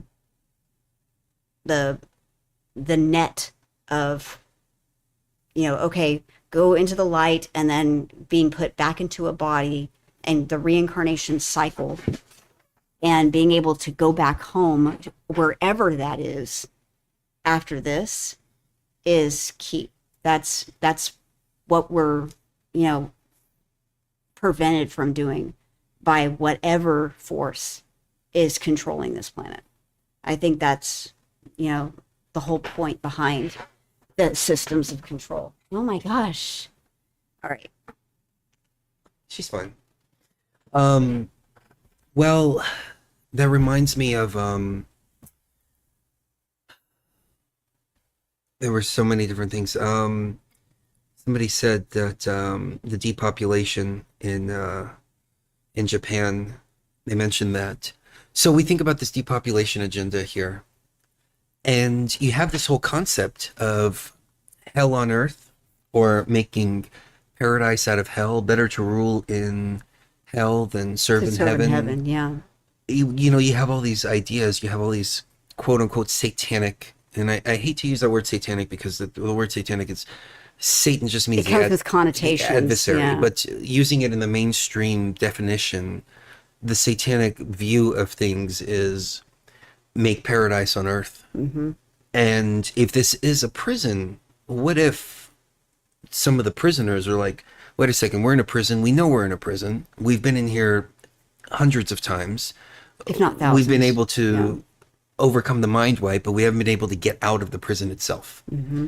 So how can we make this the best possible prison that we can? Right. And it has to be depopulating some Maybe in order to do that, and right. bring in like a Logan's Run or a Brave New World kind of thing.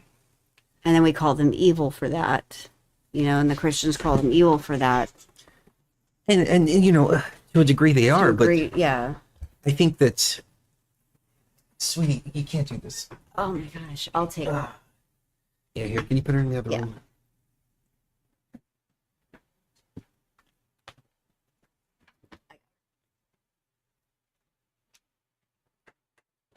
Sorry about that. So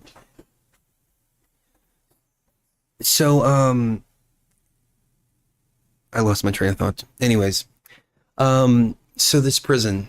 So what if there's, because they can't escape, like, they just, even if this prison shuts down, we can get out because maybe we came here for a reason and we know that we can get out. But they just can't get out because of their resonance or frequency, or I don't know. It's an interesting thought to postulate upon. Hey, baby, it's okay. She's frustrated now with the kitties. It's like, it's cool. Anyways, I have not seen this map move at all. And this is getting a little irritating now. I mean, what are they doing? Why hasn't Georgia reported? It's been stuck at 93% forever. Minnesota, 61%.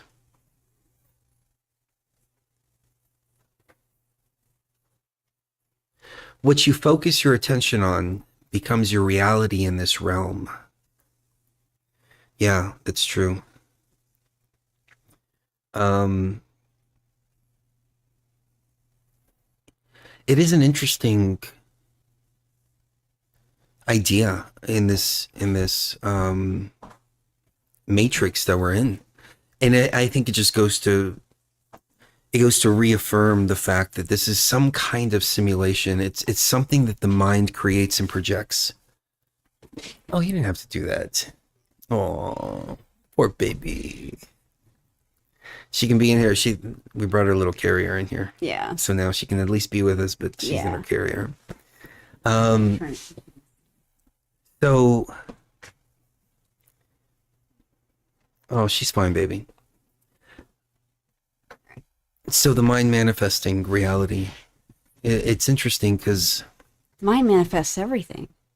It does to a certain degree, but at some point it's a collective consciousness too. Mm-hmm. And see, I've said this before, that whether you like it or not, we are in a democratic collective consciousness kind of system, not politically, even though they're trying to push it politically, but when it comes to mind manifesting, because you get enough of the consciousness out there to manifest certain outcomes, and they've been doing this forever. We were trying to manifest a positive timeline for people as much as possible, and not just Cherie and I'm talking about everybody out there. And in 2020, it seemed to divert in a different way. However, looking at it, maybe this is the best possible way, because there were some things that had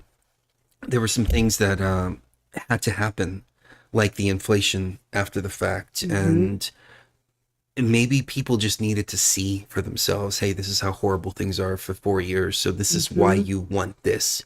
And it got more of the creating force and energies and consciousness out there to now say, okay, we don't want it, now we're going to push for something positive for everybody. Right. And there's a few left behind. I mean, there's 59 million here that it looks like they still need to catch up to loving each other and actually looking out for each other, not just for themselves. How many of those are real? You know, that's the question. I mean, number those are still one, alive. You know, and number two, sometimes you have to see what you don't want in order to see what you do. You know, sometimes you have to experience something that you don't like in order to realize what you do. You know, somebody said it's still too early to call Georgia, and it's 1 o'clock in the morning over there. Is it really 1 o'clock in the morning over there? It is. But this is what happened last year. Yeah. 3 o'clock, 4 o'clock in the morning. Suddenly they think, oh, no. We got all these ballots that we just found, you know, out of nowhere. It's sus.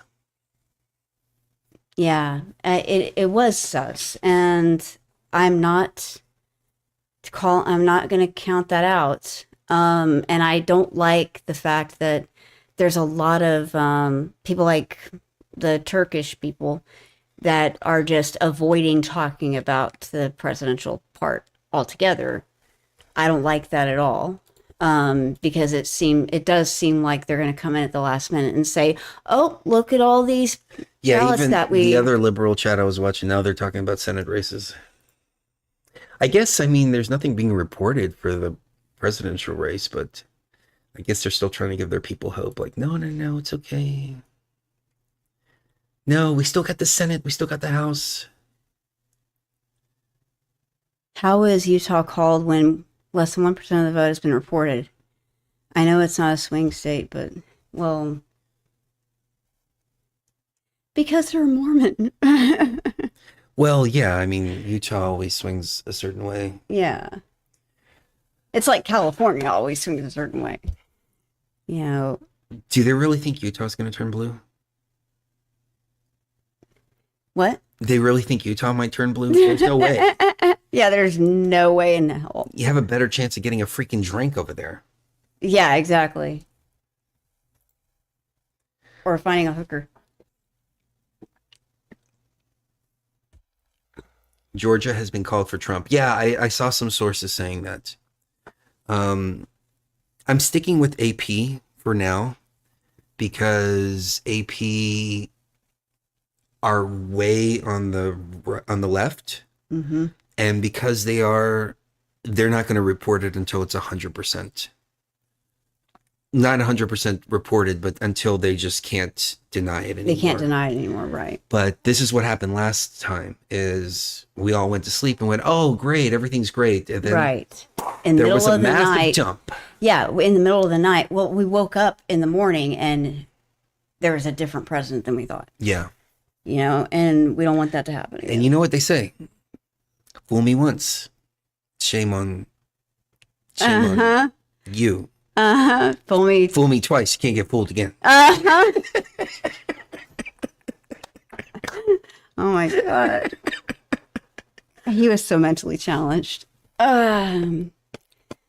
Oh, that guy was so mentally challenged. Okay, so should we wrap it up? Because I'm getting kind of tired of sitting in this chair. I am too. But I'm enjoying hanging out with I you. am too. We missed you guys so much. So if we just don't go to sleep, then yep, it's kind of like a Freddy Krueger. You know, just don't ever go to sleep. Let's just take, you know, uppers and not go to sleep. 1, 2, Kamala's coming for you. And it's not, you know, to do the mamala thing.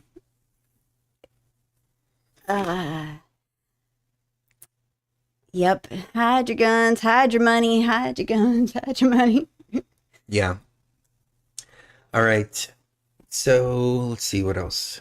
Anything Yeah. else? There's, you know, there's been a lot of things that have happened over the last 4 years, but there's been a lot of growth as a result of the last 4 years. You know, like I was saying, sometimes you've got to go through, and I'm not saying you as in us or the people that we're talking to. I'm saying sometimes the people in this other chat have got to go through really terrible things in order for them to understand, you know, hey, this is what you want, this is what you get.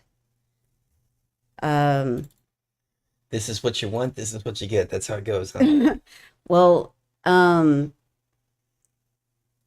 the people that did vote blue in 2020 have now voted red in 2024. Does that make sense? A lot of people. There were a lot of people that voted blue in 2020 that voted red in 2024. A lot of people that changed their mind. You know what's funny? The blue's my color. I wear a lot of blue. Yeah, you do. Yeah. I even did my hair blue at one point. Yeah, blue. And I didn't make your the favorite connection that there was like, you know, a political thing at the Yeah. time. It was before the blue hair really took off as the blue hair, but Oh, Georgia just called red for sure. Is that true? Let's look. I up mean, some it more. is. Well, there's several different sources. And so, let me see.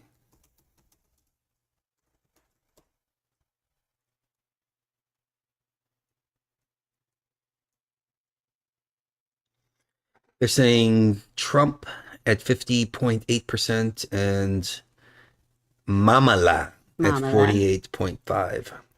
93%. No, it's still stuck on 93% Still stuck on reporting. 93%. I think they're going to screw around with Georgia again. I think they are too. I think that's why we're seeing this holding pattern. Because Middle of the night. printers only run at a certain speed, Uh-huh. and they need to buy some time. Yep. Remember those white? Because look at this. It's 37,000, we'll just round up, versus 2.5 million. We're looking at a difference of 100,000. 100,000. Which last time was a difference of 10,000 or 12,000 or something like that. But it's so close that, yeah, I mean, it takes a while to print up 100,000 pieces of paper. Yep. Yep. And that's what they're going to do. And then they got rid of the printers. I mean, then they got rid of the machines. They destroyed We want the machines. routers. God, I wish I could play some of that WTF, bro. Yep. I guess I can play it and then just cut it out later. Because these were fun. These were so much fun. They're even saying in the other chat, you guys dodged a bullet with Kamala, to be brutally honest. Want the routers, Sonny. The routers. Was it this one? Yep. If we lost the Oh yeah, it was. Oh my god, it's so much fun. We haven't played this in years. These were fun. Yeah, I miss. But you know what? If we lost the election, we know when we lose. If I lost the election, I'm okay with that. I'm okay with it. Seriously. The county has refused to produce the network routers. We want the routers, Sonny. The county refused to produce the network routers. Wendy, we gotta get those routers, please. Get up! The routers. Come on, Kelly, we can get those routers. Those routers. Wow. If you got those routers, what that will show. And they don't want to give up the routers. They are fighting like hell. Why are these... Yeah, I don't want to. They're just gonna freaking demonetize our freaking video. Don't want to do that. All right. So we want the routers. We want those routers. Yeah. Yeah, we don't want to hurt anybody's feelings, but at the same time, this is very obviously, look at all that red on that map. Look at all that red. Looks like a bloodbath. Well, we're going to see what happens because I wanted to stick with y'all until we see what's going on. But in hindsight, it really doesn't matter because we could wake up tomorrow and it's all different. Yeah. So.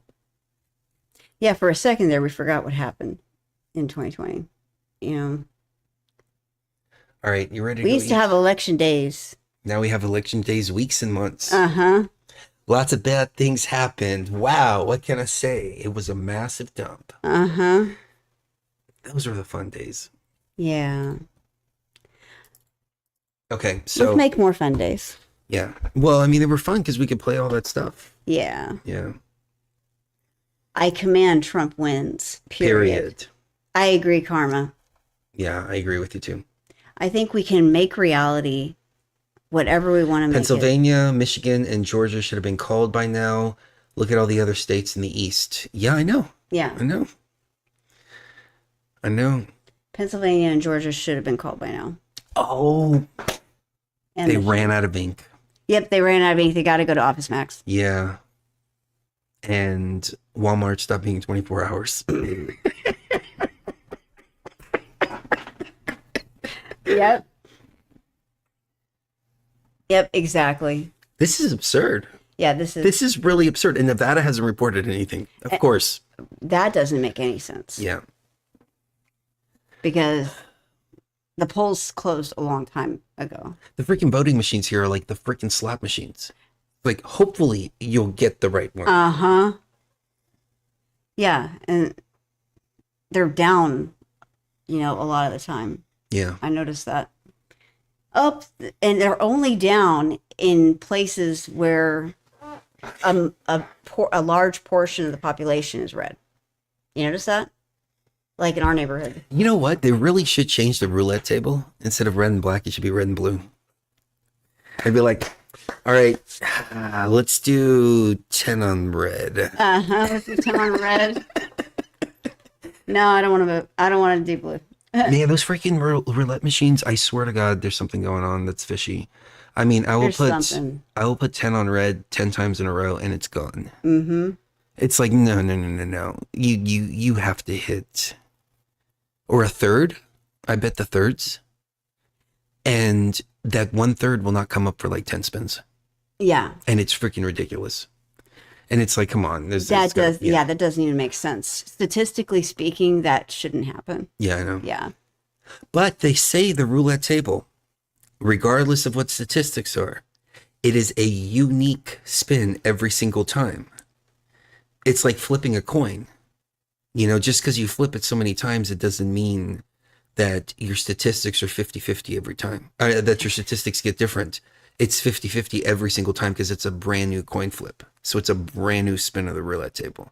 That's what they say. Unless there's at some point, when you have a measurement that's so big, luck has to be taken out of the equation somehow. Yeah. So you get, I don't know, $5,000 worth of pennies and flip each one. Are you going to get 50-50 or what are you going to get? Right. Yeah. I'm just wondering if there's a magnet They're in that ball. independent. Oh, I've seen some fuckery Yeah. on online casinos. Yeah. The ball will start going around and then it will start wiggling like this and pull to one side. I think there's a magnet in the ball. Yeah. At some of these casinos. I really Yeah. That's just me. That's just me. Yep. But anyway, are you ready to wrap it up? Yeah, I think so. Okay. All right. So It's been great. we'll see spending what time with you happens. guys. If anything changes dramatically, we'll jump back on air. If not, it's a Tuesday night. So you guys and gals, thank you for hanging out with us. And We'll have a better setup in a few days. So yeah. And of course, we have a bunch of stuff over on Patreon, patreon.com/BTV Tribe. If you're watching this, we're probably going to cut a little bit, like only put a little bit of it on YouTube. Yeah. Because this was just kind of hanging out anyways. We'll have the rest of it over at Patreon, but this is more for the live interactions because, you know, that January 6th show is really good though. And Yes, it's it really was. good historical archive stuff. But anyways, nothing really of interest took place tonight, but the best is yet to come. I promise you that. They will not go quietly into that dark of night. Nope. So we're going to watch what they do. Kiss someone you love right now. You never know the last time is going to be. And hopefully we will be watching tomorrow. And we'll hear, sorry to keep you waiting. Sorry to keep you waiting. Complicated business. Complicated business. Oh, I hope I you love hear that that. line. That's one of my favorite lines. Yeah. Like, my dad is a staunch liberal. Mm-hmm. And he votes blue all the time. So when he invites me out to dinner and stuff like that, I show up late sometimes and I walk right in and I, sorry to keep you waiting. Complicated business. Complicated business. Oh, he hates it. We brought in that book. Yeah. And my brother's like, what the fuck is so complicated about getting dressed? I'm like, complicated business, man. What can I tell you? Complicated business. That's what Trump did when he came out and announced his victory. So hopefully we'll see some complicated business tomorrow. I hope so. So kiss the one you love right now. You never know the last time is going to be. And we'll see you even further and hopefully not too soon. Because if it's too soon, then that means that something's wrong. Yeah. Beyond the veil. Beyond the veil. Love you guys.